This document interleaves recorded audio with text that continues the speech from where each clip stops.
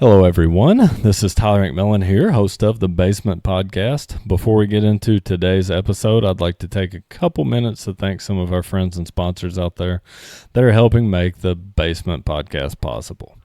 First up, we've got Rollin' Dough Pizza located in Tompkinsville, Kentucky. Rollin' Dough's got fresh dough, loaded toppings, and some of the best pizza around. To me, Rollin' Dough's one of those places that you go for the whole experience and not just a place that you go because you're hungry.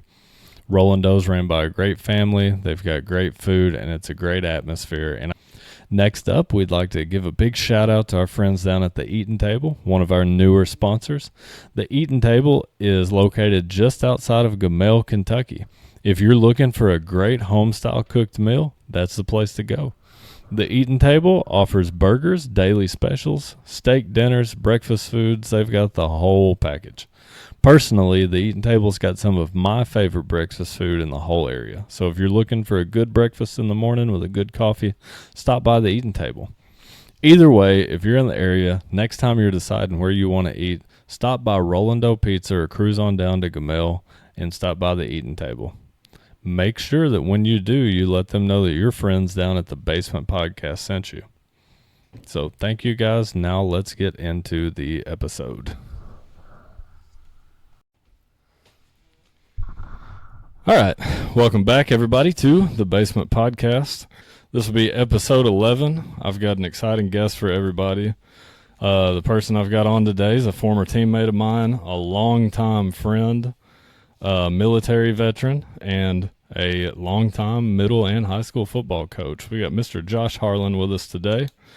Josh, introduce yourself to the audience. Tell everybody a little bit about yourself. Like T-Mac said, I played high school football with him. I was a senior when he was a sophomore. I think it's right. Yep. I've coached football I started when after Jackson graduated, so it had been 10, or I started in 11, right? Yep. 11. So I've worked for the state highway department for 12 years now. Been married for 11. Got a little girl that's 8. She's gonna be 9 in December. Man, time's flying. Yeah, you ain't kidding. Shoot. But I mean, that's pretty much. I was in the military for 16 years. Got medically discharged. So I mean. So you're no longer serving? No, I'm out. I got you. Well, before we get started, thank you for your service. I like to pay my respects to all our military veterans out there. I know what you guys do is a big time sacrifice. You sacrifice a lot of time. A lot of my family was in the military, so I grew up around military veterans. I just like to pay my respect to them and let you know we appreciate your service and what you did for your country. I appreciate it. Me and you go way back to, I guess I met you 2005, I think. Yeah, that'd be I would have been in 8th grade, headed into high school. Yep. Me and you met about 2005. And the biggest thing I remember about you was going to high school football, I was a nervous wreck. Going into your freshman year, you're afraid. You hear the stories, like seniors messing with freshmen and all that. Yeah. But you took me in and made me feel like part of the team and really helped make me and, a lot of other guys feel comfortable on the team. So that's what you're supposed to do as upperclassmen. Oh, yeah. All y'all that was under me, I still think a lot of everybody today. Oh, yeah. I still try to talk to a lot of people. I don't get talked to as many people since I moved from Monroe County. Yeah. But I still try to keep in touch with pretty much everybody. So looking at coaching, I know, it seems like out of all my friends that I got in coaching, you've probably got the lengthiest resume as far as places you've been and different roles you've been in. So let's take it back. At what point in your life did you know like coaching football was something you wanted to do? To be honest, it's something I always wanted to do. Mm-hmm. Even growing up, because my Uncle Tony was the girls' basketball coach forever. And just going to watching him coach and watching how everybody reacted to him. I mean, that's something that I always wanted to do. Yeah. Then as I got older, because my first love was basketball. Yeah. I loved it. We played AAU. I was playing all the time. Then as I got older, then about high school, I started really liking football. Mm-hmm. Coach Pettit was a lot of that Yeah. because I really liked playing for him and respected him. Mm-hmm. But that's really when I started wanting to coach. So how do you think, how has coaching football changed your life, you think? I know that's a broad question. That's a big question. Let's see how I'm going to answer this.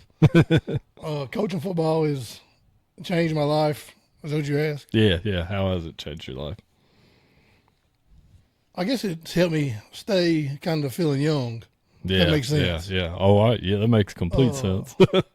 That's the closest we're going to get to the game. You ain't kidding. That, and I like impacting kids. I like helping kids, trying to help them get to, if they want to go play college football, I want to help them get to the next level. Man, there's no better, well, I'll say there's no better feel. One of the best feelings as a coach is seeing a guy that you had in middle school or you coached at whatever level and you see them sign that letter of intent. Yeah. In the high school library or the gym or wherever it is, and you see that they're getting to go chase those dreams.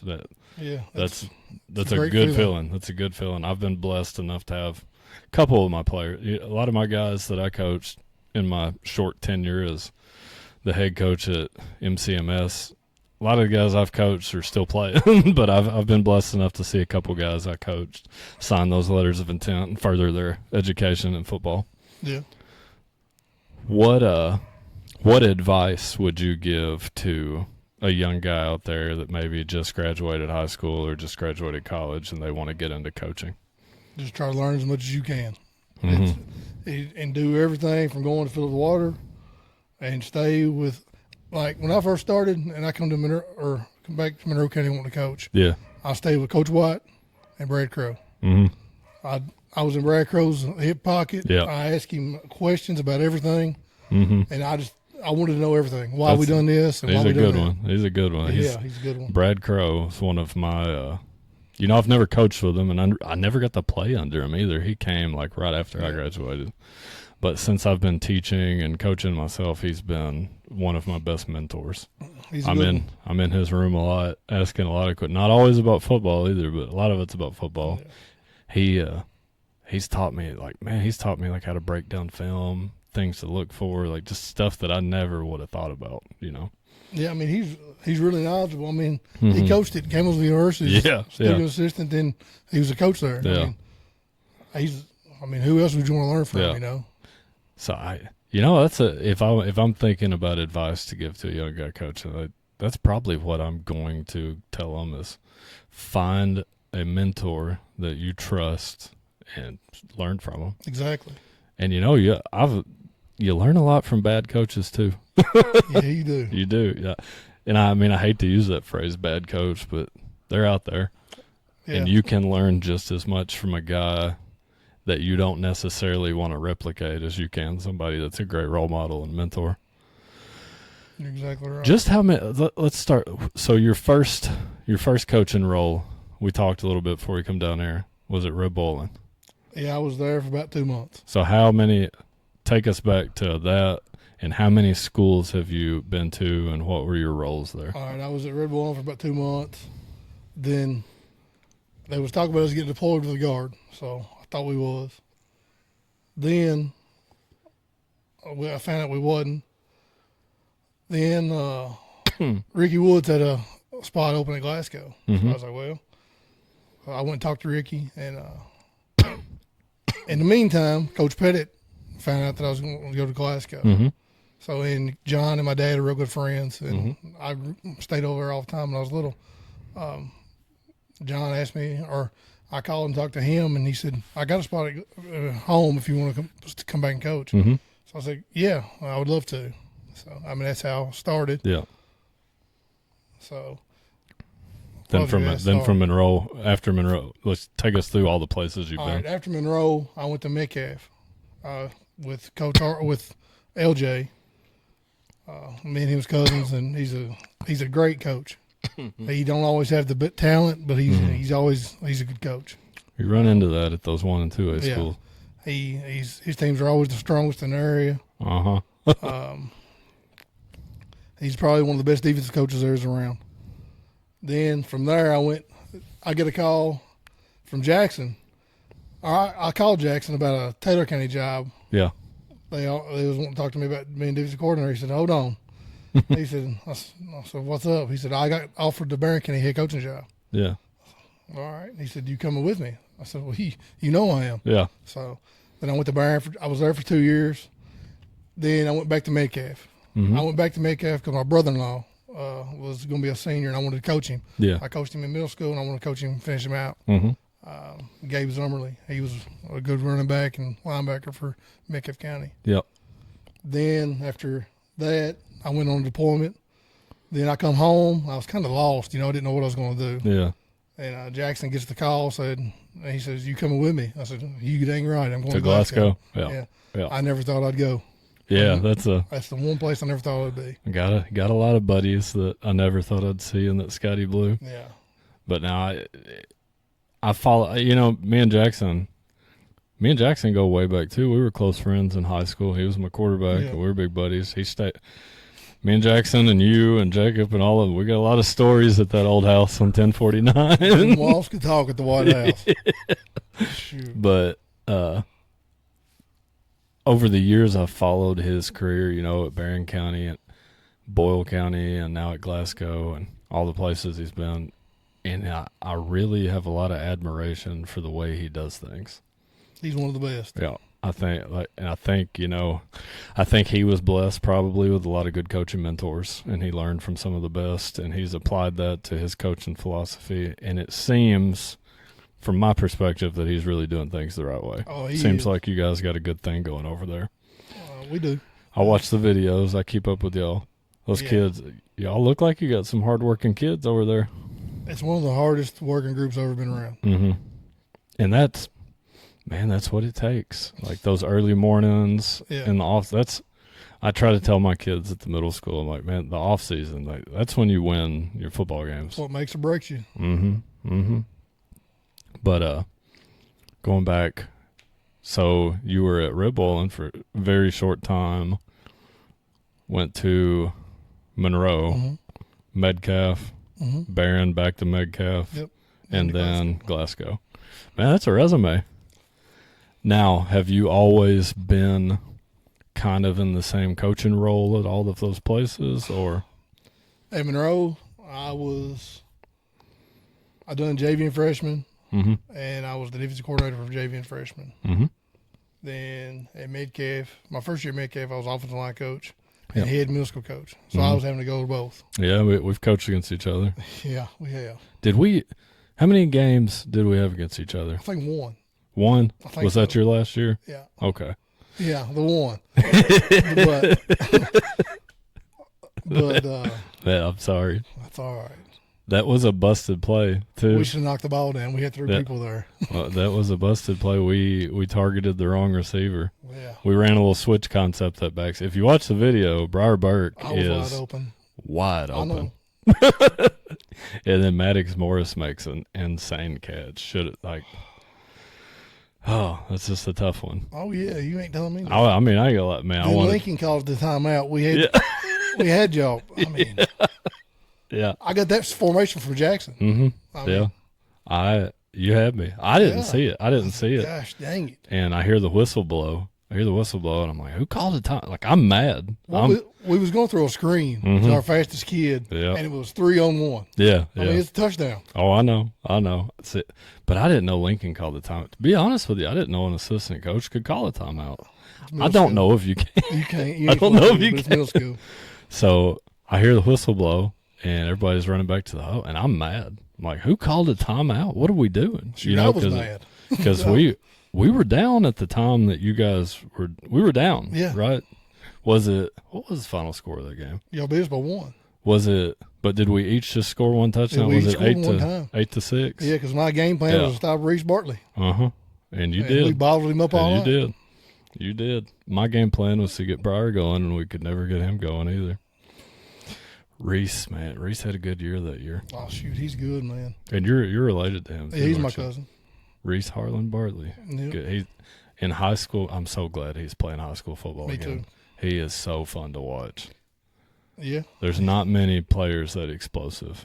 No, not at all. Just explosive. I mean, he's fun to watch. When he gets the ball in his hands, he's hard to catch and handle.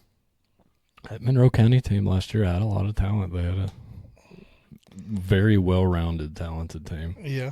In a lot of ways, maybe more skilled and talented than some of the teams I played on in certain areas. You know what I'm saying? I mean, yeah, but I don't know if they had the drive. Or I don't know. I didn't coach the kids. Yeah. But I just know how y'all was. Yeah. Well, kids are different today. And football's not the same either. Kids all the way around are different today. You can't. One thing I've learned, I can't necessarily coach kids right now the way I was coached. Oh, no. They don't respond like we did. No. And I'm not saying they're mentally. I don't mean that as a dig toward this generation. There are some kids that you can coach hard. I can name 5 or 6 kids that I can crawl and they'll respond. But I think we're handicapping them because in the real world, you're gonna get done like that. I don't mean that bad, but that's what I think. No, I understand. The real world's also getting a little softer too, though. It is a lot. Mm-hmm. I mean, you look at college coursework and these kids in college right now taking classes. If you fail a class right now, that's a joke. If you're a kid in college and you fail a class, that's crazy because I see some of the stuff these kids are doing. Basically, you turn everything in. It seems like you. Yeah, I hope it's the right answer. Well, I've taken some classes in the past little bit. I can tell you this. My bachelor's degree, my undergrad program at Lindsey Wilson, I went to Lindsey and majored in psychology and professional counseling. Yeah. My undergrad blew my post-grad classes out of the water. Really? It was 10 times harder. My undergrad program was 10 times harder than anything I did postgraduate. Did you use ChatGPT any? No. I didn't know. At what point, my postgrad? Yeah. I finished before ChatGPT really blew up. Oh. Gotcha. No, I wish I had ChatGPT. That's a cheat code, man. I'm telling you. Oh yeah. And these kids know it too. Oh, I know. Man. Yeah. I wish we'd had it when I was in school. Yeah. But now, what would we be doing? That's true. There'd be a lot of stuff we wouldn't know how to do. Exactly. I worry about the kids. I worry about doctors when me and you 55, 6 years old, we're going to have a lot of ChatGPT med school students. That's not a good thing. No, we're going to be laying in a hospital bed. Our doctor's going to be checking that phone every time he turns around. I didn't mean to get us sidetracked, but what were we talking about? Your coach. Oh yeah, we got sidetracked on that Metcalfe County Middle School game. Yeah, it was a fun game to watch. Yeah, it was. So, looking at all the different schools that you coached at, what would you say? What's the biggest difference between each place that you've been? That's a very broad question. That's a Lincoln Arnott submitted question too. I figured it was. All right, so Metcalfe, they got hard-nosed kids. Mm-hmm. They don't have a lot of athletes. Mm-hmm. And when they do have athletes to match their linemen or their big kids, they're good. Mm-hmm. I mean, they really are. Oh yeah, what year was that LJ went? When they was 10-0 and lost to Mayfield. Yeah. That was White Bly's senior year. Was that 2022? Probably, yeah. That was a phenomenal Metcalfe County team. Yeah, they was really good. They had a pretty good team. They had another pretty good team a couple of years ago when they had the oh man, I can't remember this kid's name. He played. He broke like Kirkland. He broke. I don't think that sounds familiar. The kid that broke the single game touchdown record. Byron Kirkland. Was that his last name? Mm-hmm. From Russell County? Yeah. That's him. Yeah, he's a great kid. Man, that kid was fun to watch too. He's fast, man. Yeah. It was one of the fastest I've seen. Watching him get the ball in a jet. Yeah. That's tough. That's tough. You got outside linebacker on an island waiting on him to cut the edge. That's tough. But didn't mean to interrupt you. Oh, you're all right. What So what was the question? So Lincoln, I'll just word the question exactly. He said, you've coached multiple different schools in South Central Kentucky. What's the biggest difference between the schools that you coached at? Berrien County is the hardest job in the state. I bet. I mean, you're not going to be competitive every year. Mm-hmm. It just ain't going to happen there. Glasgow is probably one of the best jobs in the state. They got the most athletes I've ever been around. And, I mean, they got it rolling right now pretty good. Mm-hmm. Red Bulling, it's another hard job. But I wasn't there long enough to see how hard it was. Yeah. But I've seen when Jacob was there, I seen it was rough. Yeah. At one point in time, correct me if I'm wrong, Red Bull at one point in time had the longest losing streak in the United States. Yes. Right? Yeah. Like Then they hired Kyle Shoulders. Was it 90-something games in a row, wasn't it? Yeah. Then they hired Kyle Shoulders to be the head coach. Mm-hmm. He's the head coach at Macon County now, who just won a state championship. Yeah. He's a great dude. Got it turned around. Yeah. I don't keep up with Red Bull a lot anymore. Do you know? I don't know much about him. I don't either. I don't keep up with a lot of Tennessee football outside of like Clay County. I mean, I'm in Macon County. I still keep up with them some. But other than that, no, not really. So what about, so we covered Glasgow, Metcalf, Barron. So you covered everything. Monroe. I didn't cover them. Monroe's always going to be home, right? Yeah. But I don't know. It's it's just tough to speak on tough. that. I mean, let me ask you this. Okay. How different is it coaching Monroe, a place you graduated, you grew up here, you lived here, versus going somewhere that you're not necessarily from there? Oh, it's tough. Yeah. Because your best friend, okay, if one of my best friends growing up, his brother was a quarterback at one of the teams I coached, and I get asked why he's not playing much. Yeah. You know? That's tough. Or you see somebody in town ask you about the team Yeah. all the time, and it's like, you ain't doing what you're supposed to be doing here, you know? I mean, Monroe County's got a good tradition. Mm-hmm. And I hope they get it rolling like they had it at one time. Mm-hmm. But I don't know if it'll ever get back to that. I mean, it's going to be a while. It's just hard to comment on. I know, you know? trust me. It's home to me. I see the kids, the work, the struggle you get, the struggle you face here is there's not a lot of things keeping kids here. Exactly. Like, it's not a Monroe. You don't have. How do I want to word this? You look around the state, and I can think of a handful of kids just off the top of my head that are playing at other schools from Monroe County doing great things because mom and dad went to college and got a degree, and there's not, you know what I'm saying? Like, there's not. I mean, your class, you would have had Lawan Smith.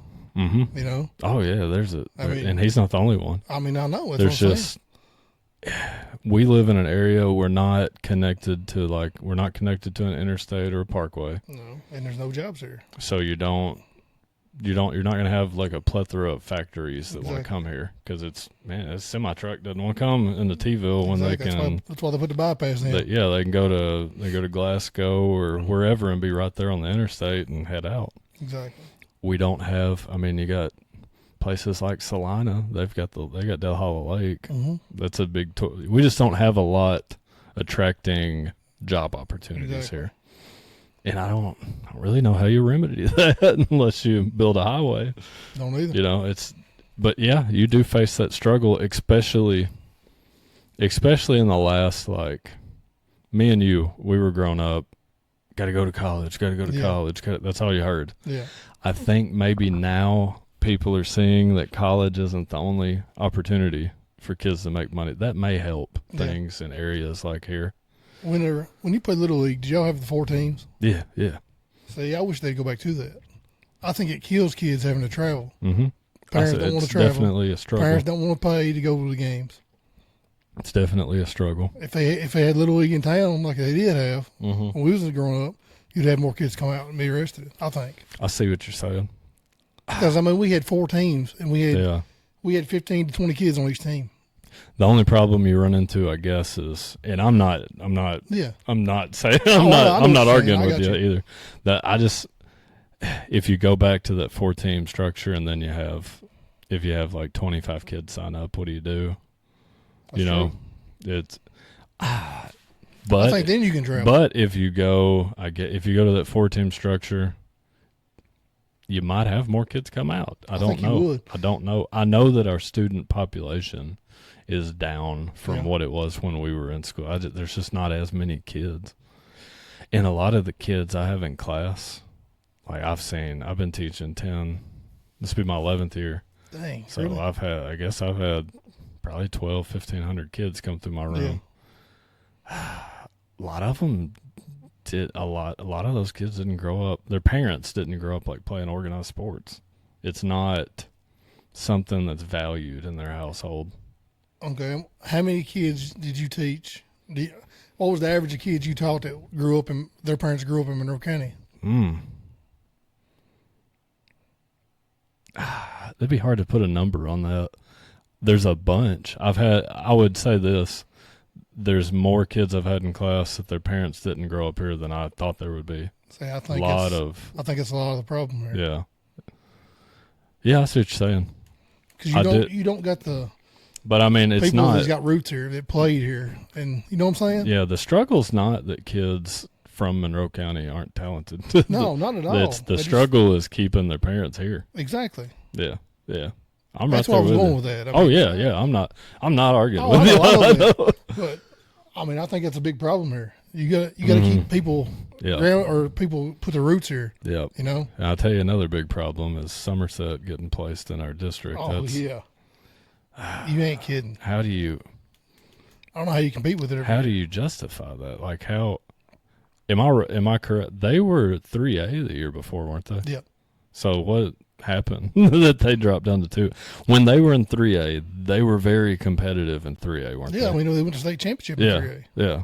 And then they drop down to 2A and they get placed in a district with Monroe, Metcalf, Clinton. Is that it?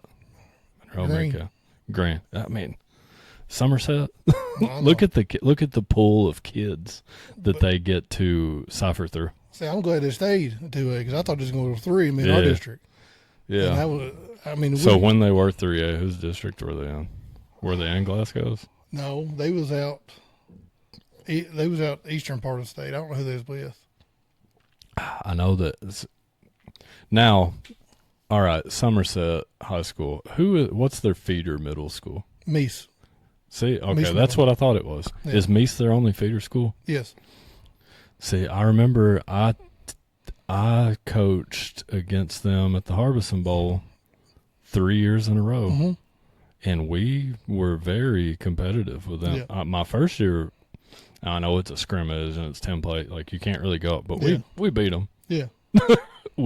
My first 2 years, we would have beat them in a game based on how that scrimmage went. Now, I mean, you know how things go. You get kids and four quarter full game, referees, everything. Things could go different. Yeah. But just based on those 2 games, we beat Meese Middle those 2 years. And then you go watch them play in high school, and you're seeing kids on their high school team that you didn't see in middle school. I mean, Somerset's a big place. Pulaski County is huge. Yeah. I mean, I think they got 4 high schools. It's kind of like Bowling Green. You might have a stud athlete at school A, and they don't like their role there, and then they transfer over here. Exactly. This is a little smaller school. They're in 2A, not 5A, so I'm going to go here, and I'm going to be a stud. Exactly. So it's like you can't base – you just don't know what you're going to get every time you play them. They may have a whole new team every year. Mm-hmm. How many years did y'all play in the Harbison Bowl? Every year until last year was the first year we didn't play in it. I don't know – I'm not sure if they had the Harbison Bowl last year. I don't know if they – I know – see, last year was the first full season with our new athletic director, and then she scheduled us. We went – instead of playing the Harbison Bowl, we went to Moss Middle, Warren Central, and played Dragon Bowl. Yeah. And it was – they had a good setup too. I really liked it. We scrimmaged Logan County, and it was more like it was a full field, more like a game-like situation. But they didn't have as many teams come. I remember when you were running the Harbison Bowl, you had everybody there. Yeah, the way that started, it was in my mother-in-law and father-in-law's living room. Mm-hmm. It'd be Gabe's Gabe's 7th grade year. Yeah. Because we needed something to make money. We was busted at the middle school. Yeah. So I talked to Coach Stefano, who was the athletic director, and I told him, I said, hey, I got an idea to make money. Let's have a bowl game. And he said, all right, what are you thinking? Yeah. And I said, I'm going to get the best teams I can find. Mm-hmm. So I went and looked at who played in the finals of each class Yeah. in the divisions for middle school. Mm-hmm. So I called Bowling Green and Junior Hayes. I got him. They come every year. Then I called East Middle. They started coming every year. Mm-hmm. But I tried to get the biggest teams. The morning session was the big teams.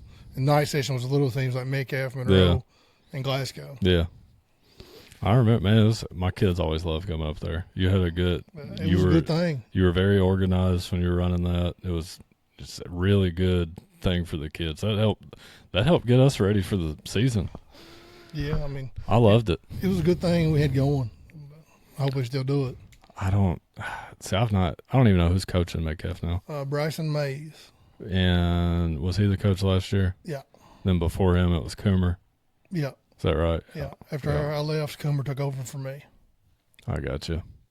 Then was Metcalf the only place you've coached at the middle school level? Yeah. So Lincoln's next question is: you've coached at the middle and high school level for a while now. What's the biggest difference you would say is between middle and high school?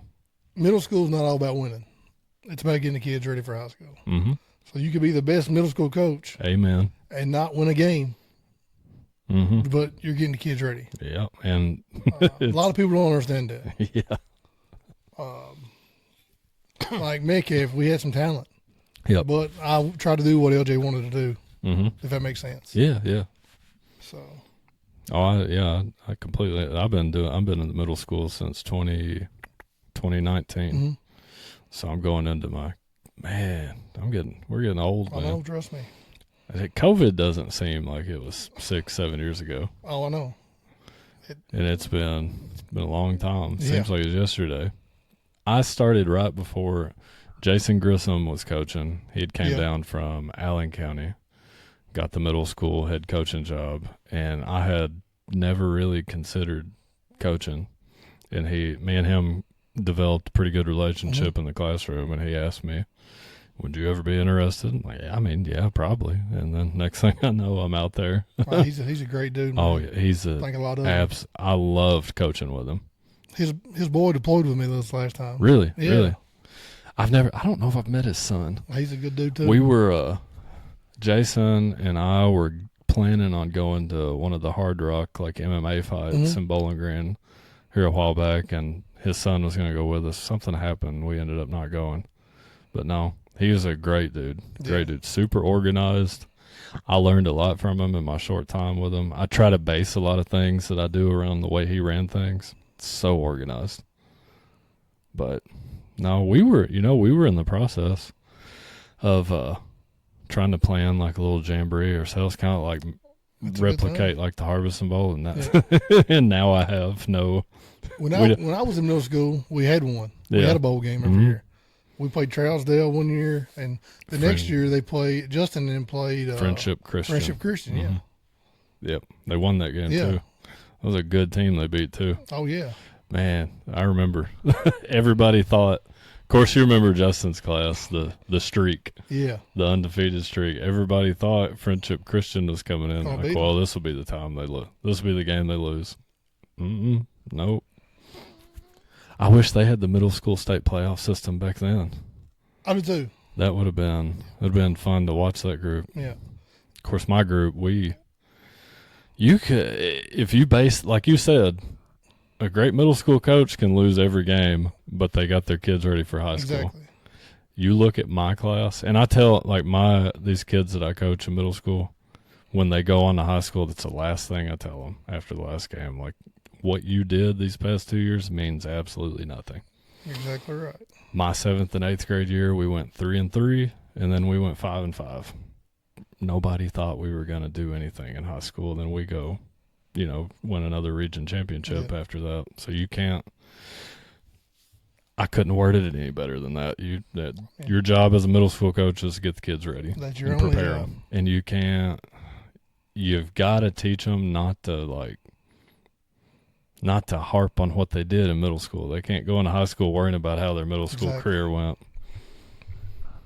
Oh, man. Clinton County didn't have a team back when me and you played. No, they had started one, but they only played middle school. They had, By the time I got in high school, they started middle school. I think my junior or senior year, they had a JV squad only. But it was crazy to see them develop a high school. I would like to see Cumberland get a high school football team. Yeah, I don't know if that ever happened though. I mean, they had Little League for a while. I remember that. They would bring their kids down here and play when we had the travel ball. Yeah. But what do you think hinders Cumberland from? Think it's just numbers? I think a lot of it is numbers, and they've not had football since the 70s, I think. Maybe late 60s. Yeah, my dad played them. Yeah. And my dad's got a yearbook. They played. The last TiVo Bears played Cumberland in 71, and I think they beat them like 96. I think the last coach they had was a Hood.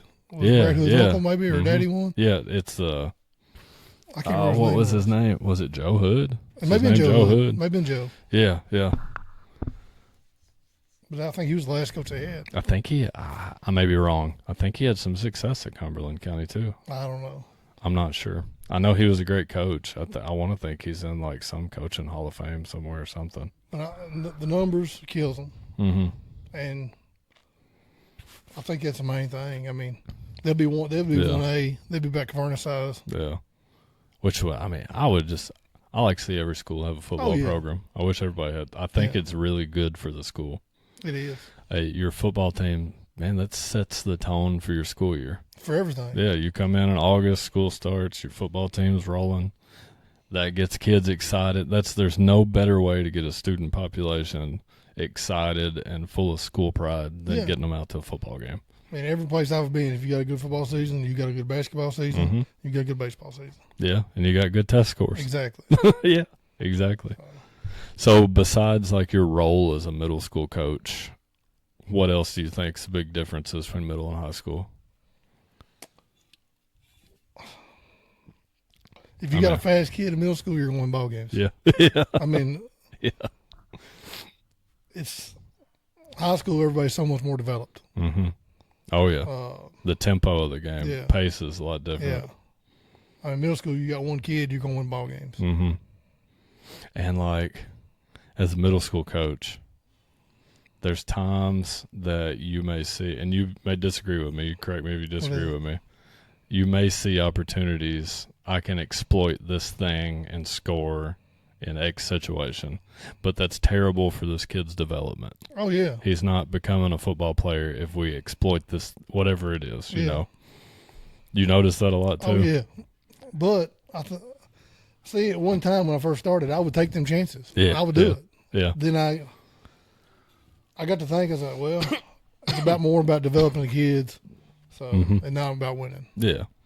I like to see my kids go on to high school and perform well. Me too. And get scholarships and have good seasons in high school and win games than going undefeated in middle school. Exactly. It's just it don't mean nothing. And we're like, me and you were at Metcalfe County, I'm at Monroe. It's hard to get schools to come play us that are the same size as us. You got Monroe, Metcalfe, Clinton. Edmondson's pretty comparable in like middle school size, I think. You know what I mean? I'd say Greene County. Yeah. Greene County Middle School's loaded a lot of the time. You ain't kidding. The team we went down and played last year, they could have competed with some high school JV teams. Yep. And another thing, what's your at Metcalfe when you're doing middle school? Did you have a lot of holdbacks? COVID year, yes. Outside of that, after COVID, no, Metcalfe let us stay back. See, I don't have a lot of holdbacks either. We don't encourage kids to stay back. No, I mean like that. We let them. I've had holdbacks, but I've never, since I've been the head coach, I've never been loaded with a team of holdbacks. See, I think holdbacks are good. I do too. Because I thought you're not boys mature so much slower. Yep. And most of them graduate at 17. I mean, who's ready to start the real world at 17? I held Asher back. You know, I stayed back. I held Asher back because of that reason. Yeah, that's what I was. Asher, if he had stayed in his original class, would have been probably the youngest. He might have been the youngest kid in his class. He's born in April. Yeah. Harlan's born in June, so I mean, I hold him back too. Well, I think it's a good thing. Of the kids I've seen held back in middle school for sports, I can't name one time that it hurt the kid. No. Not one time. No. Academically, I don't see how you can argue that it hurts them academically. It should. An extra year of school. Exactly. It shouldn't hurt them. I would argue it's extremely beneficial. Me too. These kids that me and you are seeing right now, that COVID year, how many kids got set back during COVID? None. Like, they got set back. Like, yeah. They missed some of these. They missed so much class. How many of these kids that COVID year you think was grinding open in textbook? I mean, if I was there in COVID, I wouldn't either. If you told me, oh, you're going to sit at home the next 6 months and everybody's going to pass you, or exactly. I wouldn't have been. I'd have been playing Xbox. Exactly. I wouldn't have cared. What? Yeah. So you just have a hard time convincing me that it's a negative thing. Now, this isn't me saying, hey, parents, hold your kid back. It's me saying, if you are thinking about it, there are way more positives than there are negative. Does that make sense? Yeah, it does. Did you play a lot of teams full of holdbacks? Yeah. I'm not going to call any names out, but I can think of. We did. I can think of 2 or 3 teams that we played, and we took a whooping. And I got to tell my kids, like, hey, y'all just played a freshman team. Yeah, exactly. Don't be discouraged. But I mean, that's part of it. I mean, now at Metcalfe County, did you guys have like 6th graders on the middle school team? Yes. See, we've never taken. They 6th graders. could play both. I encourage them to play little league and middle school. Okay. Did you ever have 6th graders that contributed on the 8th grade team? Yeah. Did you? White Bly was one of them. Yeah, I can see that. Yeah, I mean, I had C.J. White was a lineman, and it was good. The undefeated team LJ had, my whole line, their 6th grade year was 6th graders. Yeah. So, I mean, they played together from 6th grade or Little League all through middle school together, and they all played high school together. So that's why they're so good. That Metcalfe team that year was so strong. Yeah. Just strong and gritty and tough. Yeah. But another thing about them, after a season, LJ would have them, we would be lifting weights with high school. The ones that didn't play other sports. We'd be lifting with high school. I like that. And as soon as the next sport was over, they'd been in the weight room. I like that. That's the way you got to do things. Now, going from Metcalfe to Glasgow, are you what's your role at Glasgow? Offensive line. Offensive line? Yeah. What's the biggest difference in how you tackle coaching a high school offensive line versus middle school? Metcalfe, they want big, strong linemen. Jackson wants athletic linemen, if that makes sense. Yeah. So, I mean, more footwork instead of strength. I mean, that's pretty much the only difference. What do you think about, like, how things have how do you think the offensive line's transformed, like, since we played? Oh, like shoot, it's completely different animal. Yeah. How would you describe, like, everything now seems like it's going, like, toward a zone blocking scheme. It is. That's what we teach. We was all gap down backer stuff. And that's tough to teach middle school kids zone blocking. Ain't kidding. It's so tough. Yeah. You gotta start, like, explaining it in Little League.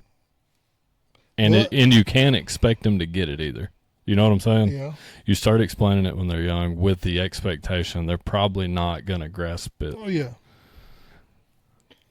Another thing is using your hands on blocking. I mean, when we was in high school, or they would call holding about 90% of the time what we do now. Yeah. You know? Yeah, now it's just completely different. Everything's a hold now. Exactly. It's got to be you just got to get called for it. It's got to be blatant for them to call it now. Like, I mean, you got to see a jersey stretched out.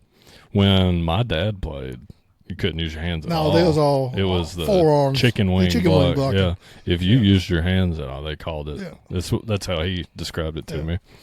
And, man, I was coached by a lot of guys, like my dad and my Little League coaches. They all played in that era. It's like that's how we were being taught to block when I was in Little League. How many Little League coaches was parents when you had? When I played? Yeah. On my team? Yeah.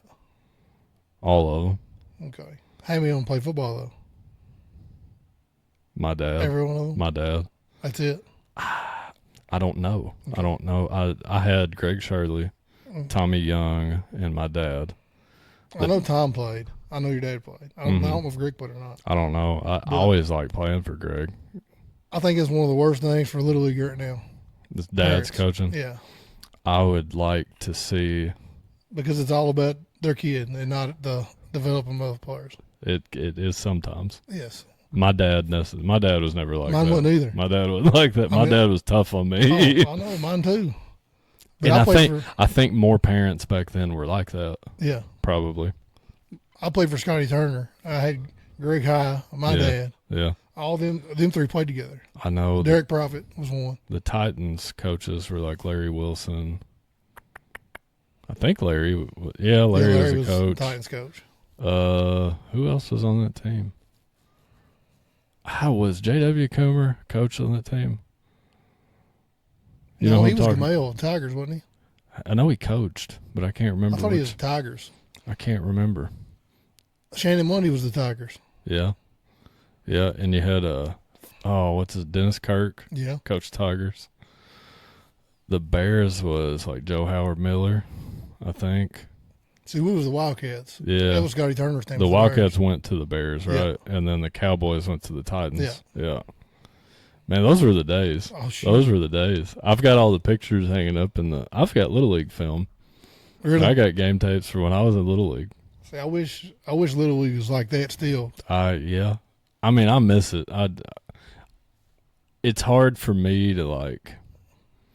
I'm not involved in organizing Little League. Yeah. I'm not involved. I don't know what kind of struggles they're facing. I don't know what. See, You know what I'm saying? I think it's a lot of problem though. The high school, middle school coach should be involved in that stuff. I don't know who runs Little. I know Lincoln. Lincoln did a lot, and I always thought Lincoln did a good job. He did.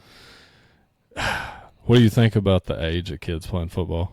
What year do you think a kid should start playing full contact? Third grade. They shouldn't start before that.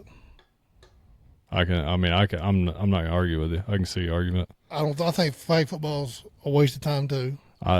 Asher played kindergarten, first grade flag football. Yeah. I coached them. They had a ball. The kids had a ball. I'll tell you this. Okay. My goal coaching that was not. I knew what they were going to learn by the end of the year. My goal was I want these kids to love it. Yeah. Have fun, and I want them to sign up next year. Yeah. That's my only goal. And I wanted every kid to feel included. Gotcha. Because it's kindergarten. Yeah. Not everybody takes that approach. No, not at all. They're about winning. Sometimes you see, and I'm not saying necessarily here or where. I know what you're saying. Sometimes you see a kindergarten, first grade flag football coach wants to win the game the score's not being kept. Trust me, I've seen it. And you'll see 2 or 3 kids touch the ball the whole game and they'll run for 700 yards. Yeah. When I coached over here, I reffed every game. So I seen it. My team, I let every kid touch the ball. I just took turns who touched the ball. What you got to do? You got the ball now. Now it's your turn. Now it's your turn. Now it's your turn. Let's have fun. And to me, I mean, we didn't start playing in 3rd grade when we was playing. Yeah. I just think flag football is a waste of time. I mean, you're not teaching nothing besides grab a flag. Yeah. You know what I'm saying? Mm-hmm. I mean, I don't know. I see exactly where you're coming from. I mean, it's good to get them involved, yes, and to learn learn the positions. Mm-hmm. It's hard to teach them the positions. It's hard. Like, I mean, yeah, but it's hard. Like you can teach kindergartners and first graders where to stand on Monday, and then you come back next Monday. It's like herding a bunch of cats. They don't remember. Yeah. And like my son played. I coached him. Asher played quarterback last year. Do I expect Asher to be a quarterback when he's in middle high school? I don't know. I don't know what he's gonna be. He's 5. He was 6 years old. Exactly. He may gain 100 pounds, be a bright guard. Exactly. But he played quarterback for me because he comes home with me. Exactly. And I can teach him how to play quarterback on Monday, Tuesday, Wednesday, Thursday. Whereas I'm seeing everybody else's kid for an hour a week, Yeah. That was my thing. I was always worried, I worried about my kid more than worried about me. I'm like, are his teammates going to be mad that he's playing quarterback, or parents going to be saying stuff about my kid? Like, you know what I mean? Parents are the worst, I'm telling you. You got to listen to that crap all the time. Man, you got to remember, I work in the school system. I know. I know you ain't telling me nothing. But that's why I'm glad I'm an assistant again. I ain't going to listen to this stuff no more. Yeah. I'll tell them go talk to Jackson if they don't want to talk to. If they want to talk with it, go talk to Jackson. Yeah, that's a plus. Yeah. What kind of little league program y'all got going in Glasgow? What's it look like? Well, the schools just took it over, so that's a plus. Mm-hmm. I mean, I think we're going to have a lot of kids involved in it now. So Glasgow school system took over Little League. Okay. Yeah. It's not run no more by. So do you have to be a student from, can a kid that's not in the Glasgow school system play in Glasgow Little League? Or do you know? I don't know. Because since all this has been happening, I really don't know. Mm-hmm. I don't know. Who runs it? Do you know? Justin Stinson. Okay. He's taking sign-ups over there when I say. Another Monroe County name? Yeah. Oh, Coach Stinson. Yeah, I played basketball for him in middle school and high school until I stopped playing. He's a great dude. What's his role over there now? I think he's transportation director now. Okay. I remember he was assistant principal, girls basketball coach. Then he was head principal somewhere. Middle school. Mm-hmm. Was he still coaching girls basketball while he was head principal? Don't think so. He had some good girls basketball teams while he's over there. Yeah. Did you have him as a teacher? Yeah. God, he hated me in school. Y'all got a better relationship now? Oh, yeah, we got a good one now. But he's a good dude. I think a lot of him. I'll tell a story on Stinson. Well, it's not on him. It's on me. I don't know if he knows this to this day. When he first went to coach at Glasgow, he was still teaching at Monroe. Yeah. My wife was a freshman, and she was in his first period history class. Me and Neil Wilson, and Neil may kill me for telling this story, I don't know. Me and Neil had Mitzi Harlan first period in the ATC. I don't remember what the class was. It's it was a business class. Yeah, business class. I don't remember what it was called. I had that my senior year. But that was back when you'd go to breakfast as a class. It was intro to business, wasn't it? I don't remember. We had already taken that. This was business finance or something. Gotcha. We just took something because we knew we liked Miss Holland. Yeah. We wanted to be in her room. But that was back when your first period class, you would take them to breakfast every morning as a class. Yeah. So we had the second or third breakfast block. And every morning, me and Neil would break off from the rest of the group, and we'd go to Stinson's door, and we would knock on his door. We'd beat it down, and we'd take off running and hide. And he'd come to the door, and nobody'd be there. And of course, we're doing it because Chad was in there, Neil's little brother Chad's in there, and Michaela's in there. And they would tell us he was getting real worked up about it. So he started writing down what times we would come by and do it. Of course, back then they didn't have cameras all over the school. Now he just called principals, they check camera. But we would do it every morning. We'd try to do it at a different time. I don't know if he ever knew that we did that. But no, Michaela said he got worked up about it. That's pretty good, man. I don't know what made me think of that. Oh. So what's the goal this year? What's the outlook on the season? We got a chance to be really good. Mm-hmm.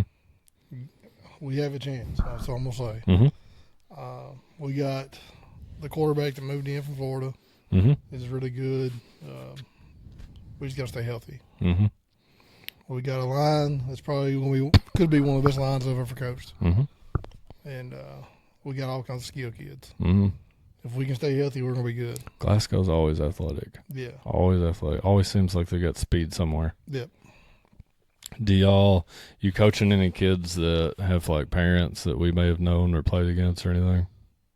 Cameron Jones, his daddy was defensive tackle. He played against y'all. Okay. I can't think of what his name was. The Jackson talks about him all the time. Uh-huh.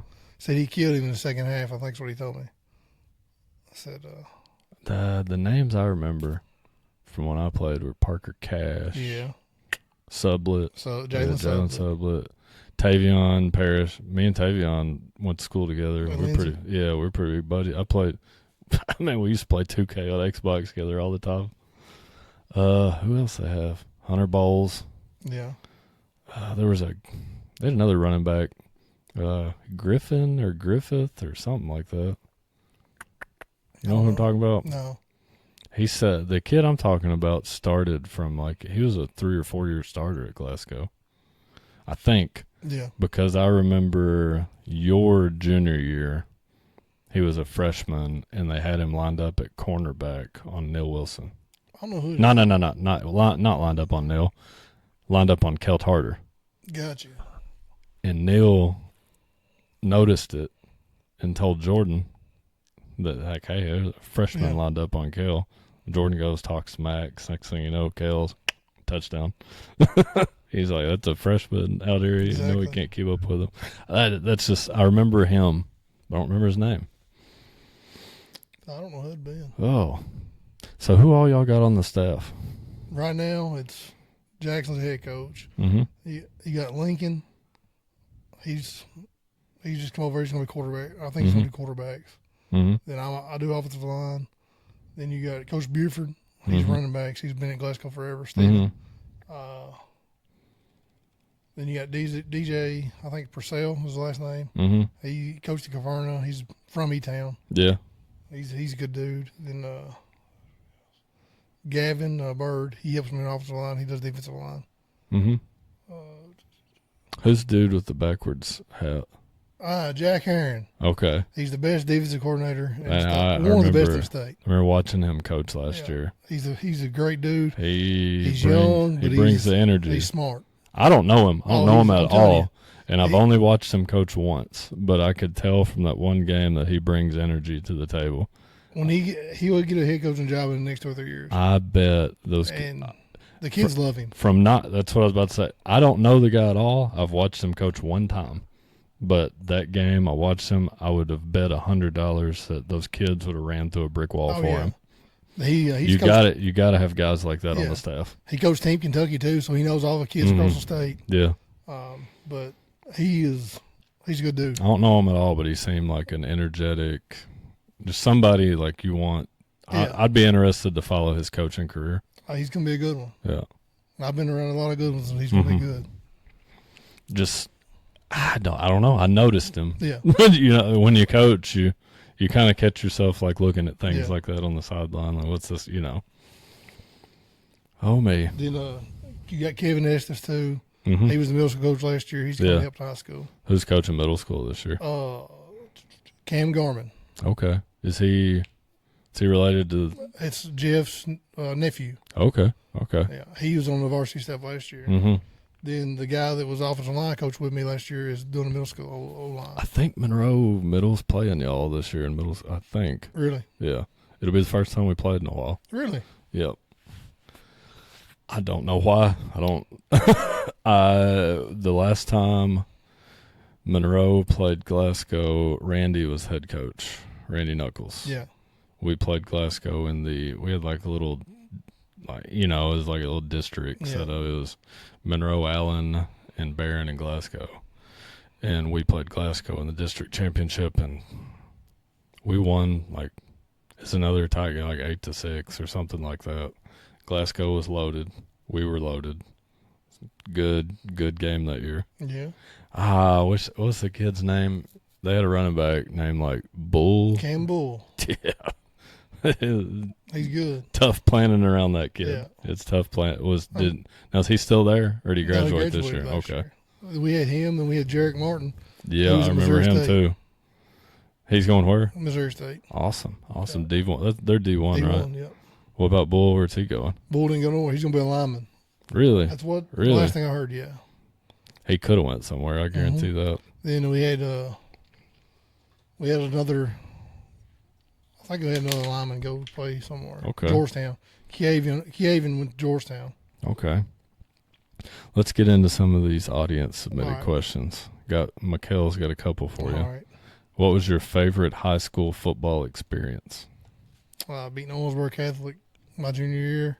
That's a tough one. Then winning the district championship against Glasgow my junior year.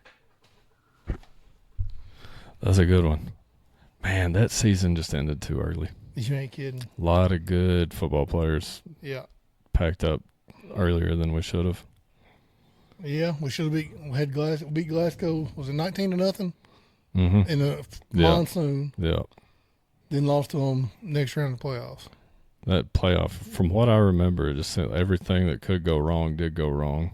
Yeah, it did. I remember that was a fun year as a freshman. Like I came in knowing like I wasn't gonna get to play, but being a part of that during that set the tone for how I wanted my high school football experience to be. That was a good year. It was a fun year. Ain't nobody. Billy Joe Murphy gave some of the craziest pregame speeches ever. He gets you fired up. Billy Joe's a good one, man. Yeah, I think a lot of him. Of course, I've had the opportunity to work for him for three years now. Yeah, 2 or 3 years, I think. He's gonna be missed too. Oh yeah, big time. I always thought a lot of Billy Joe. That Owensboro Catholic game, man, that was crazy. That was so fun to be a part of that. Yeah. I was telling you before we started filming. You remember Jordan, Coach Hale, brought in the Owensboro T-shirt. And You remember we ripped it up, and was it Kale climbed the field goal post and hung it on it? Hung it. That hung on that field goal post until the COVID year. Really? When COVID happened, you remember that class had their graduation at the practice field. They tore the field goal post down for the high school graduation. Really? That Owensboro T-shirt piece was still on that field goal post up until they tore that down. Man. I would drive by it and I'd look at it like all the time and remember him scaling that field goal post, hanging it up there. That's one team I hated playing. Yeah. Did you ever make the trip out? Did you ever go out there and play? I guess you did. I never played at Owensboro You Catholic. never did. I went to the Gotcha. games before I made it to high school. Man, that was a long ride. That was a crazy trip for a district game. I mean, we had them, and we had Todd Central in our district too. I don't understand how that district made no sense. No, not at all. We had a ton of teams in that district. Yeah, Not everybody made the playoffs in your No. district back then. No, it was us, Glasgow, Hart, Todd Central. Edmondson, and Owensboro Catholic. Mm-hmm. It was 6 teams, 16 right? district. Yeah. So back then we only had what, three or four non-district games during the season. Yeah, So No, I guess that left us with 5. 5. Yeah, 5. That was it'd be 4. Butler was in our Butler's in the district too. Yeah, I forgot about them. Yeah, so we did just have 4. Yeah, That Owensboro Catholic game was crazy. I remember the Butler County. I don't think I was in high school for this, but I remember Coach Pettit always telling the story of we played Butler on homecoming, and we went up there, and they all their players were on the floats, yeah, they thought they was gonna kill us because they beat Daniel and them the year before. Yeah. Whenever Daniel and them was really good. Yeah. Then Now what? My freshman year we go because Daniel and them they graduated when I was in 8th grade. Mm-hmm. Then my freshman year we go up there, we run Texas in the game, and Clifton catches it Yeah. and beat them. Now what year was that? That would be in 04. Okay. I remember he'd always tell that story when we played Butler. You remember we come up here and they was riding the floats and wasn't taking the game serious? I think it was 04, yeah. Oh, I never got to play against Todd County Central, other than being on the team when y'all played them that year. Their field's the worst I've ever been on. Really? Yeah, it's like a cow field. Worse than, I don't need to call anybody out on here, do I? I don't care. Is it worse than Clinton County's field? About the same. That's about the same. When's the last time you went to Clinton County's field? It's been a while. I guess my last year in middle school. Every time we play there, I'm a nervous wreck. Every time we play there, somebody's going to tear an ACL. It's got holes and the grass is taller. Yeah. It's like running in the dang field. I mean, it's like cow field. It's like being in a cow field. Yeah. I was talking to Mikhail on the phone the other day, like talking about that. Mm-hmm. Like, man, I don't know how else to explain it than a cow pasture. Did you ever watch Friday Night Lights TV show? Yeah. You remember the episode when they played the game in the cow pasture? They made it on the cow field? Yeah. That's what it always reminds me of. Another field, Hart County's field used to be horrible. Mm-hmm. It did. The stadium was really nice, but the field was awful. Yeah. They got a nice place now. It's really nice. Yeah, I've not been is it the same place? It's the same place. But it's a turf field? Yeah, turf field. Yeah. What do you think about turf? I like it. Do you like it better than a grass field? Yeah, especially if you get athletes. So is Glasgow still grass? We're still grass. Are they working on turf? Is that I hope so. something? So if you're heading the varsity program, you're the head guy, you want turf over grass? If you got a lot of athletes, yes, I want turf. Really? What do you think the advantage is if you got athletes? I'm just curious. Run faster in bad weather. Mm-hmm. You ain't got to worry about the mud. Yeah. You ain't got to worry about nothing. I see that. I mean, when you got big, muddy, rainy games, it helps the less athletic team more than it. Yeah. Yeah. I see what you're saying. Because they're more downhill running most of the time Yeah, instead of spreading the field out, getting the ball with the athletes. Turf takes a little bit to get used to, but It does. I bet the maintenance, that's probably the biggest benefit. You don't have to worry you about. don't got to do nothing. Don't got to paint the field every Thursday night. And you can practice on it too. Mm-hmm. You got to worry about tearing your field up. Exactly. Either. Did Metcalf have turf while Not you when I were was there. Okay? Have you been to their new stadium? I drove by it. I love Been it. in it. I love it. Their facilities are top notch. Yeah. I went and watched Monroe Metcalf game last year, and when they score a touchdown, the lights go off like a dang college game. Yeah. I mean, you think you're like in Commonwealth Stadium, the lights go off. It's crazy. Those bleachers, though, man, if you don't like heights, you don't want to set up top. Really? I'm terrified of heights. I'm big baby. Is it worse than Barron County's old field used to be? You know how they used to? Yeah, it's steeper. It's Really? steeper.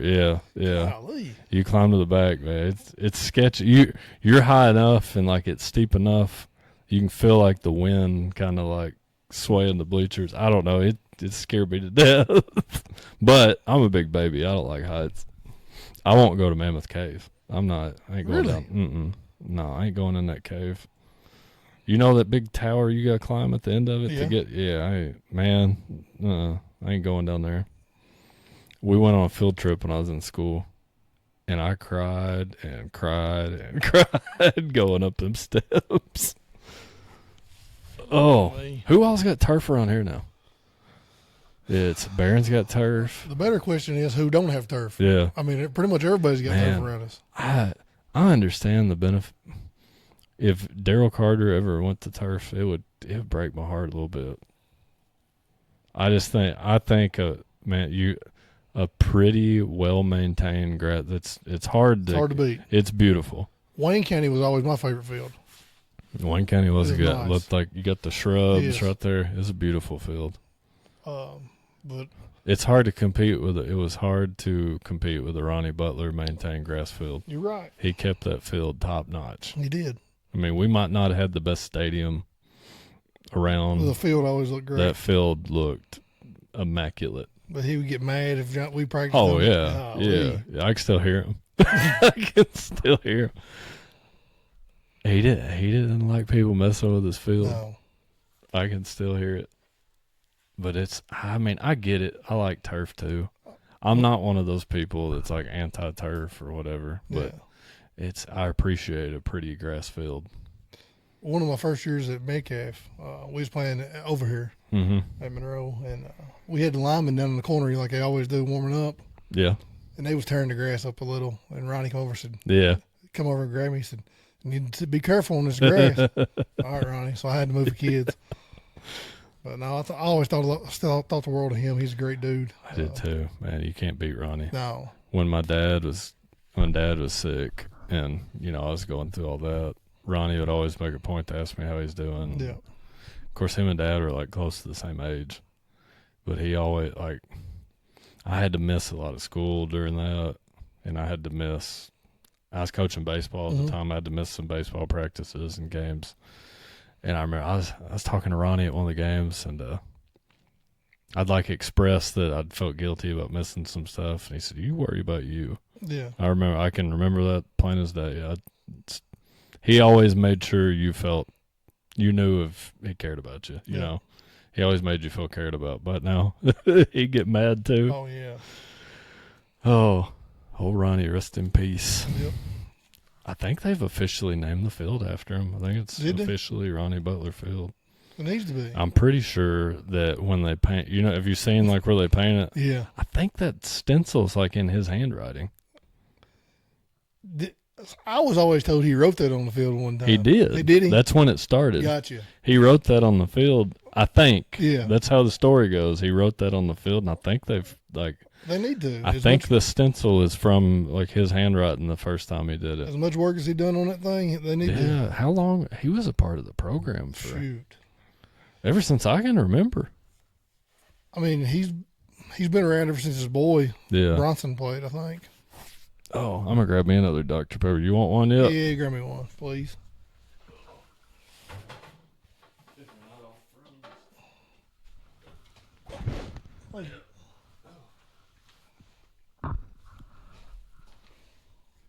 Oh, let's see what else we got on the guest or audience submitted questions. What did you learn most from playing high school football, and how did it translate or transition into your military life? After high school, the thing I missed the most was like the brotherhood, and that was the closest thing to it. Yeah. Are you seeing this? Yeah. Oh, man. But no, the military was the closest thing to playing sports to me. Oh, how would you compare like the structure between high school football and military? I know it's not going to be on the same level at all. It's a lot of the same stuff. But like me, after sports, I didn't know what the heck I was going to do, Then my uncle was a recruiter at the time. Man, that's going crazy. Yeah. I'm just going to have to let it like leak. Michaela's going to watch this and kill me. Oh, what were you saying? But no, like after high school, I didn't know what I was going to do. Mm-hmm. Like I missed being around everybody. I missed the brotherhood part of it. My uncle was a recruiter, Brad, so he was always hitting around. So I finally done it. Yeah. So what age did you go in? 21. 21. I waited. I wish I'd have got it right at high school. What age did Justin go in? I think he was around the same as me. Age. I remember when he went in, but I can't remember how old we were. Yeah, I think he was around 21 too. Because he went to college for 3 years before. Mm-hmm. Yep. Justin was at Lindsay. Justin was at Lindsay was he there 2 years? 2, I think. And then went to Western for 1 or 2. 1 or 2, I think. I can remember Justin played a big part in me going to Lindsay. Really? Yeah, I wanted to play football at the time, and there wasn't like a ton of schools that I had the opportunity to go to. Lindsay ended up being one of them. But Justin would come home when he was up there and I was still in high school. He'd come out the house all the time, and he'd take me with him to the wellness center. We'd do workouts and stuff. So he played a big role in me going to Lindsay. I didn't keep playing, but at least you went and done it. It answered some questions for me. Like I kind of knew I was going to quit before I did. Yeah. I stuck around. They had like conditioning tests and things like that. I stuck around long enough to see if I was going to make it. Yeah. I just wanted to know if I had it in me. And once I knew, I'm like, I'm good. I don't blame you. It's like a full-time job. Yeah, it was. And I had friends. Of course, I stayed like close to the football program after I quit. I had a bunch of friends that played. And I'll tell you, I missed football. But I realized when I went there, it was high school football I missed. It wasn't the sport. Yeah. It was what you said, the brotherhood. Yeah.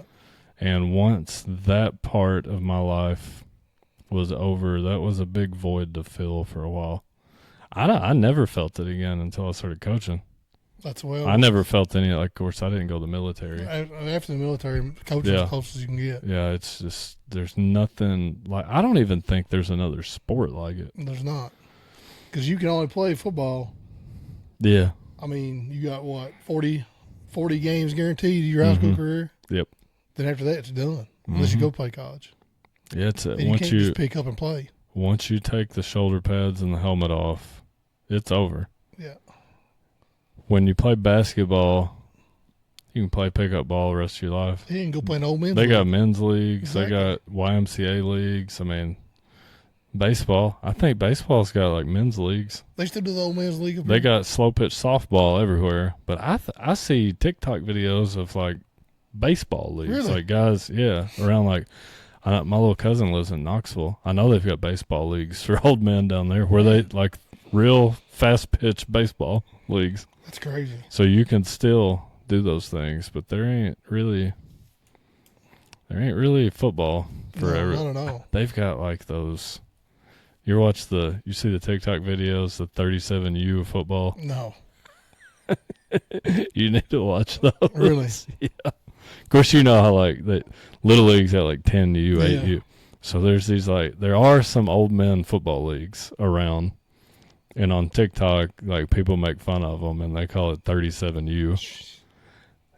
When you're at home, you ain't got nothing to do. Type in on TikTok. You got TikTok? Yeah, I look at it. Search up 37U. Some of these dudes out there ain't got no business being hit. Shoot, I don't know if I could do it anymore. I know I couldn't. I thought if you had asked me, like, 3 years ago, I would have thought I could. I got back trouble now. Me too. I mean, my knees pop and click. And I had a knee replacement. I can't do nothing no more. Yeah, a bunch of these problems are probably from playing football too. I got to use the bathroom. I'm going to take a quick bathroom break. And we're back. Sorry about that. Had to clean up my little Dr. Pepper spill, and I had to use the bathroom. So where do we get to? The last question was comparing football to your military lifestyle. Did you have anything else you wanted to touch on with that? No, really. All right. Next question is, who would you consider your biggest coaching mentor? Man, it's tough. That is a tough question. You've been around a lot of good ones. Probably in Monroe County. It'd been Brad Crow and David White. Okay. Two good ones. Metcalf. I got lucky enough to have Larry Harbison on my middle school staff as my assistant. Wow. Yeah. For 4 years. Mm-hmm. Then I worked under LJ. So, I mean, LJ's great, and Larry's great. Barron County would probably be Chad Perkins, another offensive line guy. He's really good. Yeah. Is he still at Barron? He's still at Barron. His boy's the defensive coordinator at Barron now, Mason. Okay. Then, I mean, Jackson. Yeah. I mean, he's completely different than he was at Barron. Yeah. He's grew up and he's a lot better. Mm-hmm. I bet. Yeah. Boyle County, it would be tough to not put them there in the top tier % of programs in the country. I'd say it should be top 20. Yeah, I mean, I'd say it's in the upper percentage because they're just consistently in the talk for state championship. Mm-hmm. If they're not winning it, yeah. How many? All right, out of the past 5 years, how many years Boyle County won state championship?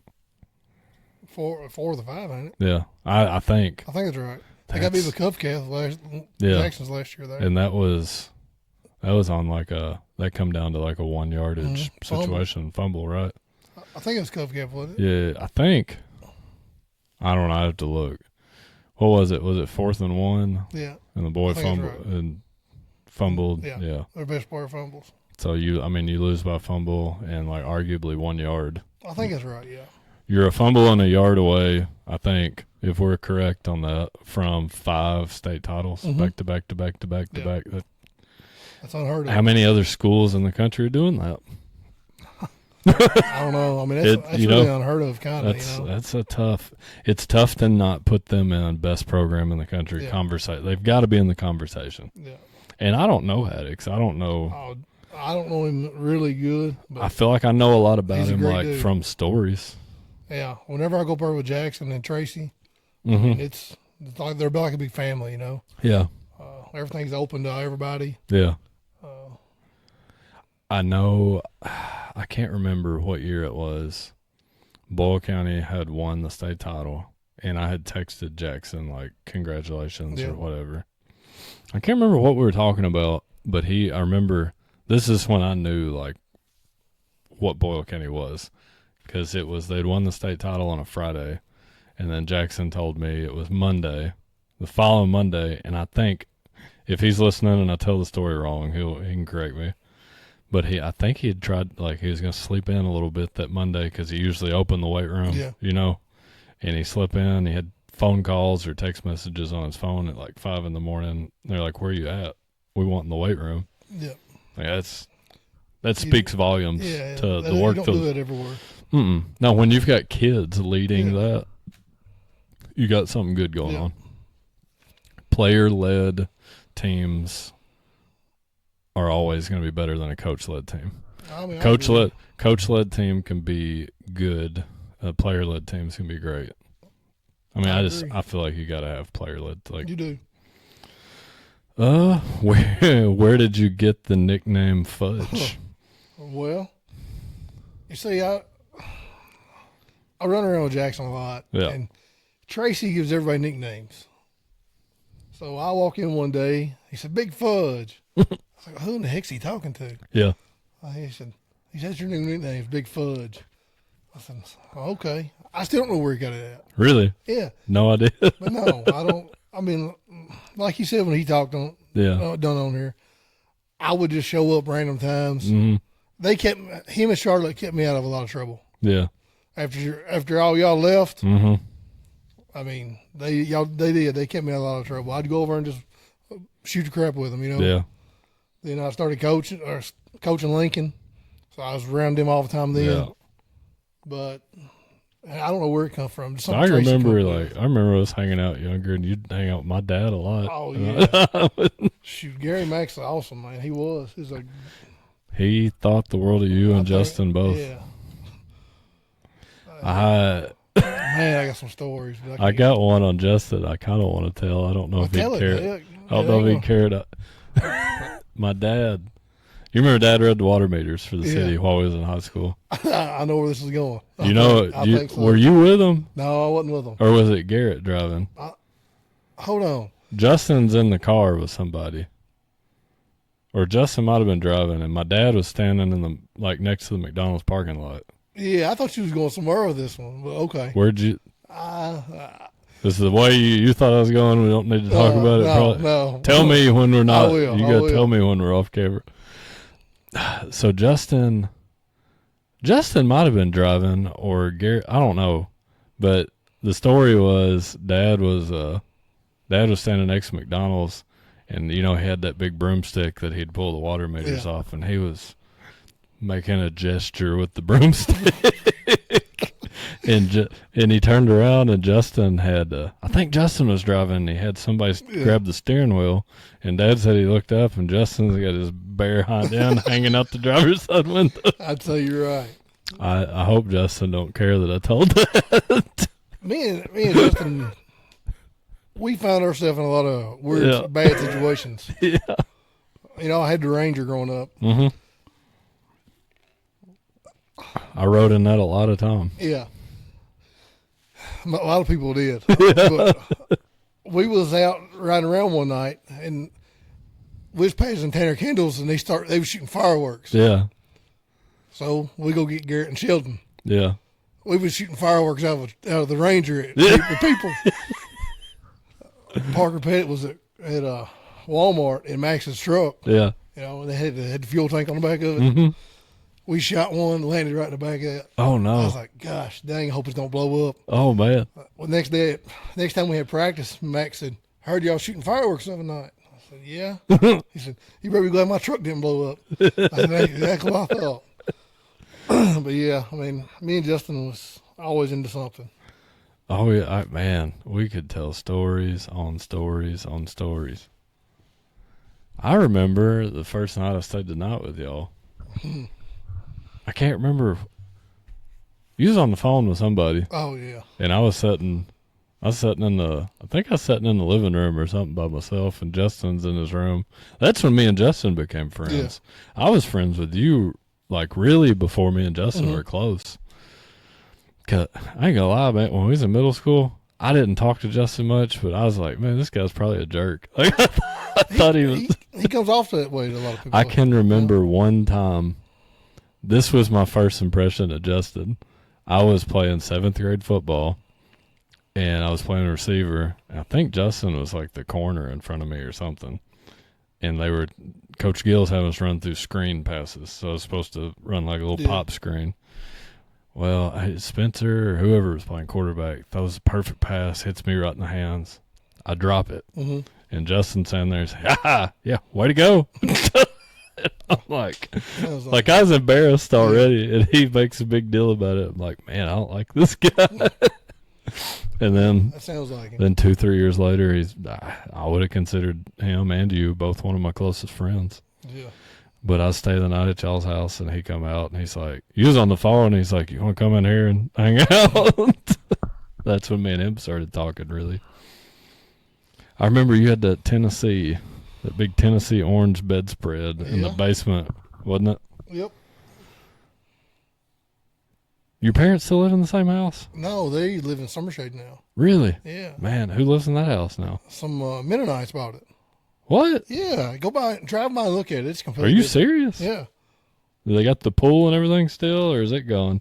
No, it's gone. Really? Yeah. Man. Yeah, I didn't know that. How long they been moved to Summershade? They built the barn dominium probably 4 years, 3 years ago. 4 really? years ago. Yeah. Are they how close to you are they? About 3 miles. Really? Are they like on the main road? No, they're off the side of Mount Moriah Road. Okay, I'm gonna have to drive by the house. And, man, if those walls could talk. Oh yeah, trust me. If Mom and Daddy knew. Yeah, but we should jump in that pool at 2 a.m. Yeah. You remember that? Man. I think that night I stayed. No, maybe it's the second time I stayed the night with you. Trey Baston come over either that night or in the morning. Caleb Smith come over. Is that when y'all rode the bike? Somebody rode bikes down toward Jocelyn's, and they took it little John Eaton Road or whatever. Yeah, I don't think I went with them, but I think it was. I think I stayed at the house with you. Yeah, I think you stayed with me. Yeah, but I think I know what you're talking about. Yeah. Oh man, I can remember we'd go riding after school in your Ranger, and we'd go down Drag Strip Road.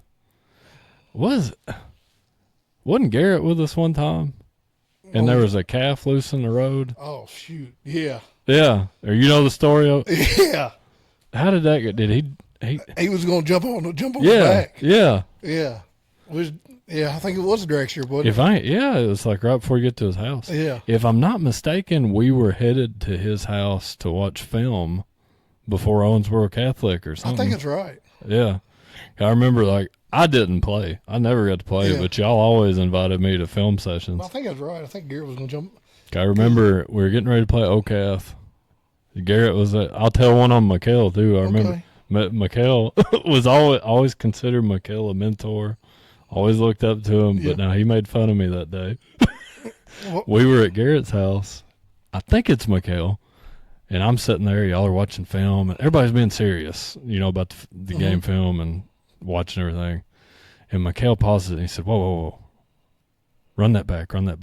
T-Mac, you watching this? And I'm like, yeah. So I'm looking at it, and he says, and he points at the chain gang. He said, you see where he's standing right there? Now you want to make sure you're standing there on Friday. I mean, that was a good group, though. I mean, there's a bunch of good group. Well, I mean, we were all like a family. Yeah. We spent more time together than we did with our real families. That's true. We did. Back when we played, I remember, and I tell my players this all the time. When you went to the fair or the Watermelon Festival when we were in school, if you saw one football player, you saw 12, you saw 15. We were always together. You went in the cafeteria during lunch block. There would be one table full of football jerseys on Friday. Football jerseys wouldn't spread out, And that's not every team I've coached at the middle school is like that, but like some of the teams I've had, you go in the cafeteria during lunch, you see 2 or 3 football jerseys here, one over here, one over here. And not saying that they aren't supposed to have other friends, but like, I'd like to see them come together. Yeah. That's what I'm trying to say. I know what you're saying. I mean, just times are different though. Yeah, they are. I think you go to like college. These college athletes are being taught to be selfish. It's all about me, me, me, me, me. There's no loyalty. Nope. What do you think about the portal and NIL and all that? I don't really like it because if you're a fan, it's hard to follow somebody. Yeah.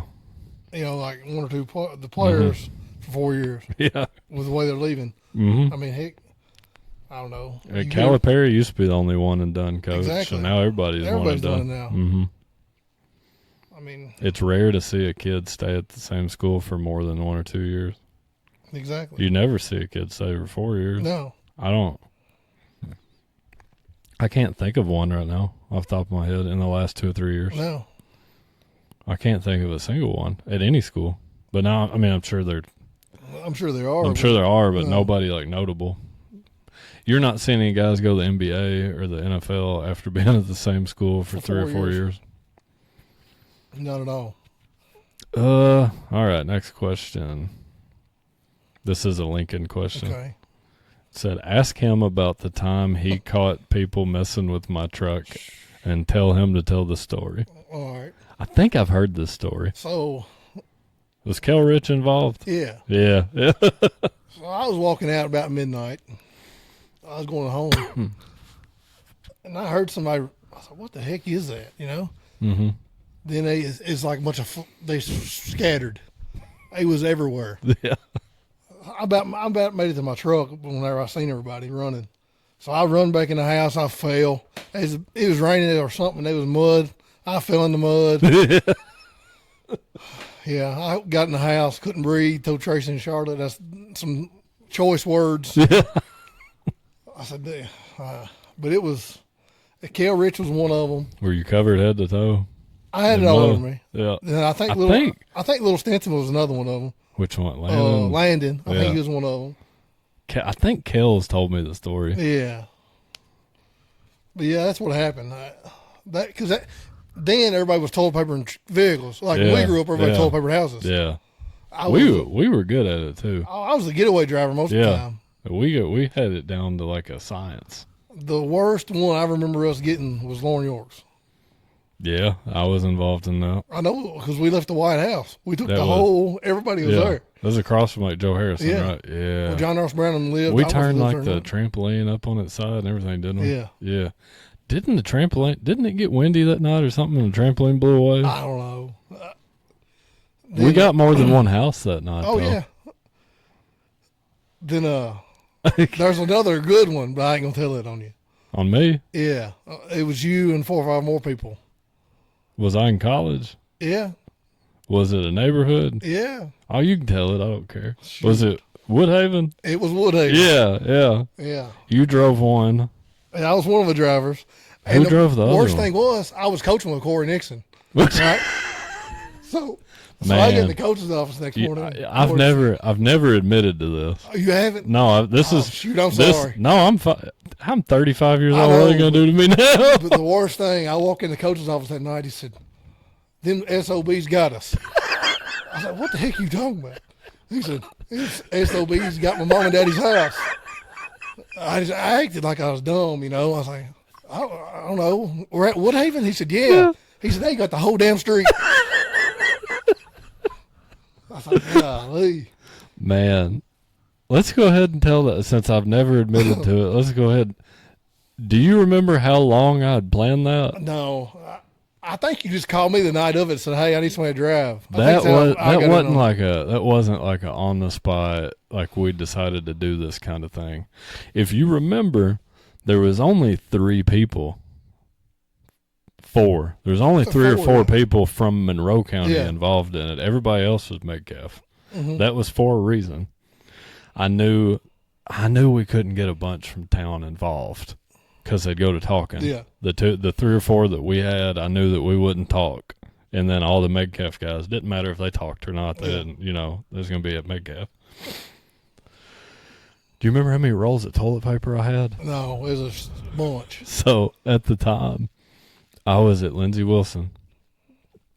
I was driving the Grand Am. You remember the Pontiac? Yeah. I think it would, man, for probably a month. I would go at night after my classes were finished. Me and my buddies, I ain't gonna rat them out. I know that. We would go to different like classroom buildings. We'd go to the library. We'd just go to buildings around campus. We'd go in all the public bathrooms and we would unlock. Somehow I got my hands on one of those keys that unlocks the toilet paper in all the public bathrooms. And I would take those big like industrial rolls of toilet paper. It's like you go buy like some Charmin from Walmart. You throw that in a tree. You probably throw it in a tree, 10 times? Yeah. Those big industrial rolls, man, we could throw those through trees. I don't know, 50 times probably. I mean, they were big rolls, like that big, that tall, and the toilet paper was really thin, so you could just keep throwing it. And we did that for like a month. Really? I would go, I'd have a backpack, I'd go in a building, I'd take all the toilet paper out of that bathroom. I always left one roll. I never took all the toilet paper in case somebody, like, I was like, part of me is like, man, somebody gets in here and they mess themselves. Stranded. Yeah.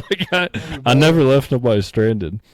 But I would take all the toilet paper except for one roll. Yeah. I'd put it in my backpack and I'd go dump it in the trunk of my car.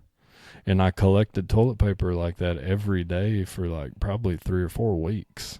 So we had, you remember how we did? You remember the plan? No, I don't remember. I just remember driving, man. So the plan was we had 2 groups. Yeah. It was like, what was it, 1, 2 in the morning? It was late. So we had 2 groups. Both groups were driving a truck. So one group went in from the T-ville side of Woodhaven Road, and the other group came in from the Center Point Road side.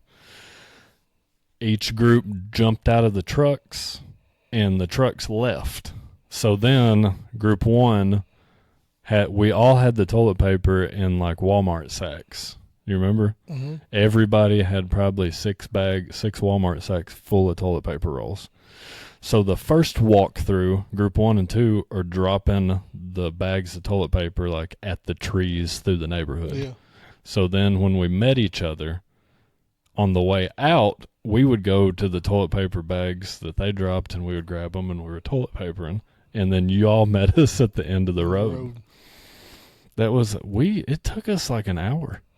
We were toilet papering that for like an hour. I remember you kept calling me like, y'all still good? Y'all still good? Y'all still good? I thought the dang police were going to get all y'all. Do you remember somebody leaving their phone? No, I remember. You remember us having to go back? Yeah. Oh, man. I was nervous. Did you ever use a leaf blower? You tape a paint roller on the end of it, put a toilet paper roll, shoots to the top of the tree. No, I don't think we ever. I don't think we did. No, I didn't know if you ever done it or not. I don't think so. We got my Uncle Brad like that one night. Really? Halloween, yeah. And we got caught because somebody was licking an Oreo sticking it on his mailbox when he pulled up. Yeah, it did not go good for me that night. Man. The Woodhaven one, I don't think anybody's ever topped that job. No. That was the best toilet paper job. Probably the best I've ever seen. I remember that people were talking about that all over Facebook the next day. I think it was on Topics. People talk about it. You remember Topics? Yeah, I remember Topics. I don't think it got put in the newspaper, but I think it got. Remember. I think people put pictures like on the newspaper Facebook page. But I just remember Corey like was not happy the next day. I've heard it was so hard, like walking around public and hearing people talk about it, and like having to put my head down or whatever. It was me. I'm going to go ahead and rat the TiVo people out since I'm putting myself out there. Because Ben started to tell this. If you ever watch me and him on his podcast, he started to tell it. Dang, I'm sorry I told him. No, you're fine. I'm 35 years old. What are they going to do to me now? I mean, for those that were affected out there, I'm sorry. for the Tri-County members that were, you remember Tri-County had to come in and help them clean some of it up. I remember the next day there were like Tri-County bucket trucks out there pulling some of it out. Yeah. So this is my formal apology. I'm sorry. It was worth it though. So it was me, you, and Ben, and Tanner Strode. I I think think. that's what it was. I think I know Tanner was there. Because I was coaching him at the time. There's a Facebook memory of me that pops up about every year around, what was it, October? Or was it November? It was It right was before either the playoff started. It was either fall break or I think it was fall break, Yeah, wasn't it? that's It was right fall before the playoff break. started, yeah. There's always a memory pops up on my Facebook. I had that navy blue Under Armour on with the mask, like the Under Armour mask. I think that mask was Justin's. I think Justin let me borrow it. He didn't go with us, but I think he lent me the mask. And then, I remember Justin gave me that mask, and I think somebody took it, and Justin never got his mask back. Probably right. I want to think I remember Justin going skiing and asking for it back, and I'm like, man, somebody stole it. I don't know who had it. No, I mean, that was a good time. That one ain't gonna be topped. No. That one ain't, and you couldn't get away with it now. I don't think kids will do that now. I don't either. My house got toilet papered one time by some kids that I had in class, but I caught them. See, the kids don't know. Like the kids that toilet paper me, they made the mistake of assuming that I'm like a normal person and I sleep when normal. I was awake. They come by at like 11:30, 12. Like you know me. Yeah. I'm awake at 11:30 or 12. And I was sitting there watching the Tim Tebow documentary. You remember that Swamp Kings? Mm-hmm. It's when that come out. I was watching it and I heard I'm looking. Stuff hitting the roof. It was toilet paper rolls rolling over my roof. I'm like, man, I got a tin roof. If y'all are going to get away with it, you can't throw it on my roof. Kids got to know better. We could have taught a class on toilet paper. I think so. We were good. Of course, we got a bunch of houses back in the day. We did. I always thought it'd be funny, like grown men, like adults going toilet paper. We couldn't do it now. I couldn't run. I'd get out of breath. Yeah, I don't think I could do it. Because I used to get our adrenaline was pumping back then when we'd do it. I'd get out of breath. I couldn't do that now. Oh, we got a lot of good stories. Oh, yeah. That was a good one. I wonder how many people out there remember that. Oh, I'll tell you, anybody in town remembers it. You know, people that lived in Woodhaven remember it. Oh, yeah. I wonder how many people in Woodhaven at that time are still in Woodhaven. Well, the Nixons are, aren't they? Are they? Corey's mama, aren't they? I don't think he's going to be bent out of shape about it anymore, though. Surely not. I hope not. I'll just lie. Say I made that up. That was fun though. No, I felt really accomplished when we got it done. It was pretty good because I had planned it for so long, and I'm not going to take all the credit. Ben helped plan it a lot too. It was Ben's idea. Really? I wasn't the one that was like, let's get Woodhaven. Ben set out and was like, I want to get like a whole neighborhood. And we were gonna try to get another neighborhood after that. And for some reason we backed out. Really? The next week or two we were gonna try to get Monroe Drive. And for some reason we didn't do it. I can't remember. I think the surveillance in that area was probably pretty good. Probably a little higher after that happened. Oh, I'll tell you right. Let's see. I think I've got through all the audience submitted questions.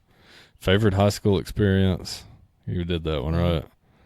What'd you learn most from playing high school football?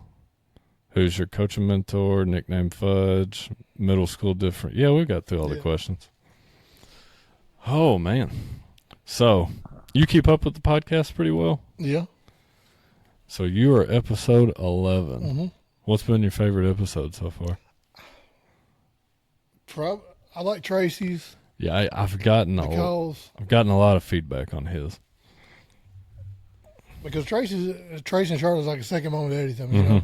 So, I mean, I think a lot of them both. I'm gonna start hopefully riding the ball games. He brought that up. Yeah. Because I ride with Buford. So, but Lincoln's and Jackson's was good. Then TK's was pretty. I liked his good.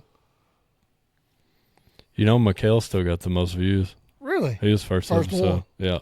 When you combine the Spotify views with the YouTube, McHale still got the most views. McHale's was good, but I got because he talked about my class. Yeah. Being 2 and 9. That ain't all on us. No. Okay? No. It's. I'll say this: you don't go 2 and 9, they go 12 and 2. It hardly ever happens. Mm-mm. I remember. We dealt with some injuries that year too. But I mean that's the only thing I got. I mean I agree with everything else McHale said. Yeah. But it ain't just on us. It's on. Oh no, it's a whole team thing. That and it's on the coach it's on too. It's on the practice squad too. I mean it. It ain't just us. It. But we could have been four. I didn't 6, 5, think 5. that was indicative of the talent we had on that team. We had talented ball players. Yeah, I mean you had Josh Girls. Could have probably could have went and played college football. Yeah, I mean, you could have played I could somewhere. have played college football. I got hurt. I think Drew could have played somewhere if he wanted to. Yeah. Who else we have on that? Alvin Rocha Yeah. played tight ends. Then you had Trent Shirley was a senior. Mm-hmm. Then you had Parker. Was 7 of us, I think. Yeah. And then, man, toward the end of the year, a lot of y'all were banged up. I mean, I was out to the playoffs. Yeah. And we had, I mean, tore my ACL again. that was Joseph. Was that Joseph's ACL tear year? Yeah, I think. Yeah, I think didn't he tear it in the scrimmage? Yeah. Against Russellville, wasn't it? Yeah, like wasn't it a slant route? Knee I gave think out. that's right. And then like some of the losses that year weren't by much. No, we should have beat Taylor County. Yeah, it was at 1 point. Mm-hmm. Yeah, should have beat Tyler. We'll beat Adair County the next week. Mm-hmm. I broke my thumb the first play of the season that year. Really? I think that was my first game being on varsity kickoff. Was it my senior year when Knuckles threw the ball to Tyler Welch and it broke his finger and it was sticking sideways? Yeah. God. Oh, do you remember that? That was the nastiest do you thing remember I've ever what you remember what Tyler said when he said, "I broke it bad, Coach. I broke it." Then I remember John making fun of Jacob. Yeah. But I remember. So that was the first year that I made like the kickoff team. I was on kickoff. I was excited. Yeah.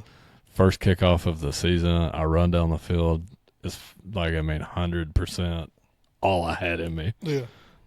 And what was that running back's name they had? Chris Thomas? Yeah, Chris Thomas. Yeah. He caught the opening kickoff, and I was in on the tackle, and my thumb got hung under his shoulder pad or something, and it just snapped my thumb. Yeah.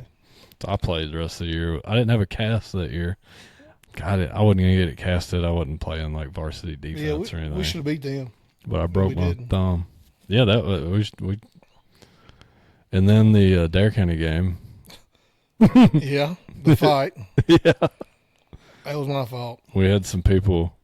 Did you get suspended? No, I was the one that started it, and I didn't get into trouble. But you remember we had some players. Cornelius got suspended. We had some players that wasn't even in the fight got suspended. Exactly. JW, was it JW? Colby got suspended. Colby got suspended, and he wasn't even on the field. I thought JW, didn't JW Vicker get in trouble too? It's either him or Dylan. Yeah. Dylan might have got suspended. I know that we had players. Bradley Cornelius got suspended. We had players that weren't even on the field get suspended. Yeah. Of course, like back then, the film wasn't like as high. You know, you couldn't zoom in and tell everybody apart. Yeah. But I've got like game film from back then. Like my dad recorded all the games that year, so I went back and watched a few of them recently. You remember when we were playing and we would watch the game film, it looked like high quality to us. But now it looks awful. You go watch our game film from 2006 through 2009. It's like watching a Super Nintendo next to an Xbox. Exactly. It's fuzzy and you can't see nothing hardly.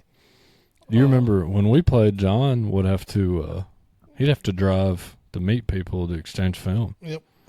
And now it's all click.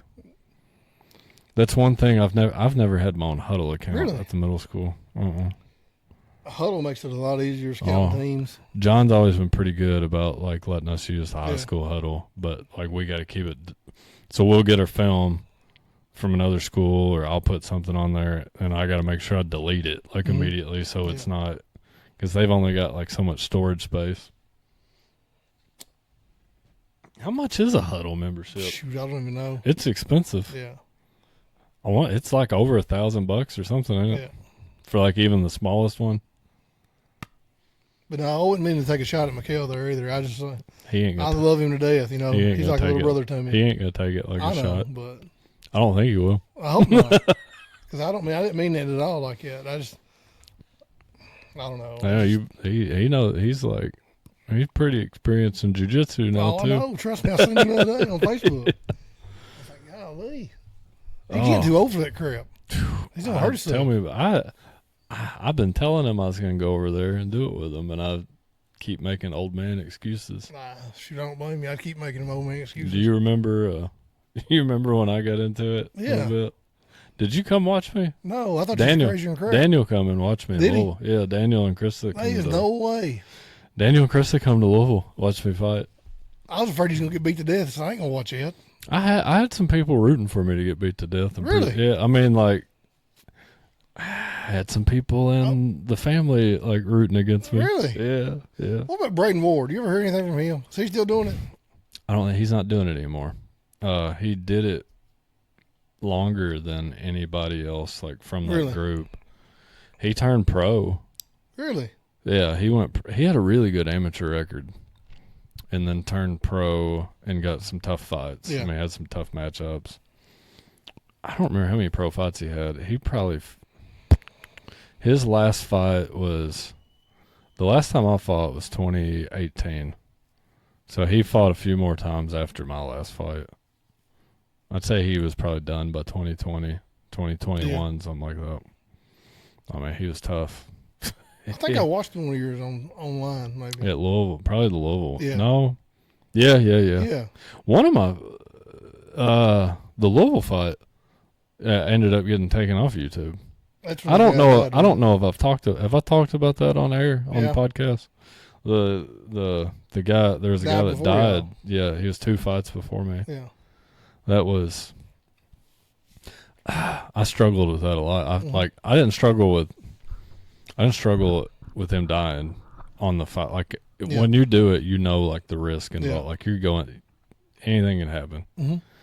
I struggle with like how I felt when it happened. I've been like a little bit ashamed of how I felt when it happened, because when it happened, my mind didn't go to like fear or like concern. Yeah. You My was ready mind, to go. well, my mind went to, oh no, they're gonna cancel my fight. You know what I mean? Yeah, I mean, it's Like that's I don't know. Always a little bit of me always felt ashamed for like feeling that way. I think it's just a competitor, and like that gun, they're gonna cancel. I hope so. I think so. So because it was like, man, when people that watch MMA, they see like the 5 minutes in the cage. They don't see the weight cut. They don't see the 8-week like training camp that I put a lot of time into that, and then I was worried like I've done all this for nothing. Yeah. I'm like, and I've got Daniel and Krista drove to Louisville. I don't know. I think they got a hotel room. Mm-hmm. I know that I had friends had friends spending like $200 Yeah. on a hotel room and tickets to come watch me. I'm like, and now this is gonna happen, Now I think was that your first fight? Yeah.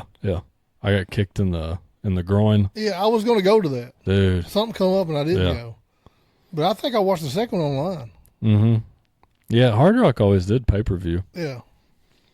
They did. Hard Rock just got back together too. Really? Yeah. So Hard Rock got bought out by B2 Digital, and then something happened with that company, and they went under, I think. And now it's like Hard Rock's back to doing fight. They come to Bowling Green like 2 weeks ago. I can't do it again. Why? I can't cut the weight anymore. Oh, yeah. And like, I got a bunch of like nagging injuries. That, I mean, I got kids think. now, I got too. think about that. I don't think that would stop me. Really? Mm-mm. Asher wanted so probably shortly before my dad passed away, I had lost a bunch of weight again, and I'd got back in shape, and I was training again. Mm-hmm. I wasn't training for a fight. I just training. Training was the easiest way for me to lose weight. Yeah. I always lost weight faster doing that than going to the gym and running circles around the football field. Yeah. So I got back in, and Asher, my oldest son, he was begging me to do another one. Which, you should have. It's a big commitment. Oh, I know. The weight cut's awful. I probably walked around about 175. When I fought, I weighed in at 156. Golly. Yeah. But when I walked into the cage, I weighed I was back up to 168. Really? If you you watch UFC, mm-hmm. when you watch the 170-pound championship of the world, those guys don't weigh 170. Mm. They just weigh in. They weigh 170 for probably an hour. Then and then back. Yeah. The UFC guys, man, when I weighed in, I had right at 24 hours to gain weight back. Yeah. The UFC, they got a lot more time. They got closer to 36 hours. Really? Before. Yeah. And if you're the main event, you're the last fight, you probably got a little more time than that. Gotcha. Some of those guys, like Yoel Romero, mm-hmm. he fought at 185. Dude, he would tell, I watched him do interviews. He's like, when I stepped in the cage, I was 205. He's like 205, 215.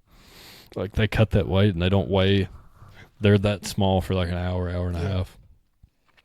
That's the hardest part of the weight cut. It's harder than any of it. I mean, not to disparage the rest of it, but the hardest part mentally is staying on the weight cut. I'd say so. That'd be hard. Hard. It's awful. I used to dream about food. I promise. I'm not making that up, man. I would fall asleep in the living room and I'd have a dream I was eating a gas station pizza roll. And I would wake up freaking out oh no, I broke my diet. Hey, one of them Inmar pizza rolls are the best, man. Oh yeah. You ever had them 5-star? The pizza. The pizza pockets or whatever. I don't know if they still got them. The big 5-star pizza pockets. I ain't never had them. I'd craved those the whole time I was cutting weight, dude. And then after I fought, I didn't even get one. After I started eating normal again, it didn't sound good. That was the best thing about going to Cumberland County. Mm-hmm. You can stop at Inmar and getting You ever been to the what's that store on the way to Cumberland? The Mennonite store? Yeah. You ever been there? Best dang sandwiches you can get. Man, those are some good sandwiches. They got good ice cream too. Do they? Mm-hmm. We eat lunch there probably Do you remember once a week. Do you remember the old Sonic ice cream cones? Mm-hmm. You remember how good they were? Yeah. The Mennonite store, it's just like the old Sonic ice cream cones. It's good. We have to try it.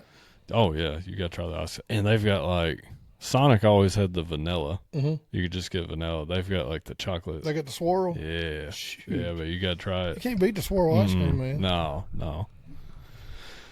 Oh, but man, we can sit here and tell crazy stories all that. Trust me, I got a bunch. Yeah. Do you remember?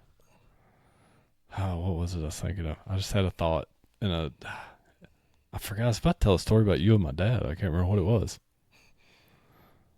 Oh, there's a bunch of them. Can you remember meeting my dad? Oh yeah.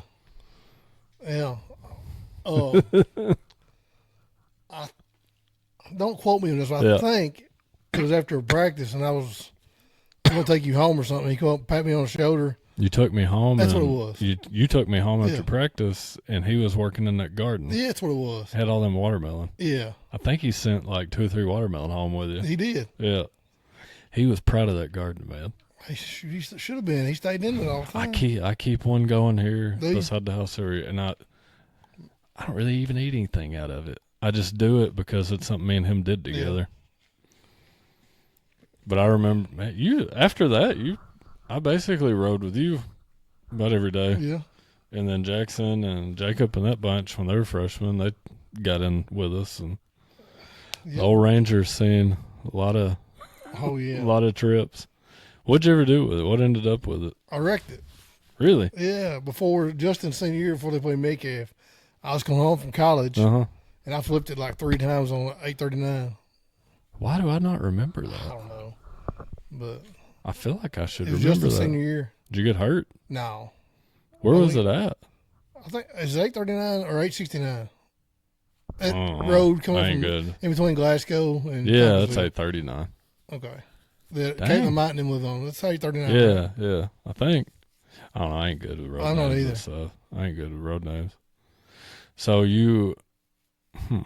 you do it? Did you fall asleep or just? I was texting Justin, get off the side of the road and come back on. Yeah.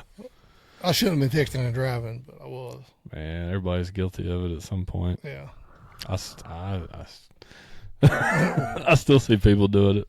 Yeah, I don't do it much. I don't try to do it no But more. now you ain't really got to do it anymore, though. No, You do. just talk to your phone. Yeah, you ain't even got to call it. You can just tell it what to send. I've got the ring light I got right there. Yeah. I got a little mount that looks just like that. See the back of it? Mm-hmm. I got one on my dashboard. I just put my phone on that. Really? Like I just say, hey Siri, text, Where I talk so fast, if I was talking to the dang phone, I'd have to use predictive text. You know? Man, these kids don't know nothing about No. predictive text. Shoot. Do you remember that? Yeah. The old flip phones? You would say one thing, you'd come back something completely different. Yeah. I could text 100 miles an hour on that, though. Yeah. Man, these kids wouldn't even know how to begin texting with No, an but old you phone. better proofread it. If you don't, you're going to say something you don't need to say. Yeah. I've done that. I used to do that to my dad. Sometimes I'd say something to my dad I didn't want to send. And he'd be like, what'd you just say to me? Yeah. I've got one of my old phones over there on that bookshelf Really? from when I was in high school. The stuff that we used to do with phones that kids wouldn't dream of. Yeah. You remember? So we would get phones, and the big thing was you want to get it wasn't even like a phone case. We would change the faceplate on our phone. Do you remember that? Nah, I never done that, but You never did that? Uh-uh. You could buy new faceplates I always for had your one of phone. them dang block Nokias, man. Really? The one Yeah. with the old snake game Yeah, on then it? I finally got a Razor. Yeah. Then I got a BlackBerry after that. The Razor was my favorite. Yeah. I had a red one. Did you? Yeah. Mine was silver. They had the sliver too. You remember it? I don't remember it. The Motorola come out with the Razor and the sliver. I The don't Razor flipped and the sliver slid. remember. Up and down. Yeah, I remember that one. Michaela had one of those, I think. My favorite phone was the BlackBerry, though. Yeah.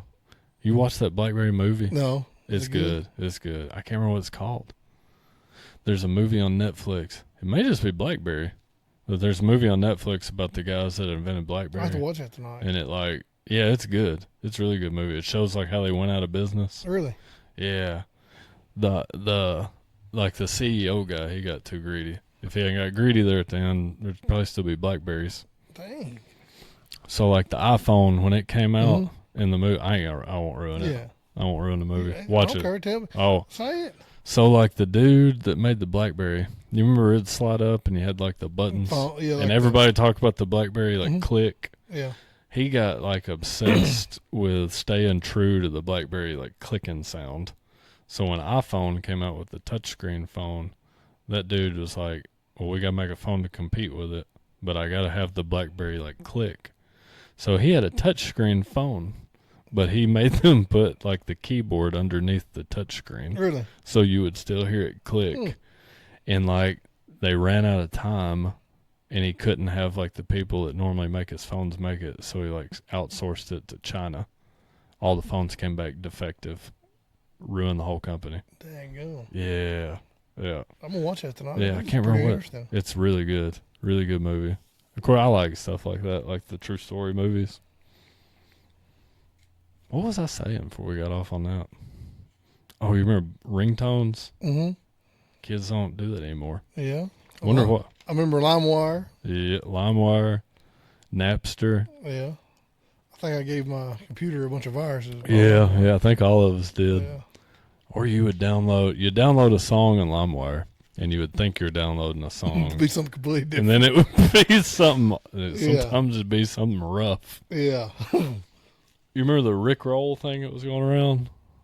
You'd download a song, and then it would be the Rickroll guy.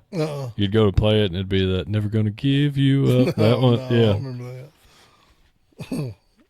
that. Why do you think kids quit doing ringtones? I don't know.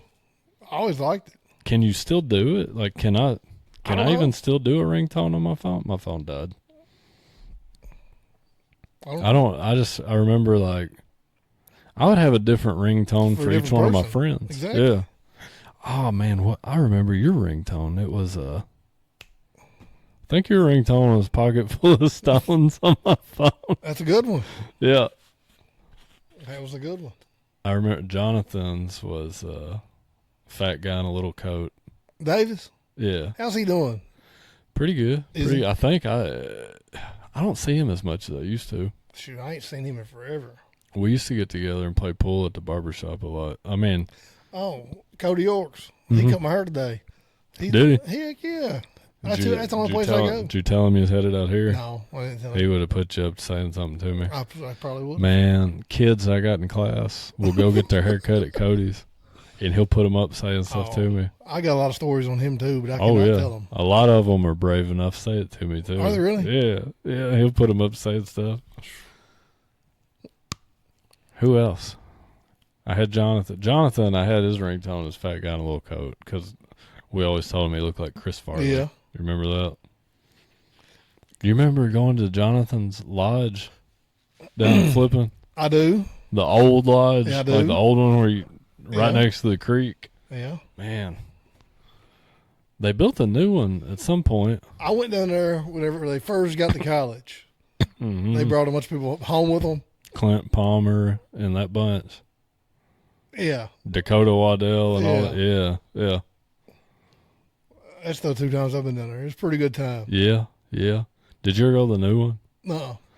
His uncle, John's uncle Donnie, and his dad built a new one on back in the field. Really? We went to it a handful of times, but it was way nicer. Really? It was like a house. You could have lived in it. But there's something about the old lodge. I missed, you remember, it was just, I don't know. I liked it. You felt like you went back in time, exactly. 20 years. But yeah. We were kids, and it felt like we were free when we go down there with no, Yeah. I miss a lot of those days. You remember the Zune MP3 players? Mm-hmm. I found one of mine, and I'm going to try to get on eBay and find a charger for it, because I know that I made some movies down there at the lodge. Yeah. Oh, boy. If I could figure out how to get that turned on and get those movies, that'd be wild to sit back and watch you those. Ain't kidding. See how much everybody's changed? Mm-hmm. This ignorant stuff we used to say. Yeah. I remember I met Jonathan and them at Beta. Really? Yeah. It was my sophomore year. Sophomore year. We were playing. I went to Beta. That was when Beta was during the week, during school. And we came back on the Friday, and we had a home game. Mm-hmm. And when I had to go to the game straight from getting off the bus from Beta. And then after the game, Jonathan and Jared Grider, Jonathan, Cody Turner, Scott Daniels. I got some stories with Cody and Scott Daniels too. Man, we could tell some stories. Scott used to run around with Jared and Jonathan all the time. Yeah. You ever talk to him? I ain't seen him in forever, man. I ain't either. I saw him at Walmart probably 2 years ago. Really? And sat and talked to him for 30, 45 minutes. I ain't seen him since. I don't even know where he lives. I don't either.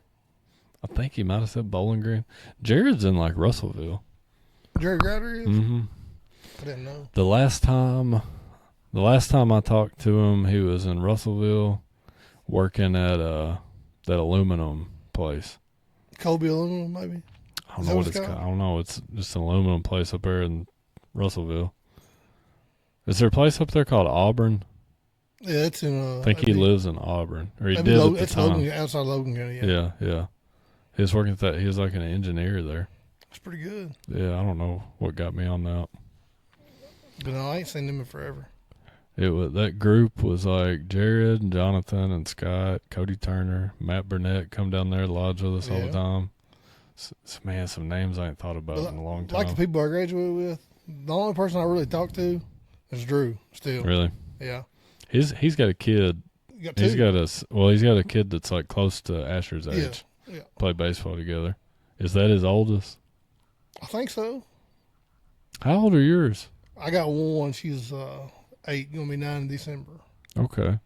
Justin's got 3. Yeah. 2 boys and a girl. I ain't kept up with him as much since he's had the daughter. But his boys are a mess, man. They look athletic. Oh, they are. Does your little girl play anything yet? No, not yet. What kind of stuff she into? She likes cows. She likes animals. Really? Yeah. Gonna be a farmer? I hope. You do farming right now? Yeah, I got registered Hereford cows. Okay. How is being a girl dad? I never thought I'd be one. Yeah. We don't ever picture it, really, do we? Probably one of my favorite things I've ever done. I love it. I think I'd rather have a girl than I would a boy, really. I hear that a lot from. I want one. It kills me to fuss on her. Yeah. You know? Mm-hmm. I bet. It does. But I mean, she's great. She's a good girl. Yeah. She don't ever get in no trouble hardly. Her mama's a completely different story. She's rough on her. Yeah. That's how I am with the boys. Really? Yeah. Michaela. I think I'd be right the opposite. Michaela will not fuss at them. Really? Like I gotta be bad cop. Oh yeah. Yeah, I gotta do all the butt whoopings and the discipline and the talkings too, Yeah. you know. But now when Mama's gotta come save the day, if I come down on one of them, I'll catch her like looking at you. It's okay. No, she'll go over to him. Yeah. It's okay, honey. I'm like, come on. So it's like the opposite with a girl. I can see that. It is.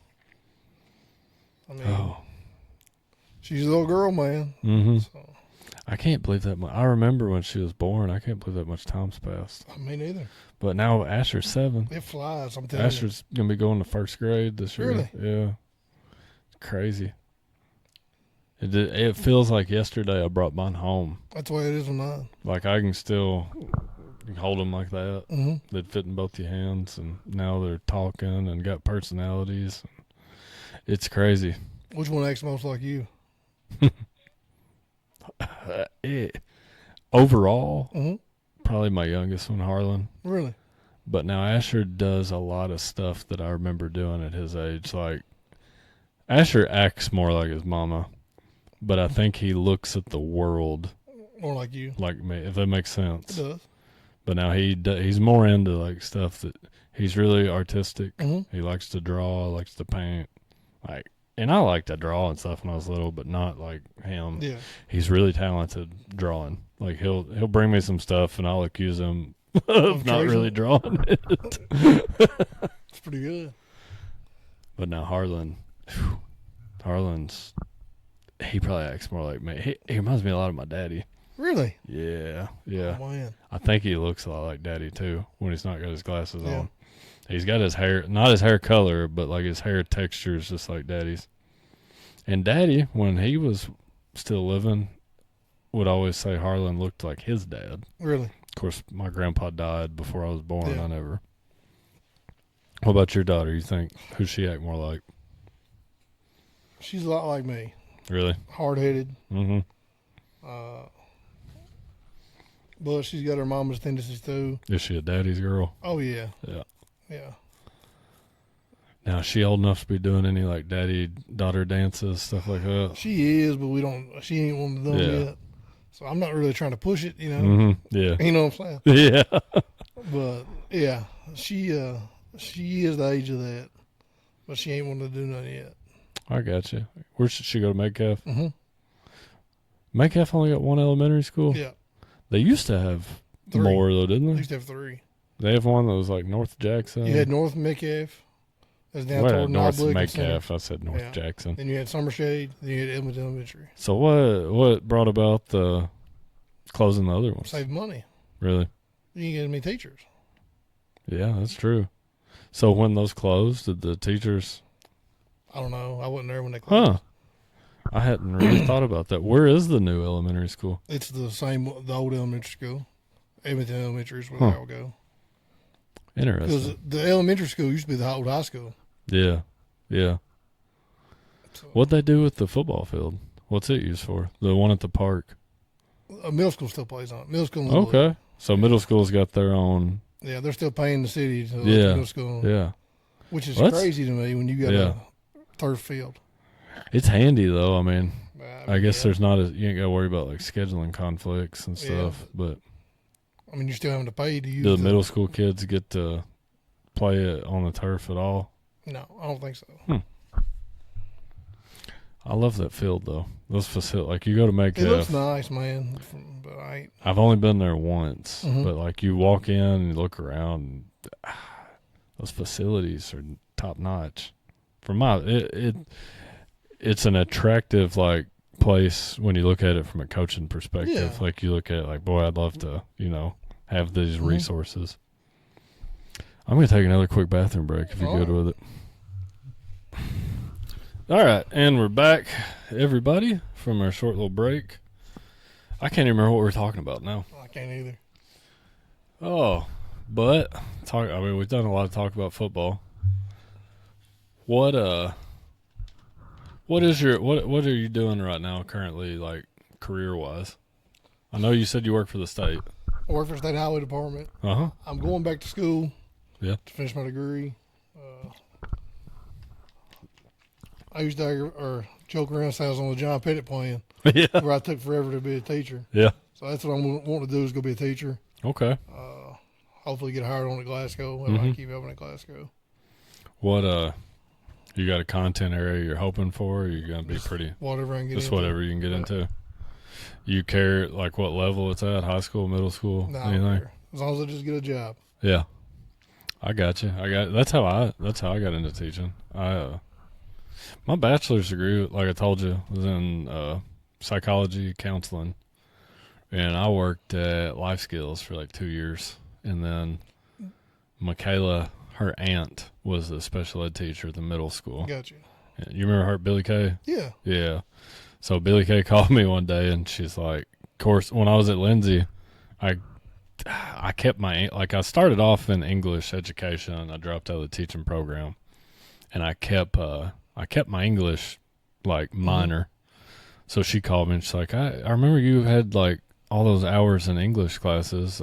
There's an English job open at the middle school if you're interested. So I put in for it. Never dreamed I'd even get a call. Yeah. Like I put in for it, and next thing I know, they call me and can you start Monday? And Really? here I am. I hope I get that lucky. They hired me. Yeah, it's just pure luck. Yeah. Like there was no plan of me getting into teaching at all.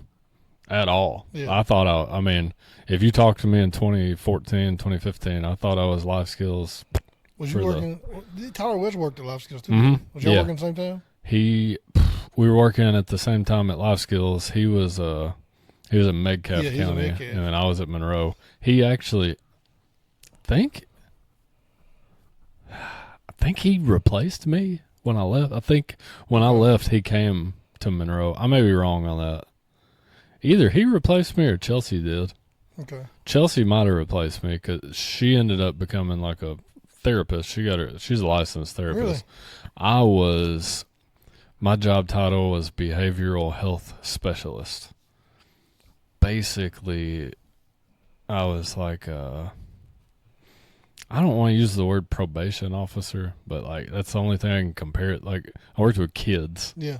like kids that had kind of some behavior Yeah. problems, and I'd work with the families and I'd go in the homes, I'd go to school, visit the kids, like check in on them, make sure Yeah. everything's probation officer Yeah. type role for kids, like a mix between a probation officer and like a big brother program. Gotcha. So like I was just like there to support the families and all that. But if you talked to me back then, I was team life skills for the long haul. Yeah. I thought I'd retire from there. And then that opened up and I interviewed on fall break Mm-hmm. and John Clemens was like, can you start Monday? And then I walked in the doors, had no idea what I was doing. See, I always like John Clinton. John, Yeah. is he still at the central office? No, he, I think he's at Glasgow. Is he? I think. Yeah. I think he's at Glasgow Independent doing something. I didn't know. I didn't know what he's doing now. He might have, he left Monroe and went to Glasgow. Okay. He might not be there. See, I always still. liked him. I know he graduated from Barron, I think. He might be back at Barron now. I don't know. I ain't got a clue. But he was at Glasgow. Gotcha. I don't know what his role was. Gotcha. I didn't know. I ain't heard nothing from him in a long time either. Yeah, he was my principal my first probably 7 years. Really? 6, 7 years, yeah. Oh, I always loved working for him. He was really easy to get along with. You know him pretty well? Whenever we'd have the coaches' golf outings, he would go play golf with us. Okay. I wasn't no good, but I always played with him. Mm-hmm. Yeah, he was him always and Steve super. Patrick was always. He was always. With. That's a good group. Yeah. Yeah. Man, well, if I'm right, then all three of y'all at Glasgow. Yeah. Is Steve still at Glasgow? No, I don't know if he helps Kelsey or not. Did he retire? I think so. Okay.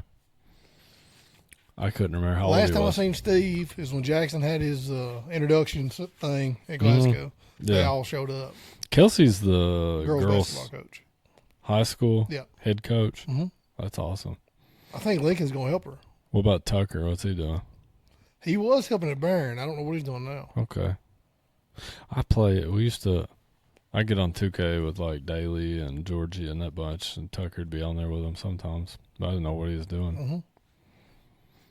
Yeah, that's a good group. But option 6, a lot of teachers now going that route. Well, that's good. Hopefully I can find a job. So have you like started in the program at all or anything No, I'm yet? just trying to get my Gotcha. Get your foot in the door. School and finished. Get a foot in the door. Okay. So you taking classes right now? Yep. Western? Yeah, I got 4 during summer, and I go start again. Man, going to school. I know. I didn't think I'd ever go back.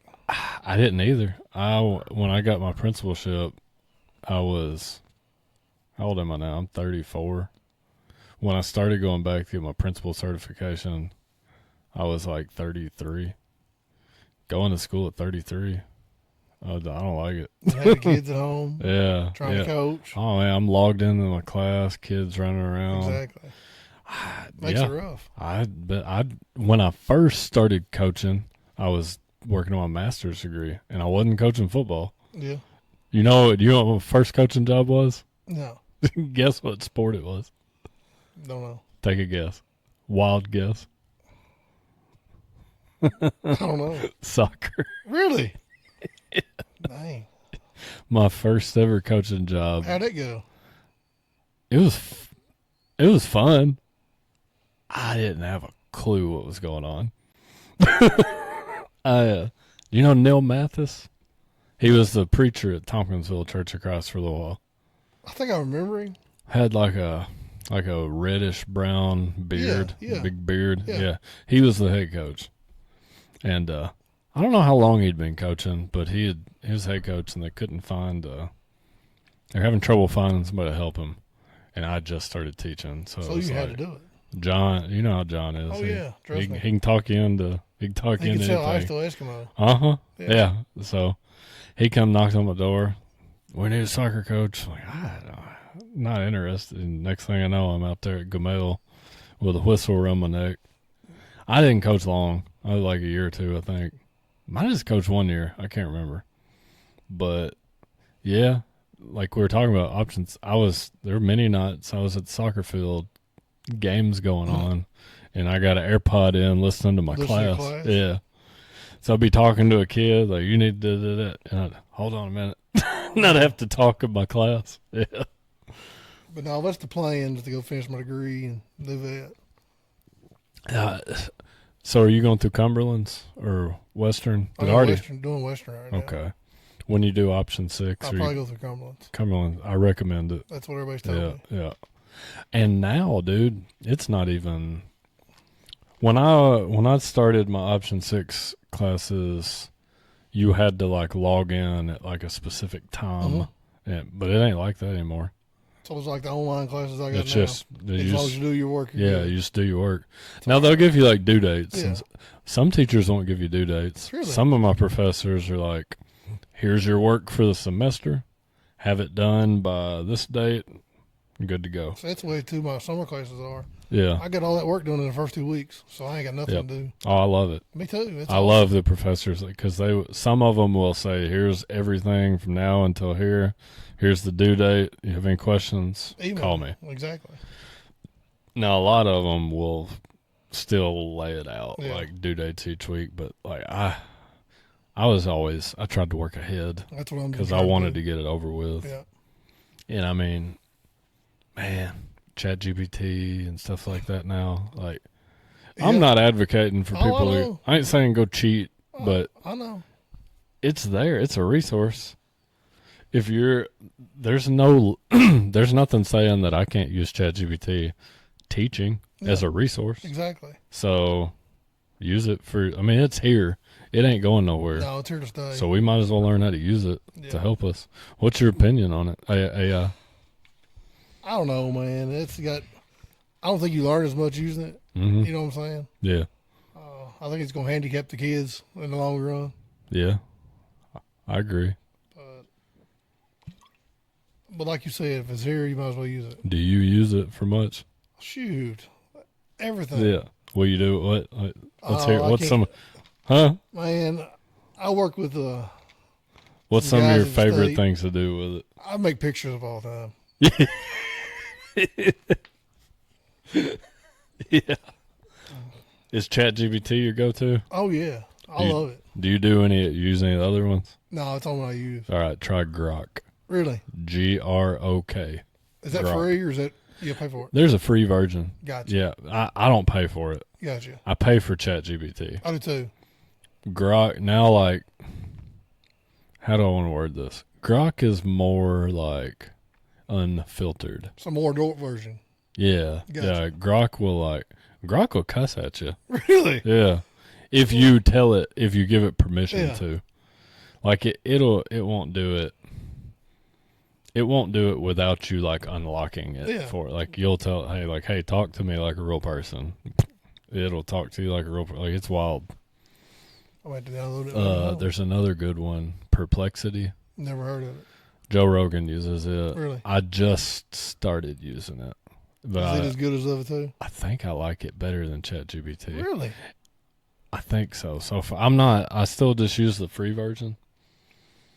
But if it's as good as I think it is, like I'm going to keep it free for another few weeks. I might end up switching my paid, like I'm not going to pay for more than one AI. I may end up moving my paid subscription from ChatGPT to Perplexity. It's pretty nice. It seems like it's a lot more accurate on some things. ChatGPT is stupid sometimes. Oh yeah. Every now and then, you know, you can tell it's not perfect yet. Did you ever use the Sora app? Mm-mm. Oh man, did you ever see any of the videos people made with it? No. Before you leave, I'll show you some Sora videos if I still got them. Sora was like it was ChatGPT owned, but you could like make videos with it. Really? It was 10-second long videos, and you would have like my face and your face, and I swear if I sent you a video when it first came out, you wouldn't have known it was fake. Really? You would have thought that it was really me doing something crazy. Sounds dangerous. Yeah, well, they had some safeguards on it. So, like, if I wanted to make a video of me and you with it, you had to give me permission to use your face. So, like, everybody would make a profile, and you would take a selfie, and that would scan your face into the database. Gotcha. So, like, your friend would request access to use your face scan. So, like, nobody could make nothing of you without your permission. But now, like, all my buddies, we all gave each other permission. We was making some silly stuff. Tyler Glass had some hilarious ones. Really? Yeah, his was probably like he probably used it more than anybody I knew. His were funny, and they were wild. Daily G had some good ones. I was friends with Jamison Pettit on Sora, and I watched a bunch of his stuff. His stuff's pretty funny too. Yeah. What is he doing now? The last Is he time working for Cleary still? he was in college at Western. He was living I think he was living on campus at Western at one time. I don't know if he still is. But I know, straight out of high school, I'm pretty sure he lived in the dorms and everything at Western, and I think he was still working for Cleary's too. I haven't seen him forever either. I don't know what he's doing for sure though. Curtis is teaching What's over he here. teaching? Science, I think. Really? Biology, maybe.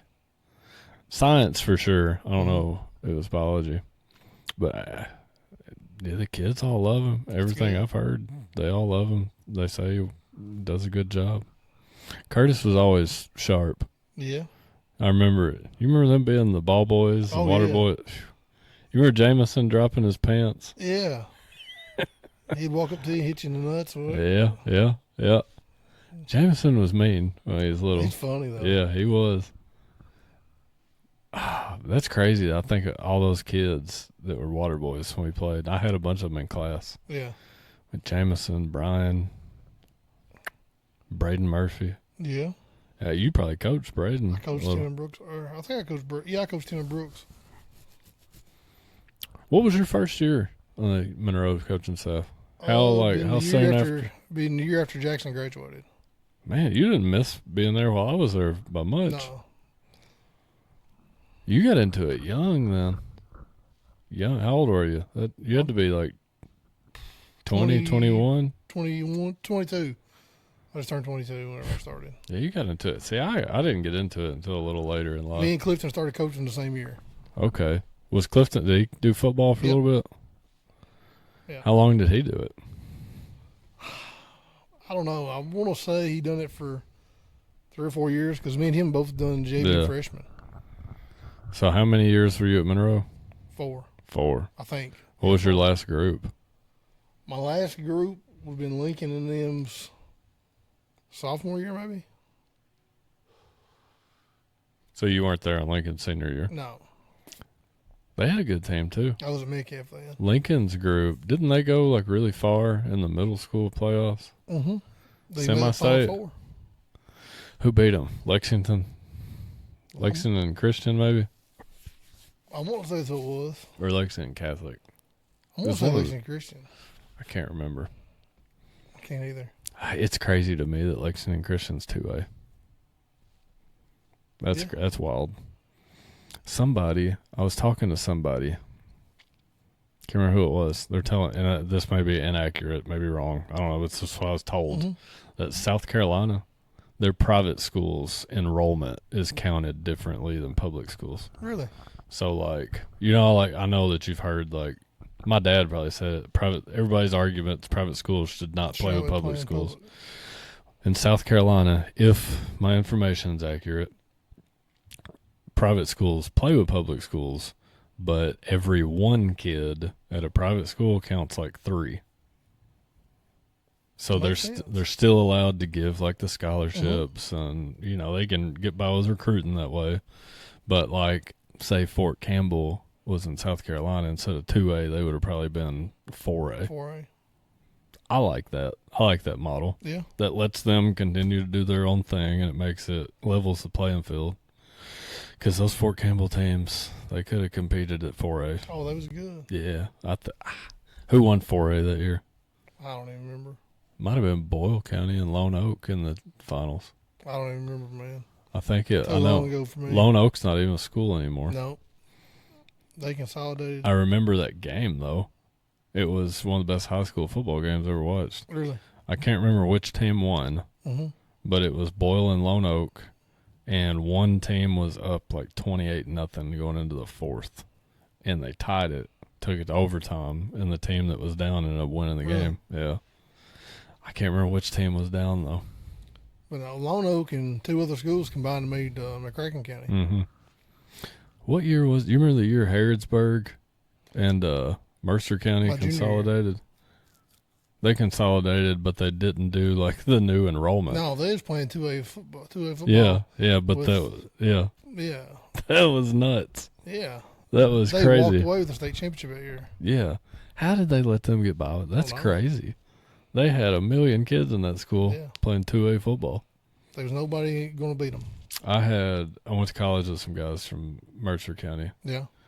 Nick Craig. What's the other guy's name? The other dude he played defensive line. He was like Billy Joe's size. Really? Yeah, he was a dog too. I think him and Foot went 1-on-1 first Lindsey Wilson practice.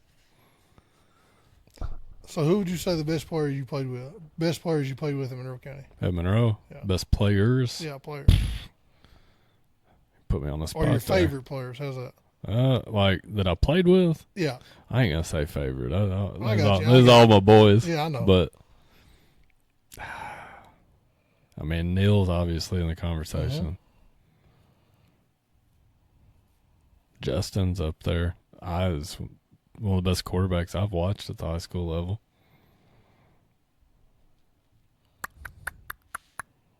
Who else did I play with? Chad. Chad's up there in the conversation.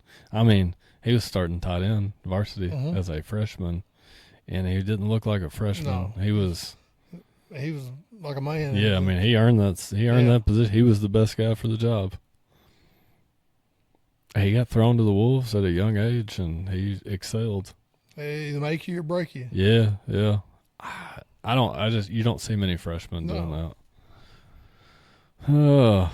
I mean, man, I played with some good guys. Tanner, he's one of the fastest players I ever played with. Talented. He's very versatile. He could have played multiple positions. Yeah. You look at Neil and Chad, they could have played almost any position on the field. Exactly. I feel like you could have thrown Neil at right guard and he would have made something happen. Mm-hmm. Jackson was a good quarterback. Yeah. I felt like he's underrated. He was. But he's got a lot of his name was in the record book a lot of times. Very mobile. Yeah. I mean, reminded me like a Tim Tebow style quarterback. Yeah. That wasn't he wasn't sliding. No. You know. Oh man, a lot of good guys. Yeah, they are. Some of those guys that were freshmen in that class, I remember Brooks Murphy. Mm-hmm. Of course, he didn't he didn't play a ton as a freshman, but I remember practicing against him. Brooks Murphy was physical. A lot of freshmen on scout team as a senior, you know, you ain't got to worry. Brooks is going to hit you. Mm-hmm. Like when he'd come up the middle, like you knew you couldn't halfway. You couldn't half butt it. Oh, yeah. you had to bring it, or he was going to embarrass you in front of your buddies. And I'm leaving out names. Like Jared Rich, Mikhail. There at first, I was thinking more about like my senior year. I got you. Mikhail's one of the smartest players I've ever seen play the game. Natural leader. You were a great lineman. Shoot, no. No. Stayed hurt all the time. Jesse Bowman. Yeah. Who else was there on that line? It was Jesse and Jake that year? Jake Proctor? Which year? Justin senior year. Jesse was DN, and was Jake the other DN? Wasn't it Rocky and...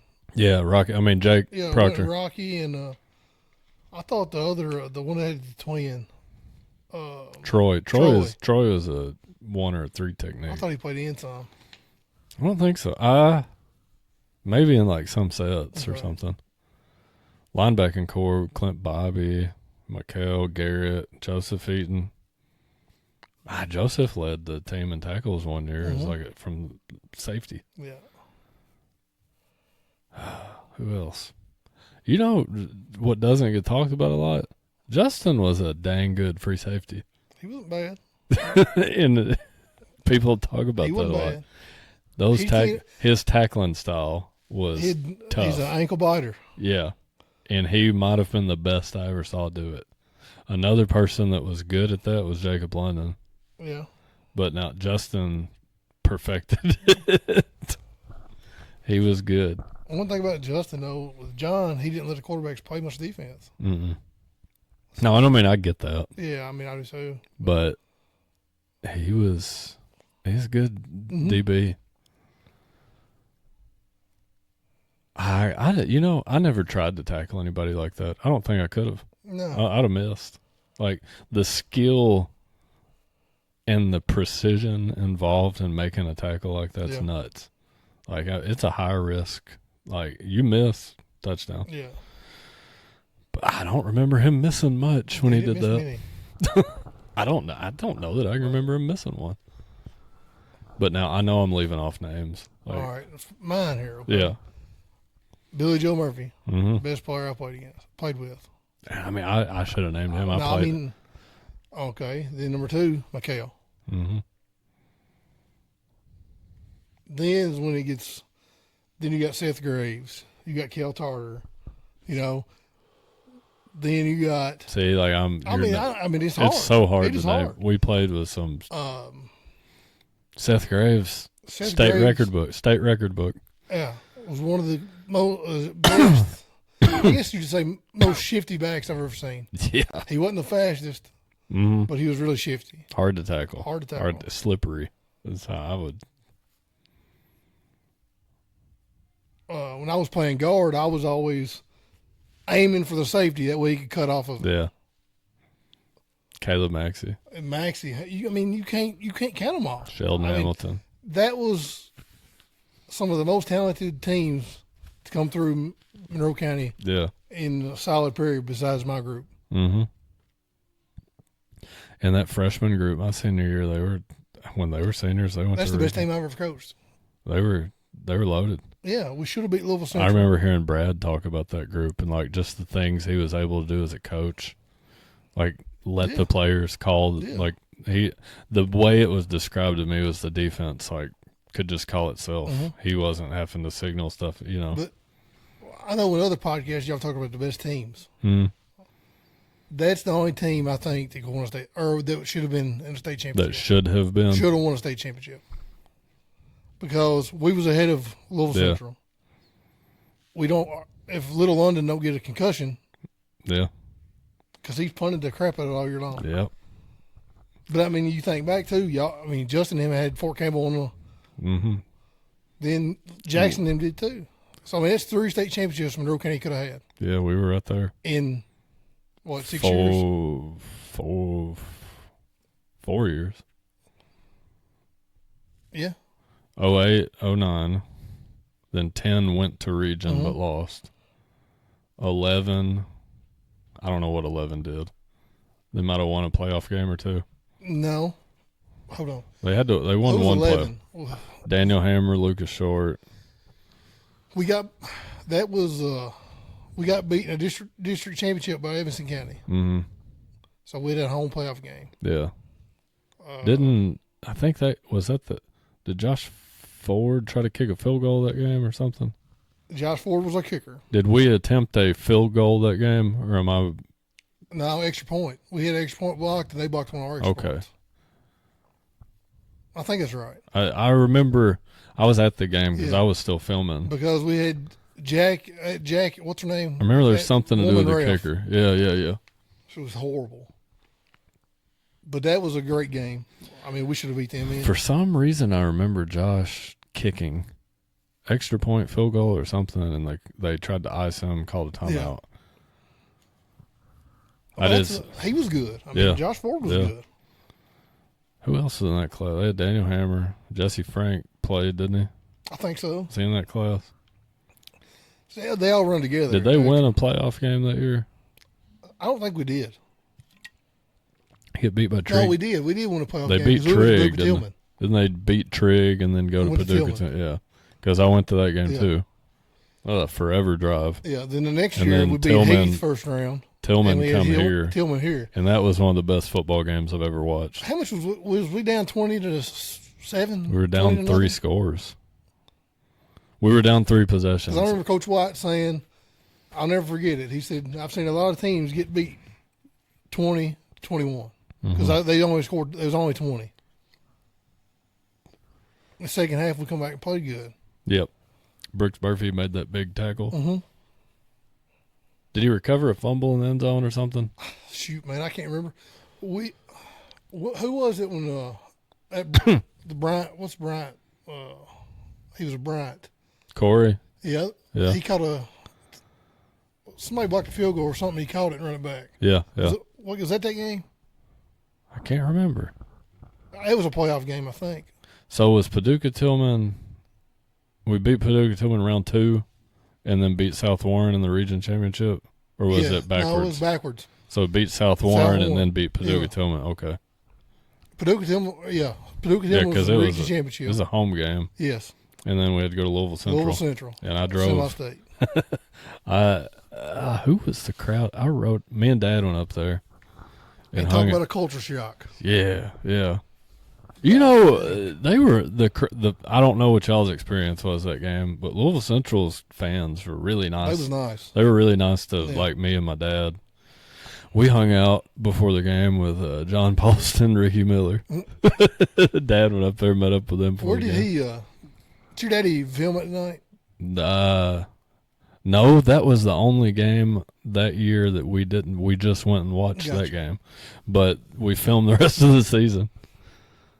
Y'all should have filmed that night. My Uncle Delmas. No, we were in the box that game because like the box was like part of the school, wasn't it? Yeah, we were up there. Then you had people on the roof and everything. Yeah. It was one of the best atmospheres I've ever been to in high school. The walls around the school. That was a crazy game. They had the liquor store right next to it. Yeah, right next to it. It's the only field I've ever seen a liquor store next to it. There was some of the Louisville Central fans that we were talking to before the game were coming from the liquor store, and they had peach, like little pints of like peach schnapps or something they were drinking. Yeah. At least it wasn't Mad Dog. They had the trunks popped outside the stadium.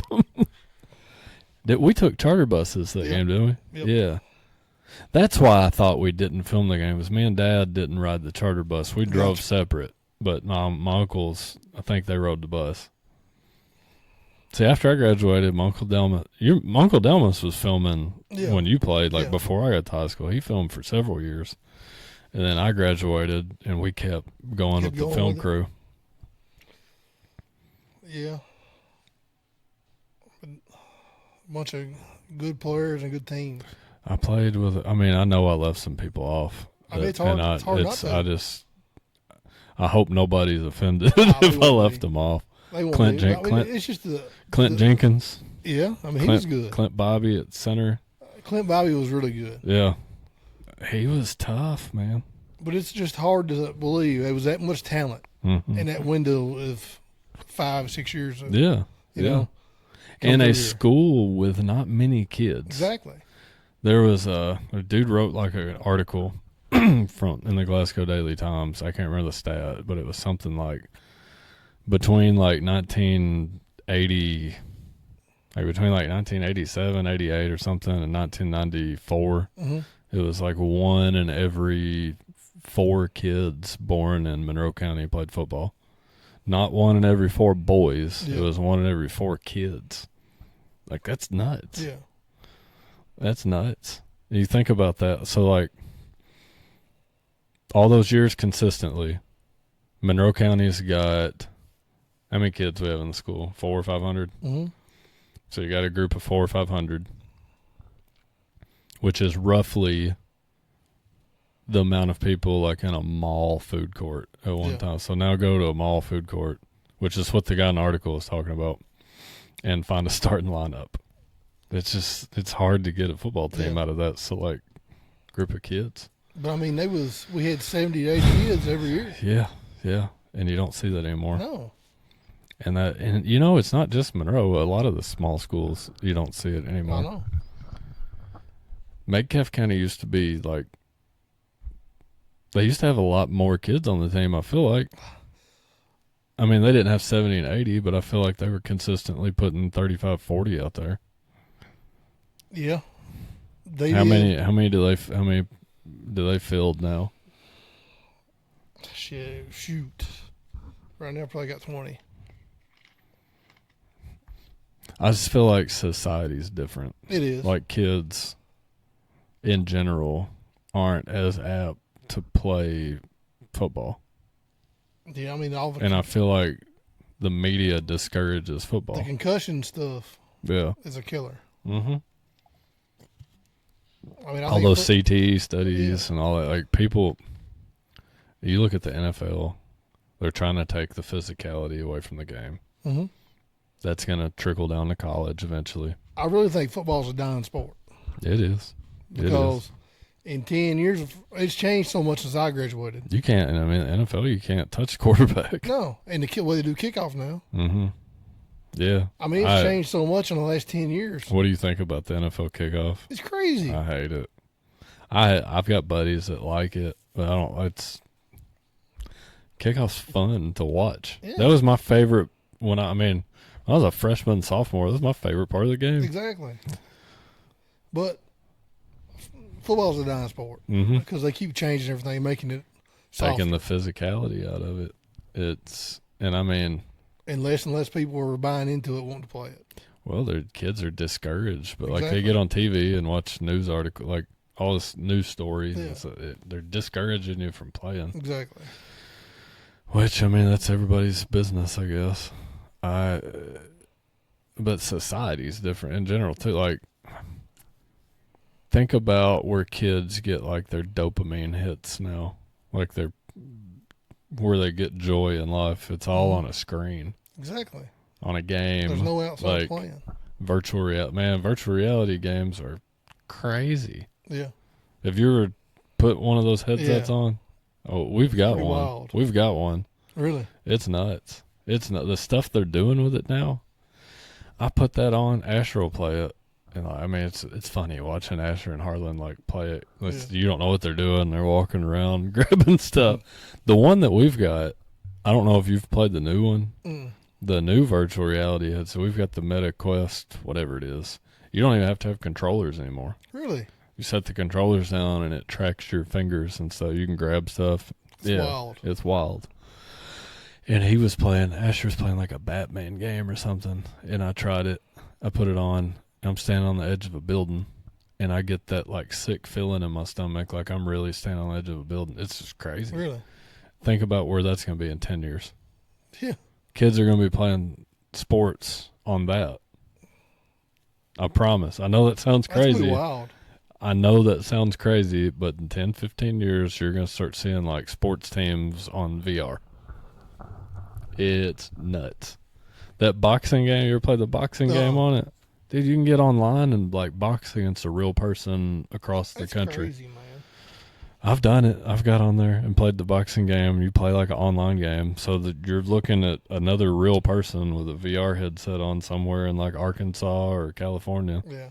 And they're talking trash to you while you're boxing. It's wild.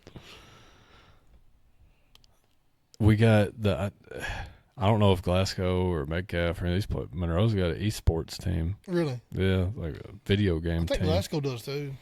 I don't know if Metcalf does. You can get a scholarship. You go to college. You can go to Lindsey Wilson, Campbellsville. They got esports scholarships. You can get your college paid for playing Madden. I wish I was around with growing up. It's no wonder like kids don't play real football. Yeah. They get their college paid for being good at video game football. It's crazy. If they had that when we were in school, Jordan Turner would have been a national. Unstoppable. Yeah, he'd been a Halo national champion. I ain't played that in forever either. Oh, who was it? He used to play with somebody. Him and Derek Jarles were nuts at that game. I ain't heard Derek Jarles' name in a long time. I had his little sister in class this year. Yeah. Hope. Him and Derek. I don't think Derek lived far from me when I was in high school. They lived out that way, didn't they? Yeah. Well, Jordan, he's a Russell County principal now. I've seen that. I thought he'd wind up being superintendent. I never thought he'd leave Greene I County. didn't either. I thought we'd look up one day in 5 or 6 years and he'd be Greene County superintendent. They loved him over there. Man, he's a good I think dude they too. did. He's done really well for himself. Yeah. I'm proud of old Jordan. I never thought I'd see him leave Greene, though. I didn't either. Russell County High School principal. Yeah, me and Jordan were talking the other day, and I think we counted Monroe County natives around here. I think we counted 17 Monroe County natives that are either principals or coaches, like around the region at another school. It's pretty wild. Yeah. A lot of Monroe County people out there doing some good stuff. What about, do you know John and Bobby Dale aren't going to call the football games anymore? What happened? I guess they just decided to Who's hang it doing up. I don't know. Man, I don't know if they found anybody yet. that's a big change. If they don't find anybody, they might. You think they'll talk John and Bobby Dale and do another year? I don't know. How that's going to be crazy to not hear their voice on the radio. Yeah. I think Gerald Watson would have done it when I was little. Mm-hmm. Yeah. Me and Mikhail was talking about that the other day. Did John help him? John Oscar? John helped him. The The reason that got brought up, Neil, I think they're on YouTube now. Are they? Neil had so I don't know how many years he had, but I know it was my senior year. He had all the radio broadcasts of the games. You could go back and you can look them up on YouTube and listen to John and Bobby Dale call the games my senior year. So I was listening to the Wayne County game from my senior year, where he had put that on YouTube, and the first Wayne County was the season opener my senior year, and Gerald Watt died the day before. Gotcha. That's I didn't know who had called the games. Yeah, he was a preacher at Mount Gilead when I was little. Voice of the Falcons. It'll be interesting to see who does that next. Yeah, I mean, big shoes to fill. Yeah, I don't know who in the world would want to do it. I'll tell you, Metcalfe County's commentary team for football games. Stockton, they're good. They're good. Yeah, they're good. I listen, even when if I didn't go watch Monroe play somewhere, I would watch Metcalfe's YouTube stream a lot of the times and listen to them. That's what I do. If I'm watching YouTube, man, they do a good job with that. If I'm watching YouTube in Clinton County, I turn their commentary off and just listen to Josh and them. Yeah. So who'd you say does it? Josh Hurt and Stockton. Is that the superintendent, yep. Josh Hurt? Oh, I didn't know that was him doing that. He does everything, man. He's from T-ville, isn't he? Yep. Okay. He was assistant for my Uncle Tony for a year or two, too. He's they do a good job with that radio broadcast. It sounds like sounds like you're listening to somebody on ESPN doing it. Yeah, they do a really good job. Boyle County does a good job too. Yeah. Their students put on it's ESPN. It's awesome. Boyle County Sports Network. Yeah. We was down there last year before the playoff game against Corbin. Mm-hmm. And they was telling us to get out of the way. They was trying to come through. All right, man, sorry. It's pretty good. But I wish they had, I wish the technology was advanced like that when we were in school. Because my grandma never got to watch me play. Really? I mean, she would, by the time I was in high school, she's in her 80s already. She couldn't, just couldn't get out to go to the games. Is that the one that lived across from the schools? Yeah. Gotcha. Yeah. But she listened to all the games on the radio. But, man, if we had stuff like that, she could have watched me play. That would have been, I just feel like these kids right now don't appreciate that they have that. I mean, they've not grew up not having it. Yeah. You know, like that. I just want to look at it and be like, you don't know what you have. Exactly. All the opportunity. And these kids now, man, I think about basketball players. I grew up trying to play basketball. Yeah. I wanted to be a good basketball player. It's never happened for me. Yeah. I just wasn't very good. But, my only opportunity to get better was going home and dribbling and shooting on my goal in the gravel driveway. The gravel's the best way to learn how to handle the ball. But now these kids, man, they've got people willing to open the gym for them. They've got so many opportunities to put in work outside of practice. I just wish that there was a way to make them realize what they've got. There's more people now willing to put extra work in for kids than I think there has been ever. I mean, I agree. Just open, I remember when we were in school, you'd hear of a few guys going to Total Fitness or whatever it's called. But that was really it. Now you got the D1 place. And there's 2 or 3 places I can think of in Bowling Green that do that. All kinds of places to put in work in the off season now. And we didn't have that. And I don't know if I'd have done it if we had it. No, I don't think I would have either. Oh. What do you think? Do you think kids are more athletic now than they were? Yeah.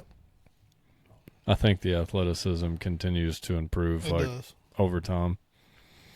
Like kids, you watch a high school football game now, and they're doing stuff that like you would have only seen on the college and pro level, like 40 years ago. Yeah, a lot of that's Like throwing the ball, like a lot of that's the weightlifting program they do. mm-hmm. Like us, and the years before us was all the bigger, stronger, faster. They bigger, stronger, faster. What you wanted. Mm-hmm. Now everything's more tuned to athleticism. Mm-hmm. So I mean, coaching middle school, dude, there were games. Not every year. I've not always had like the personnel to do it, yeah, but I've had middle school games where we've thrown the ball 15 or more times a Really? game. You never saw that when we played. no. We probably didn't throw the ball 5 times a game. I bet I didn't coach when we was throwing the ball more 5 times a game. Yeah, I don't. So When I was in middle school, I don't. We didn't pass much. no, 26 counter gap right, 25 counter gap left, counter gap pass. Tight end dump is about as fancy as we got. Or you'd run like a slant. yeah. It's amazing how much Pro it's right, changed. pro left. Formations get crazy in high school now. Yeah. Kids are like, just so many different things. Kids running the spread in high school, and I've been watching. I've been watching a lot of slot T videos. Lately. Really? Yeah. You like it? I like what I'm seeing. That's pretty interesting. What how would you if you had to sum it up? How would you describe y'all's scheme offensively? I mean, without giving anything away, obviously. Just try to get the ball in the best athlete's hands. Yeah, I heard Jackson. As quick when as you Jackson can. first came to Glasgow, I watched or I listened to an interview he did, Mm-hmm. and that they asked him that, and that's what stuck out to me. Simplify it, get the ball in the hands of the best player. I mean, our defense is going to be a lot faster than it was last year. Mm-hmm. How many players y'all got? I think he said 46. We're right at 50. Yeah. That's a good number. Yeah. That's a good number. You can, I don't know, you think you can have too many players? Absolutely. I think you can too. Especially if you don't go to coaches to separate them. Yep. If you got over, No, it's 40, different. It's different if you got like a freshman team and a JV. But now, especially if you don't have a freshman team and it's just JV varsity, yeah, you got 95 kids. you can't do it. Yeah, you got a bunch of people like Standing around. they're either standing around doing nothing or you got reps being taken away from guys that need more reps. But if you got 90 some kids, probably 30 of them are hot dog eaters. Just sitting there. Yeah. You know what I'm saying? Yeah. Just want to be in the picture. Just want to be on a team. Just want to be in the picture. Yeah. You got guys like that. Oh, man. We're rolling up on 7:40. Does it feel like that? No. It flew by, man. Feels like you just get it's 4 o'clock. You got here before 4 o'clock, too. So, one thing I've been doing with some of my guests is we've started doing this thing called Out of Context. So, like, what I do is I read, it's not a quote or anything. It's just like I just read a line to you and you react to it. Okay. You're just whatever your natural reaction to the line. It may be like maybe something silly people do, or whatever it may be. So I'm going to read through these. You try to give me your just instant first reaction pops in your head. Right. People who clap in the movie theater. It's annoying as shit. Yeah. Adults who still refer to it as their tummy. I don't know. I don't know how to react to that. You don't call it your tummy? No. Not unless I'm talking to my little girl. Yeah. But no, I don't call it my tummy. If you get home, your wife looks at you and says, "My tummy hurts." What are you gonna say? I said, "What the hell's wrong with you?" Dang, you're 32 years old, 33 years old. Dang. Yeah. I don't know. I don't think I ever called it a tummy, even when I was a kid. We're like, I may have boy, when I was little, but yeah. I mean, like really little. Yeah. Like, I wasn't calling it a tummy like after probably first grade. I figured you done that when you was in high school. Yeah. Little Gary Max. My tummy's hurting, Daddy. Yeah, you know what my daddy would have told me Yeah, too. exactly. Putting ketchup on a steak. No, you don't do that. Now, you know, I've got. All right, so this is off topic from Okay. ketchup on a steak. You watch my you follow my TikTok page? No. So I made the comment that I like A1 on my steak. What do you think? A1 on a A1. steak? A1 or there's another thing I use too. Bob or something Bob's. It's pretty good. I can't remember what it's I called. don't know what you're talking about. But it's pretty good too. But like you're good at A1 on a Yes. steak? No problem with it? No. Have you heard people make the comment? If it needs A1, it ain't a good steak. I've heard Yeah, forget those people. Yeah, I that's don't crazy. care. I don't care if Gordon Ramsay made the steak in a golden skillet. I'm putting A1 on it. Yeah. And I put the TikTok video out there talking about the A1. I've got a lot of hate for that. Really? Yeah. People are crazy. Yeah, that's crazy. A1 makes everything better. It does. I put A1 on potato chips. A1 and ranch. Ranch makes everything A1 better. on a baked potato, man. Yeah. You tried that before? You got any weird things you put A1 on? Not really. I mean, I was a ranch guy, man. I love ranch on everything. When I was in high school, dude, like, of course, like, I was in high school. I didn't cook much. So daddy would be at work. I'd be at home. Like, I wasn't trying to fire up the skillet, burn the house down. I dip, like, A1. I dip potato chips in A1, like Lay's potato Really? chips. I pour A1 in a bowl, put my Lay's in Is it. that pretty good? It's good. I ain't done it in a long time. I used to put it on my hot dogs, too. Yeah. A1's good on. I can eat it on about anything, except for like dessert or Yeah. something. But no, for all the haters out there that say A1 ain't good, forget you. Exactly. Y'all don't know what you're talking about. That's crazy. Try it. Put A1 on your steak and tell me it's not better with a straight face. When someone texts you K instead of okay. They're usually pissed. Yeah. Your wife ever send you K? Yeah, and she's usually mad. I don't know, but now like I work with some like older people that they'll send K and really don't mean Don't mean anything it? by it. Yeah, but like every time I see it, I'm like, what What have I done? What I do to you? Exactly. But they don't get it. So we're young enough to get that, but just old enough that kids think we're old. Yeah. The kid players you coach, they like make fun of you being old. Sometimes. Yeah, I never thought I'd be that like old guy either. I thought I'd always be young. You're not as young as you feel, though. You I know? thought I would always like know like what the hip things to say were. Yeah, that's another thing. I don't understand half the stuff they say. No, it's stupid. Yeah, But like, you think our parents are saying the same stuff about us? probably. I don't think we were saying stuff that stupid though. We wasn't. 6, 7. Yeah. You- What the heck is that? What's it mean? I don't know. And they do Is this. it like they're juggling? I Yeah. don't know what the hell that is. What's that I don't mean? know. I know what that means in sign language. Do you know what it means? No. What's it mean? Josh Earls' wife told me this at the Okay. T-ball game. She said in sign language it means where are your balls. Yeah. Oh, man. I can't wait to tell my brothers little boys that. They'll be going around doing it to everybody. That's pretty good. Man, my little boys say that. They'll do 6, 7, and do Yeah. that. That's I'm what like, Justin's what does boys that are. mean? I don't know. What's he think about it? He say anything to him? Sometimes. Does he stay in? I think he tries to. I don't know. See, where he's not home, Yeah. and I don't see him that much, talk to him that much. Yeah. But I don't, man, kids, there's other stuff I can't think of what they say though. Like,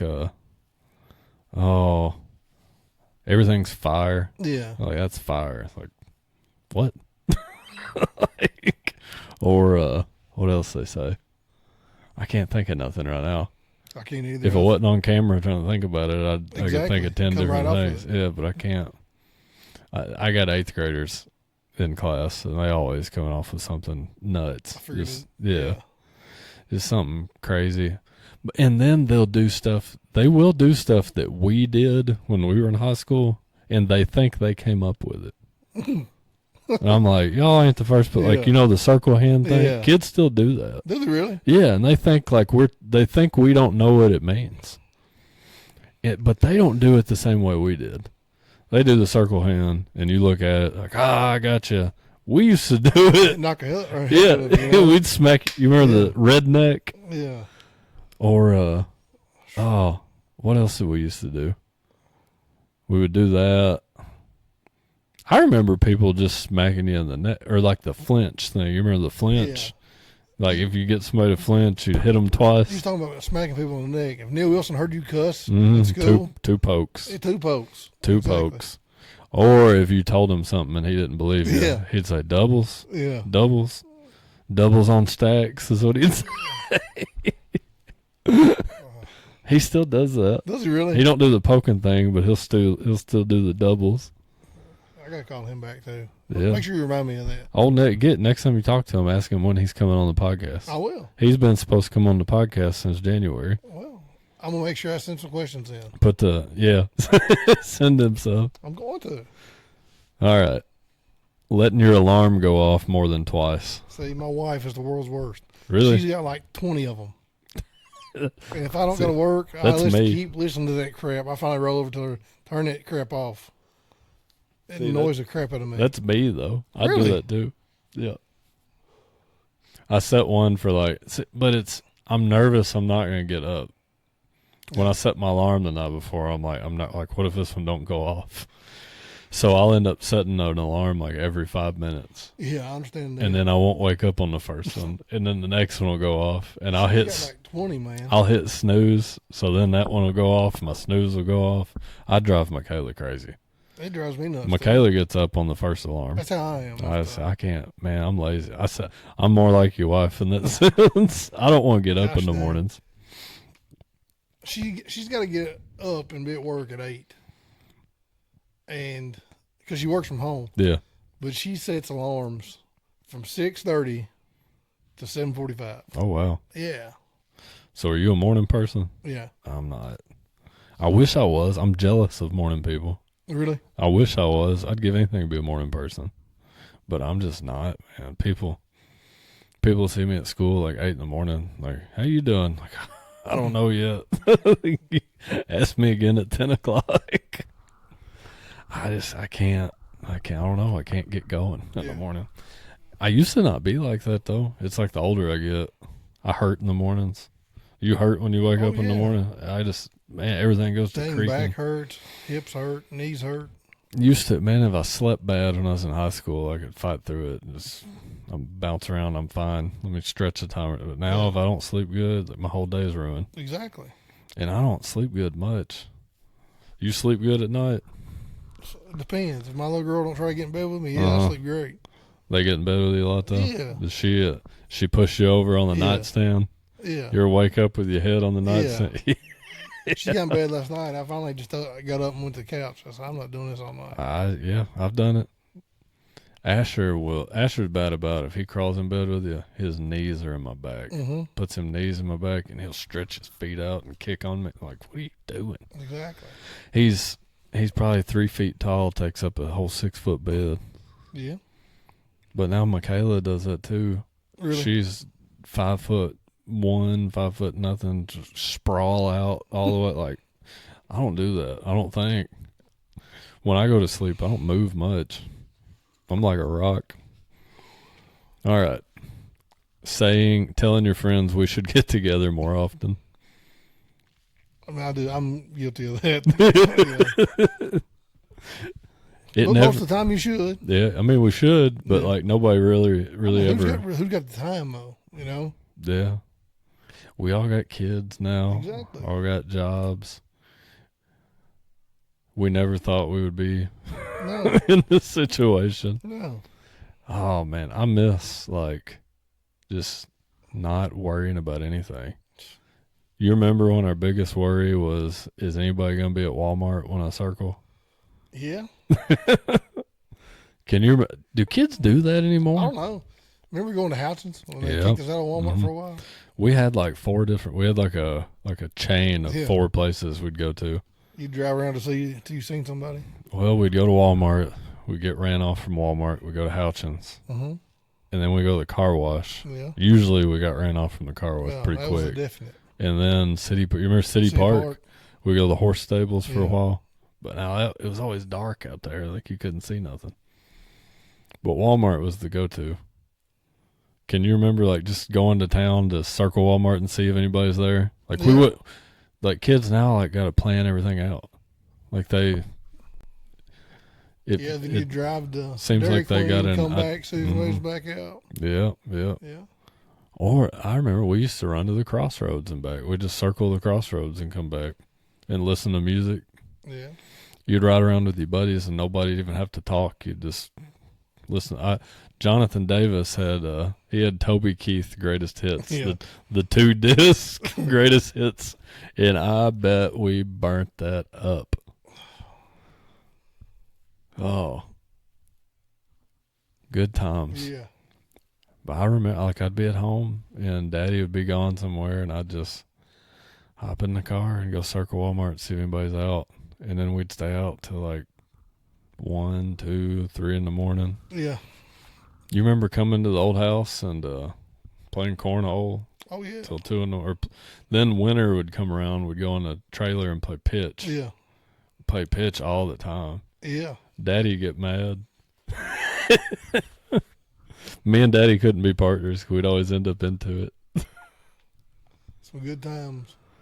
Oh, we had a crew. All right.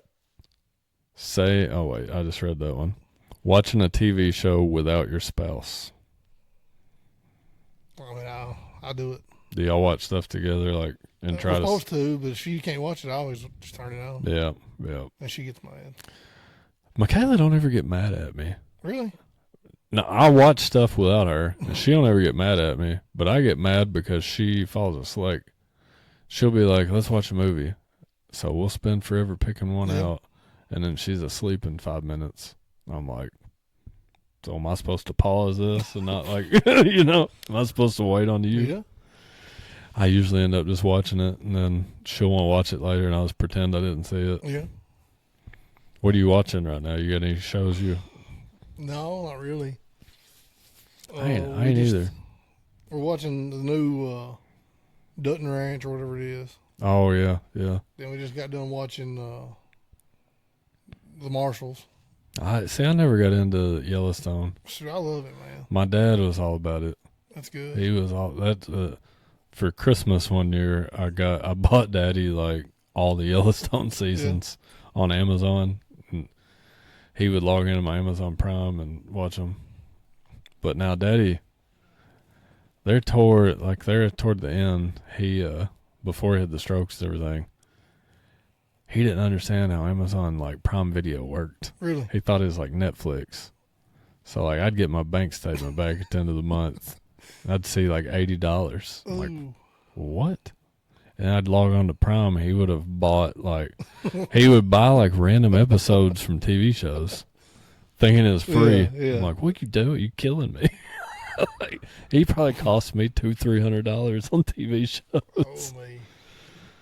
Oh, people who chew with their mouth open. Don't like it. No, I can't stand it. No, I can't stand it. Gums. It drives me nuts. Yeah, I can't do it. My little boy Asher eats. He is so nasty when he eats.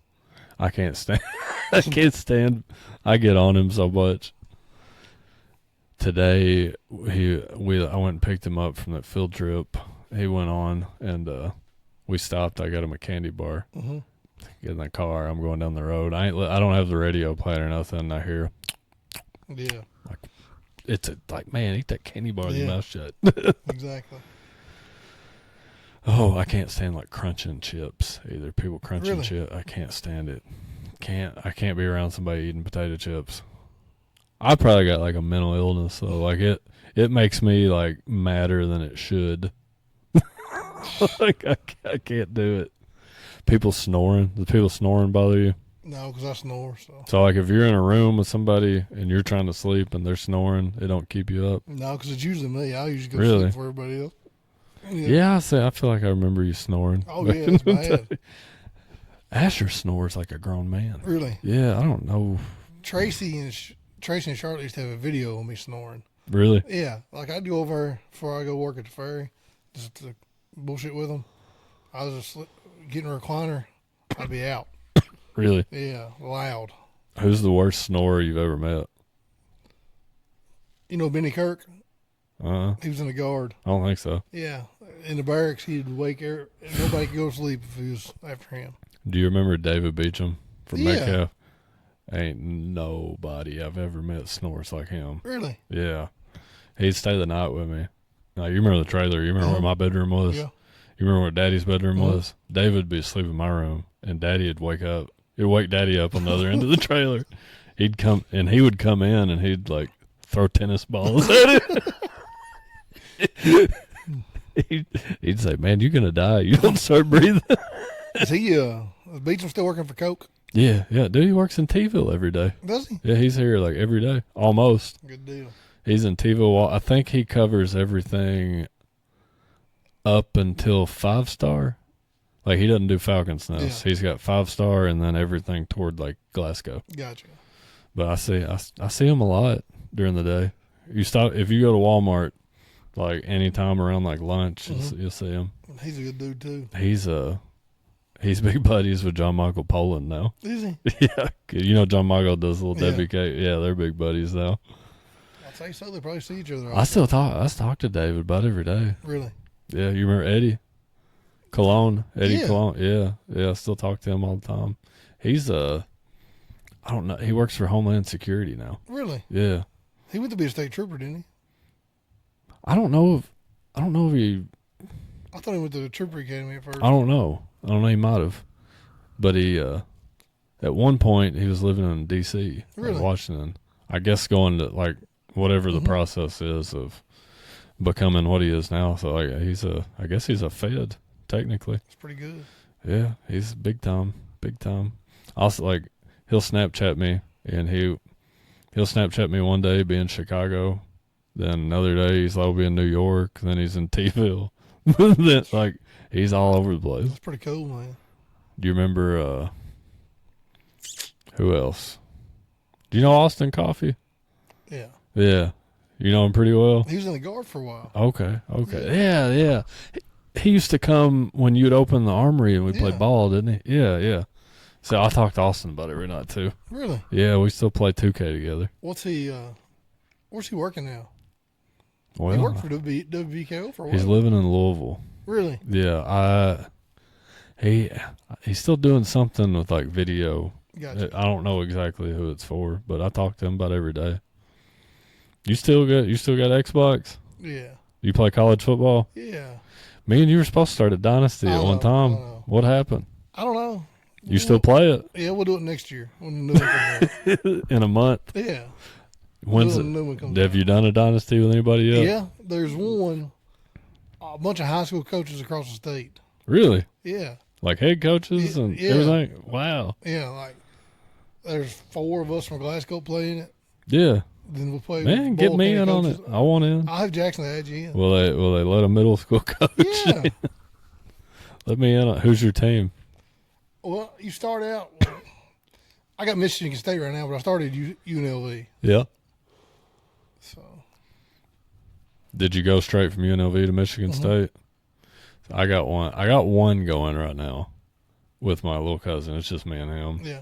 But we had, when the game first came out, we had one going like 10 people. That's pretty good. I can't remember who I went from. I started at Rice, and I went to Vandy, and I went to UT.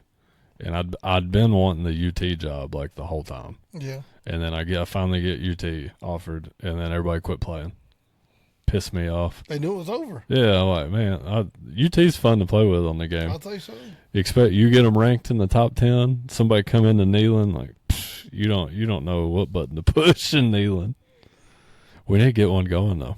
We will. So do y'all do like rebuilds? Like you take a small school, build them up? Yeah, you start out like you draw for conferences, right? Mm-hmm. So the Glasgow coaching staff drew for a conference. We got the Mountain West. Mm-hmm. Boyle County coaches drew for a conference. They got Conference USA. Okay. It's like they do it like that. I like that. Yeah. You gotta get me in on that. We will. I like it. Do you like the game a lot? I love it. Did you like the new one better than the first one? Yes. I did too. A lot of people hated on it though. Really? Yeah. Like it didn't get good ratings compared to the They first say one. the new one new coming one- out is going to be a lot New better. one looks nuts. Yeah. It's gonna be a lot harder. Have you seen like they added NIL? Yeah. You got to budget your NIL. You're allowed to poach coaches now too. That's gonna be fun. Yeah. So like, it's like if I'm at Western and you're at MTSU, Yeah. I can like try to steal your offensive coordinator. It'll be all right. Yeah, I think it's cool. And on this one, like your job offers, you only got like 4 or 5 job offers, and if you didn't take one, that's it. This year, you can try to get a job at any of the schools that have an open. Yeah. So like if there's like 20 schools with an open spot, it will show. It's got like a meter that'll show like the likelihood of them hiring you, and you can try to go to anywhere that's got an open spot. It's pretty cool. I get into it. Oh yeah, it's gonna be wild. What's your favorite part? Like playing or recruiting? Recruiting. The transfer portal is my favorite. Mine too. I love the portal, man. Me and my little cousin, we just went to the portal week last night in our dynasty. I'm at Georgia Tech right now. I got Whit Weeks from LSU coming. Yeah. I got his brother too. Really? Yeah. And I got Treston McMillan. He's a Washington quarterback, but he's like 4th string, and nobody really knows him. But he's got like 94 speed. Really? It's like he's always in the portal. I always go for him. Oh, that's enough about that, I guess. I won't bore everybody with my college. I love it. I like it. Wait, too. look up there on that shelf.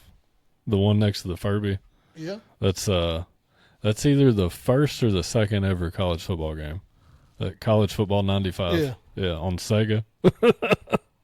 At one time, I had every college football game from like 95 up until now. Really? Yeah. But when we moved, I lost some of them. And then I still got like I've got every college football on PlayStation 2, Xbox 360, and like the new games from 2002 until now, except for 13. I let Justin Edwards borrow College Football 13 when he was in college. I never got it back. So Justin, if you're out there, I want my game back. I bet a collection like that would go for a lot of money. Yeah, absolutely. Oh, college football. That's like I get into it, man. I do too. I love it. I'm not very good at it, the game playing, but I like it. I like recruiting on it and like doing all I like all the boring stuff. Like everybody else probably doesn't like the same stuff I do. The new one's got a coach mode. Really? Yeah, so like you're just the coach. That's gonna be all right too. So like the way I read it, like the game, you can watch the game being played, but you're just calling plays and recruiting and like budgeting and all that. I think that'll be cool. Yeah. Because like that'd be more realistic. It's like I may be terrible at recruiting, but really good at the game. I beat you beat somebody that's good at all other stuff because I know like all the cheese plays and stuff. But the coach mode's gonna be like you got to know how to budget and everything. Be all right. All right, let's see. Not using your turn signal. I don't like it.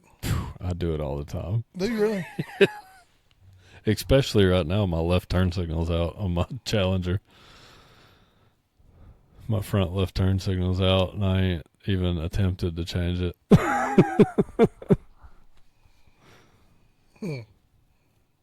Calling instead of texting. See, I call. I do too. I'm right there with you on that one. Or if I text and you don't answer, like in 20 minutes, I know you ain't doing nothing. Yeah. I call. I probably get on most of my friends' nerves. Like if you text me and I can tell like we're about to start talking, I'll just call you. Yeah, that's why. I'd rather talk than sit there and text unless like we're at work or something, and you can't. But microwaving fish at work. I don't know. Do y'all like where you work? Do y'all have like a common like space? Yeah. So like a microwave everybody uses. Nobody ever come in there and microwave nothing that stinks. Not usually. Man, it drives me. People come in the teacher's lounge, microwave some nasty like tuna, something. I can't. That'd be horrible. It smells the rest of the day. Yeah. Or like burnt popcorn. Somebody come in there and burn popcorn. You smell that all day. Yeah. Dovies. You don't like Dovies? No, I like it, but I don't like people microwaving it and having to smell it. I don't think you need a microwave Dovey. No. If you get a Dovey burger, It needs to be eaten. you need to eat it right now. Yeah. If you've waited, like... Do you get yours squeezed or unsqueezed? Both, sometimes. You get yours unsqueezed? Yeah. Yeah. I do both, sometimes.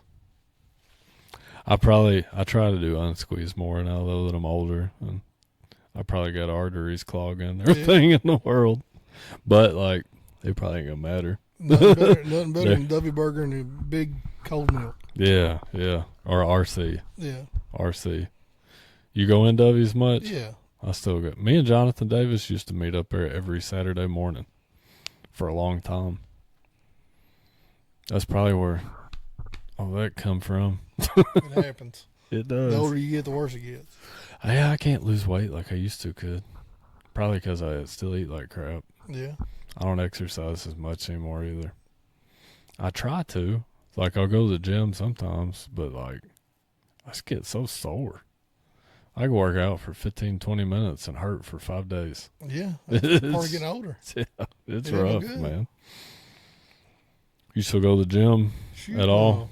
No. When's the last time you went? When I was overseas. Really? Yeah. How long has that been? 24. Oh, it ain't that bad, though.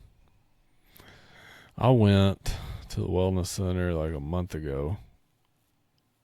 I was in there probably 45 minutes, and I was sore for 6 days. Yeah. That's the last time I went. That's the reason I don't do it no more. I get too dang sore. Oh. Getting old. People who stand too close to you waiting in line. Yeah, I don't like it at all. I don't either. That drives me nuts. Somebody stand, or like, you've been in the mall or somewhere, and you're walking kind of slow, and somebody's behind you, and they walk right on your heels. Exactly. Drives me nuts. Michaela can't. I embarrass her. Really? Because I always say something to people. I'm always like a smart aleck about it. If we're in the mall and I'm walking, because we got kids, like they walk slow. And I walk slow anyway. But like if somebody's walking on my heels, I'll turn and shit. As soon as she sees me turn, like she knows I'm about to do something stupid. And I'll turn again or I'll step off to the side. Like, don't mind me. Don't let me slow you down. Just something like that. She don't like it. Oh, saying no offense. Well, if they're saying no offense, that means they're really meaning it. Yeah. Most of the time. Clipping your nails in public. That's kind of nasty. Yeah. You know anybody that does that? No. I've seen people. I used to have a college professor that would do it during class. Really? Yeah. God, that's nasty. They would lecture. I can't remember her name. I still remember what she looks like though.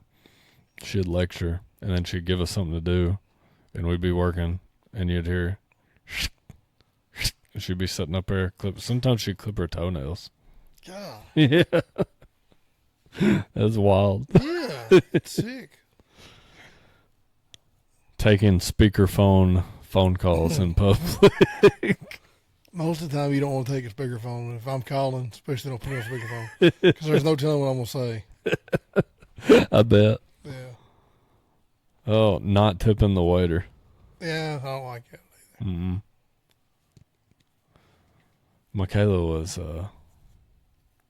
Michaela waited tables at Bob's house. You probably remember that. I remember that. Can't remember what year that was. She waited there for 2 or 3 years, I guess. I was young at the time, but I probably didn't like pay attention to tipping as much until she worked as a waitress. Yeah.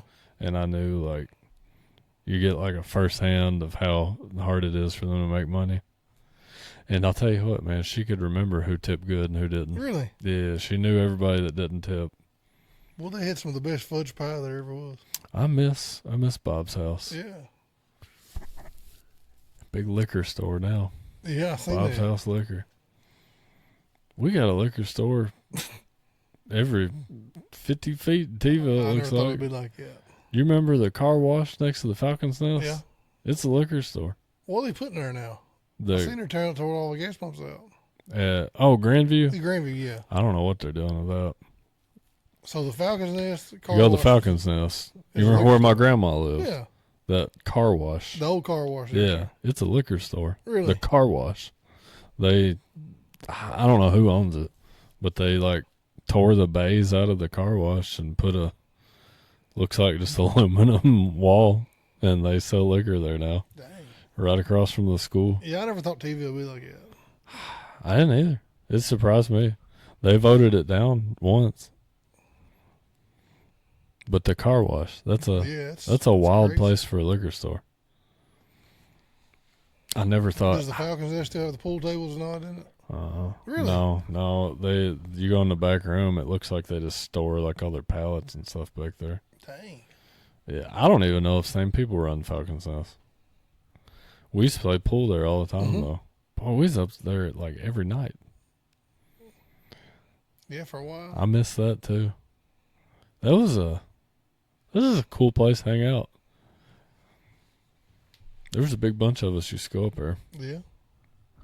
I remember we used to go up there a lot, like during the summer, like before, like after football practice, we'd go. Yeah. I'd get out of football practice, we'd go shoot pool at Falcons Nest till like 9:30, 10 o'clock. I think they used to close at like 10. I think so. Let's see what we got. Letting your fuel range get below 20 miles. I'm guilty of that. I am too. I've let mine get low too. before. Have you ever ran out of gas? No. I haven't either. I've been close. Yeah. I've been real close. I've been close enough like that I'm nervous. Yeah, me too. Had rolling on vapor. I always heard people say it's bad like on your fuel pump to let it get that low. It is. Is it? I don't know nothing about cars. I don't know much, but I know it's pretty bad. Is it? Well, I've treated some of my cars pretty rough though. Me too. People who say I don't watch TV and they're way too proud of it. I don't know. Let's see. Bringing a full meal into a movie theater. I've never seen anybody do that. Boy, you ain't ever watched a movie with Neil Wilson. Really? Yeah. You never heard the chicken strip story? We were in high school. I can't remember what we was going to watch. We was either going to watch Saw or The Blind Side. It was like me, Alex Page, Neil, Ben Carter, Jordan. We stopped at Zaxby's before the movie, and then we was running late to the movie, so we left, go to Zaxby's. We leave Zaxby's, go to the movie. So we all waiting in line at the concessions before the movie. And Neil don't get nothing. Yeah. And then we're all like, "You're not going to get popcorn?" He's like, "Nah, I'm good." So we go in the movie. The movie starts, and I'm sitting on the right side of Neil. I can't remember who's sitting on the left. All of a sudden you see, like, I'm like sitting there, I'm like, I know he didn't get nothing. Like, what's he eating? And I look, he's got a big chicken strip. I said, "What are you doing?" He said, "Eating." I said, "What are you eating?" He's got my chicken. I said, "From Zaxby's?" He said, "Yeah." He had stuffed it in his pocket. I swear, he put his leftover chicken strips in his blue jean pocket. Man. You ever seen anybody do that? No, I've never seen anybody Ask do him about it. He'll tell you the truth. He's wild. Parents that argue with the referees. Oh, it drives me nuts. Uh-huh. I can't handle it at all. You ever had any like bad ones happen? Oh, yeah. What's the worst time you think? You ain't got to call any names, but like. Shoot, man, I don't know. I've had some bad ones, though. I've seen, at a middle school game, I've seen a parent walk on the field. Really? To talk to a referee. Yeah. Yeah. That's wild, isn't it? Yeah, it's wild. Tell me how that guy didn't get thrown out of the game. Or woman. They had to know him. It was an away game. It was wild. It was wild. I ain't never seen nothing like it. And the ref looks over at me, and I was, ain't got nothing to do with me. They probably assumed he was on the coaching staff. People who say, do your own research. Yeah, that's, I don't know about that either. Oh, that's all my out of context questions. Let's see. I got some. Oh, we've already went through all those. We running on 8:15, brother. It's flew by, man. Yeah. You'll have to do it again. You open to coming back sometime? Yeah. Well, I'd like to get like a group sometime. Like get like 3 or 4 of us and do something. Sounds good. You into doing something like that? I think it would be cool.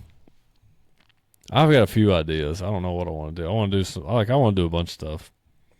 I think it'd be cool to like get 3 or 4 of us and go live. Like instead of recording it and editing it and post it, like go live where we could see the comments. Like maybe people ask us questions like while we're going.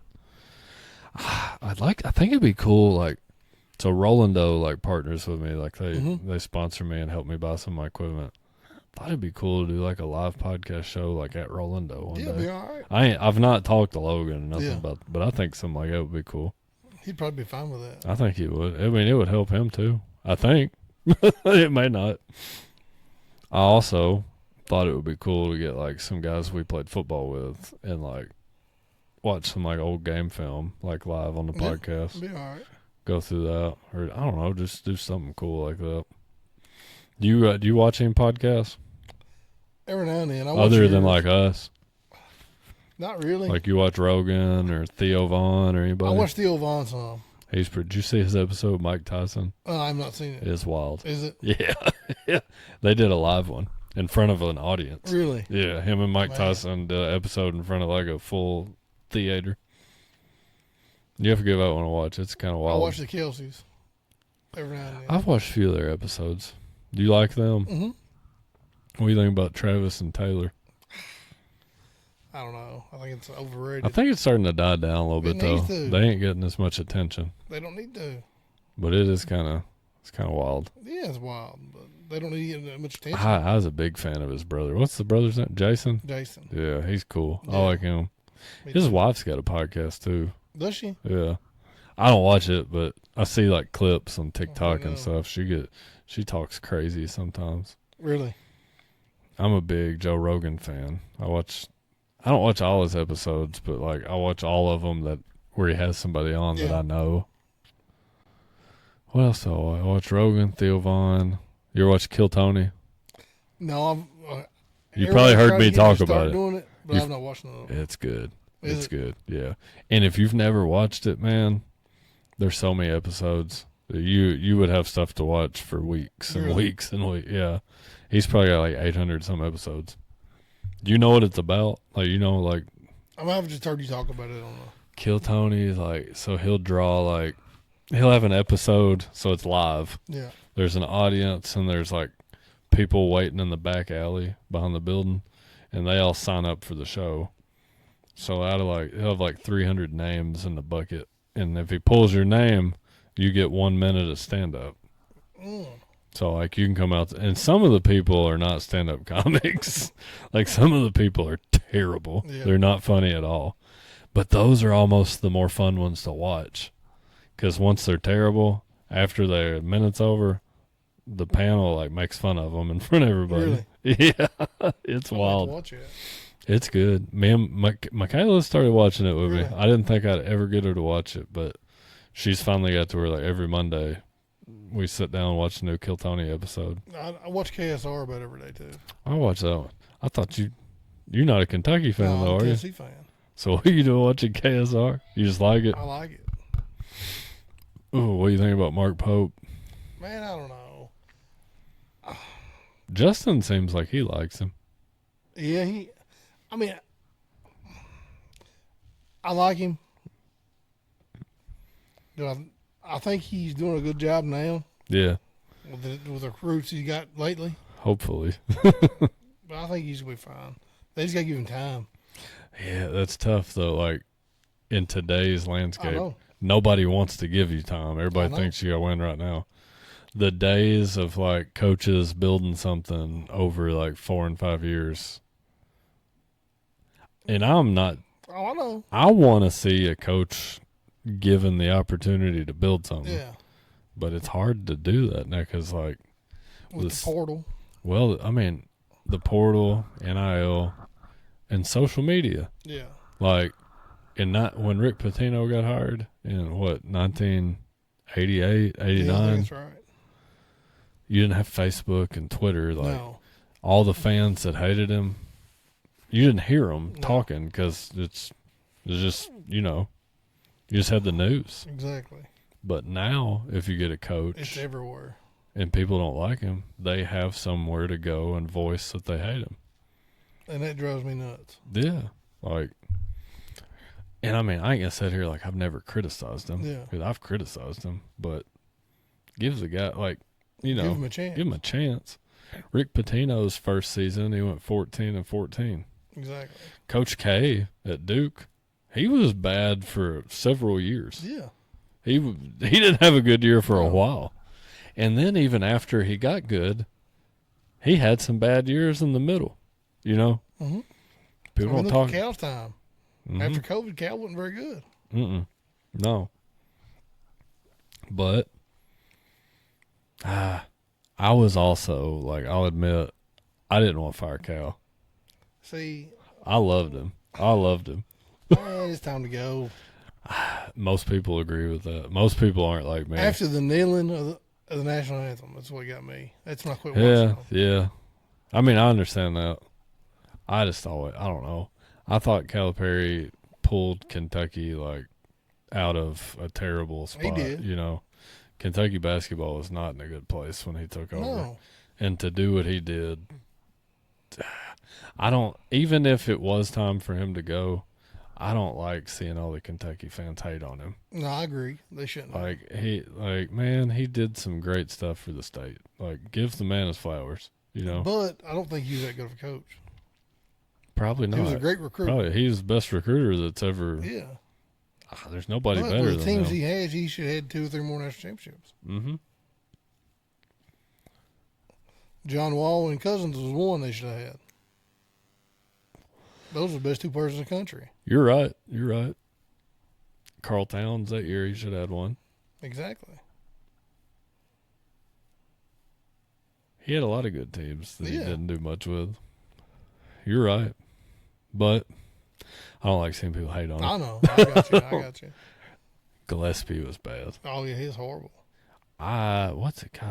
Rick Barnes, that's his name? Yeah, I like him. I do too. How you feel about him?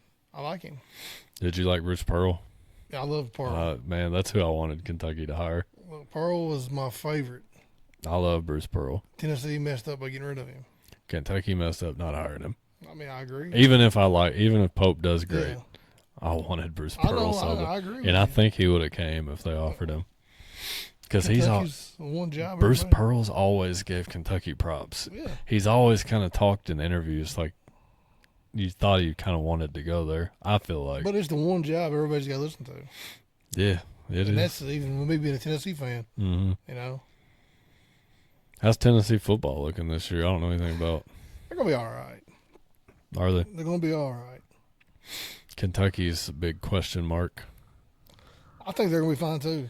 They got a tough schedule. Tough schedule's Yeah. ungodly. I think I read it was. If he can win 6 games, it's a miracle. He'll be good to win 4 or 5. That's what I'm saying. If he can win 6 with that schedule, it's a miracle. I think I read it was the second hardest schedule in the country. Well, I mean, yeah. I can't remember who was number 1. I know Kentucky was top 5 hardest schedules definitely. in the country. What a year to be your first year as the new head coach. He will But be man, fine. he's He'll be pulling recruits like Kentucky's never seen before. good. I know it's the best recruiting class Kentucky's ever had. Like, there's no way they've It's ever had a gotta better be. class. And they had a player die like 2 or 3 days ago. Yeah. Did you see that? What did they ever announce? Like, what I happened to heard. him? I don't know what happened. Nicholas Smith was his name. Yeah, I don't know who he was. I didn't know him. I think he might have been a linebacker or an edge rusher or something like that. But I don't know what happened. A lot of crazy stuff going on. Yeah. Well, let's do a top 5 list and then wrap it up. You want All to? right. Let's see. Do you want to do your top 5 Monroe County football teams, or you want to do something more like lighthearted? I'll do the top 5. All right. All right. Number 1, you're going. I ain't gonna be mad about it. Number I 1's my like. brother's team Yeah. because they're the one that got everything started. Mm-hmm. Got the roll going. Number 2 is, I would say, Neil's senior year. Yeah, it'll be all right. Yeah. Then 3, Chad's senior year. Okay. 4 is Jackson's. Okay. Or no, 4 would be Billy Joe and him senior year. Okay. Well, we should have made the run and we didn't. Mm-hmm. Then 5 is Jackson's. Okay. You leaving off the what was it, the 89 team? Yeah. You leaving them off the list? Yeah. Okay. Well, what's the reason? Football just changed much.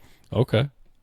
I respect it. Everybody's got their list. That's what makes the conversation fun. I got you 100%. It's just changed so much. That team probably run the ball 90% of the time. I don't know the first thing about them. I know besides John. I know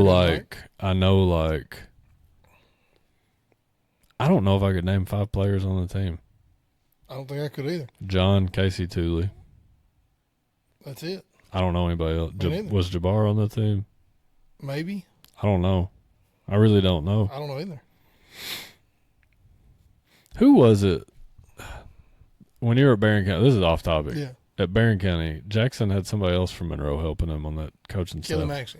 Was it Kelly Maxey? Yeah. Okay. It's me, Jacob, Kelly Maxey, and Jackson. See, I saw Keith Maxey passed away the other day. So how are Keith and Kelly related? I don't know.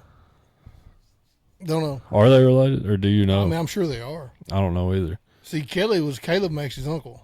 Mm-hmm. I remember.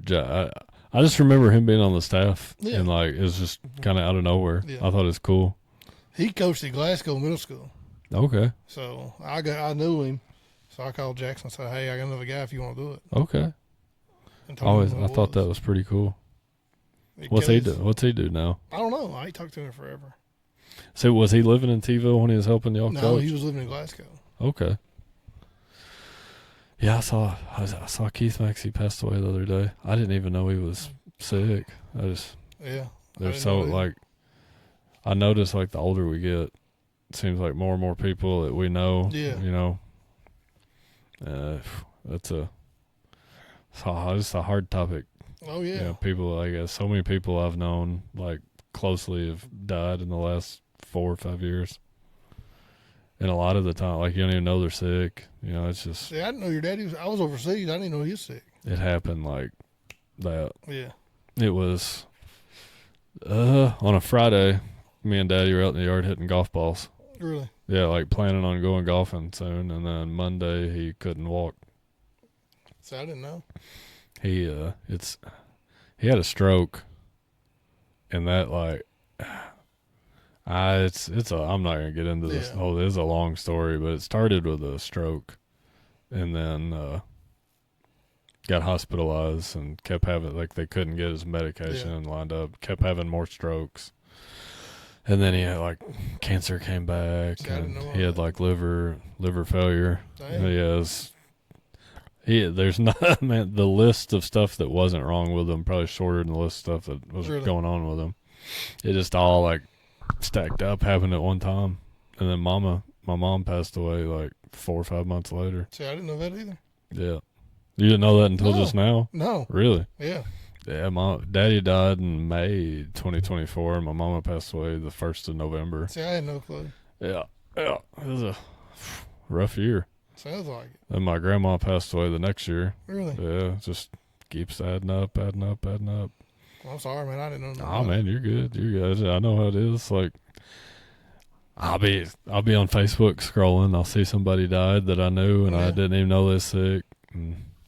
Sometimes I see like somebody passed away and they're already buried, and like I didn't even know they was in the funeral home. Yeah. And I don't know. It's just life. We're getting old. Oh yeah. I'm 34. I'll be 35 this year. I'll be 38. Yeah. It doesn't feel like. Trust me, I dread hitting 40. Do you think about it much? Yes. I do too. I think about 30, it. that drove me nuts. I dread like birthdays. I dread them. It's crazy because when we were younger, like, you know, we look forward to our birthday. Old. Yeah. Used to look forward to our birthdays, and now I'm like, I want to pretend I didn't have one. Exactly. It's nuts. I used to look at like 34, 35 years old and think, God, they're old. Exactly. And now it's depressing. I dread it. I feel it more and more every day, man. Me too. I feel it, like I can tell. When I was 30, when I turned 30, like I didn't feel much older. I still felt like I could do stuff. I was still playing pickup ball. Yeah. 33 is probably when I started feeling it. Really, I could tell like a difference in like recovery time, and when I get sick now, it takes me forever to get over That's it. how I am. Man, like I get the flu when I was in my 20s. It felt like I was good to go in 3 or 4 days. Exactly. I get the flu now. I'm done. I'm done for 2 weeks. But I had like a rough bout with COVID when it was the first time I got COVID. I got really, really sick. Really? Yeah, it did me bad. I was scared. It scared me pretty bad. And then seems like after that, every time I get sick, I have a rough time. I've had the stomach bug more in the last 3 years than I had my whole life. Yeah, it's going around bad. I had the stomach bug like 2 or 3 times in 1 year. The last couple of years, it's just awful. Of course, I work in the school system. You're gonna catch stuff. I'm gonna catch everything, and then on top of that, my kids started school, Bring stuff and they had never been around, so they bring stuff home from kindergarten and daycare. And the last time I had the stomach bug, man, it was so bad, so bad. I was laying on the living room floor, ready to throw in the towel. Oh man. Let's see. Let's do one more top 5. All right. Let's do. What's your top 5? I do French fries a lot. I don't want to do that one. Okay. Unless are you wanting to do that? It don't matter to me. Let's think. Top 5. Top 5 fast food chicken restaurants. Man. That one can start some fights. Yeah. I'll do mine after you do yours, I think. Okay.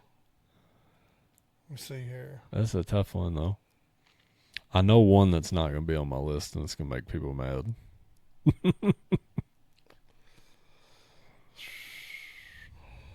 All right. So, you don't like buckets of chicken or like it's just a chicken, like KFC, Chick-fil-A, Zaxby's. Well, Chick-fil-A is my first. That's gonna be your night. Yeah. I love Chick-fil-A. Really? Yeah. Man, I think it's so overrated. I think Jackson doesn't like it either. Really? Yeah. I think that's what I think. Zaxby's to me is overrated. It was either Jackson or Lincoln that agreed with me on Chick-fil-A. So I think it was Jackson. All right. So Chick-fil-A's 1. You going KFC 2. Lee's 3. Oh yeah. Hey, that's a. I like Church's chicken, like the old gas station chicken. You won me back. You lost me at Chick-fil-A, but you're getting me back. Ain't that what the Church's chicken? Ain't what the quick shop used to have? No, that was Chester's. Chester's, okay. Chester's chicken. Church's chicken is good too, though. So that's my 4. Then my last one probably is Zaxby's. Okay. No Popeyes? You like Popeyes? Popeyes is all right. I don't know. It's like a toss-up between Zaxby's and Popeyes. What about Cane's? Cane's is good. Cane's is good. I like Cane's when I like Zaxby's. So Cane's is my 5. Okay. That's a good list. Not a lot of people are not going to agree with Lee's, but Lee's is up there, man. Lee's is good. Yeah. My grandma used to take me to Lee's when I was little. Oh, they got the best biscuits. Yeah. Lee's in Glasgow. Where was it? You remember when Glasgow had a Lee's? Yeah, but I don't remember where it was at. I want to think. Part of me wants to think it's where Captain D's is now. I don't know. I can't. I remember going there though. That was my grandma's favorite place to go. All right, so mine's gonna be Lee. I'm tempted to put Lee's at 1, man. Good, man. Lee's is good. I like KFC too. And KFC gets a lot of hate from people. Yeah. KFC's good. Yeah, it is. I'm gonna go. See, fried chicken's my favorite. I do. I love it. Oh man, it's tough. I forgot about Chester's. That was some good chicken. Yeah. Quick shop. Yeah. Right there where Swirly's was. Yep. You remember Jason Grissom used to work there? Really? Yeah. I didn't When know I was that. a kid, that's how I remembered him. Really? He started working at the middle school with me, and it was nagging at me forever. I knew I recognized him from somewhere. 'Cause Daddy would stop by the quick shop every night, and he would buy 2 packs of cigarettes, and he'd play the Powerball. And Grissom remembered my dad going in there. Yeah, you remember you go rent movies? Yeah. You go in the back left corner, and they had the DVDs and stuff. Bartley's Video, Yeah. you remember them? Let's see. I'm gonna go Canes at 1. I'm tempted to put Lee's at 1, but I'm gonna go Lee's 2. Canes, Lee's.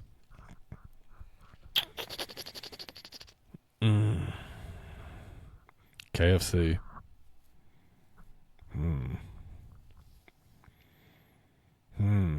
I like Church's chicken. I remember when Church's was at White Castle. Yeah. You go to White Castle in Glasgow and order Church's chicken. And then number 5, I'm gonna go Popeyes. Okay. I'm not into Chick-fil-A. Really? I don't Their like waffle it. fries, man, are awesome. See, I don't like the waffle fries. You don't? I like regular French fries. I like Raising Cane's French fries the best. Yeah. They're good. Zaxby's fries are overrated. People make a big fuss about Zaxby's fries, but I don't. It's the sauce that people like. Yep. The Zach sauce is the best. Yeah, it is good. You can buy it at Walmart now. Really? Though. Yeah. You go to the sauce aisle at Walmart, get Zaxby sauce.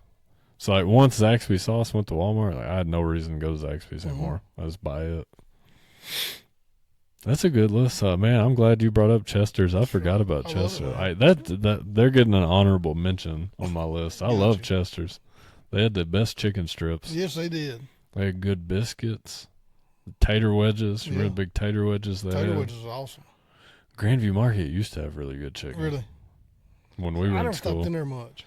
I used to go there a lot. Once Quick Shop closed, Daddy's new go-to was Grandview Market. He used to go up there and play Tonk. Yeah. He'd sit in Grandview Market and play Tonk. There's a bunch of played up there. Yeah, it was him and what was his name? Tim Ford, Frank Ford, Jesse. Yeah. Is that his name? Jesse. Oh, they're all 3 brothers. They'd all 3 be up there playing Tonk. Red Copus.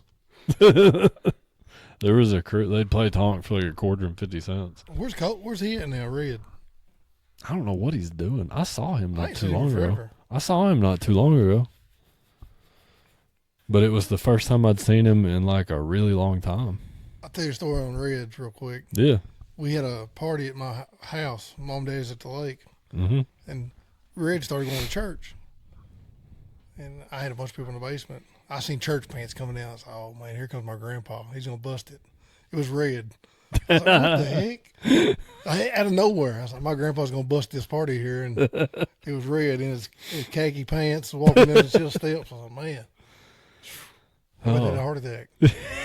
Do you remember, did you ever go to Emmons Jackson's with us and shoot pool? No, I don't think so. After the Falcons Nest quit having pool, we got to where we go to Emmons's. No, I never went. It was, how do I describe it? It was like out past the old high school. There's a... Yeah, right before you get to Line Lumber on the left. No, it was on the right. On the right? There's it's like a mechanic shop or something. Okay, yeah, I know what you're talking What's about. his name? Troy Gentry? Yeah.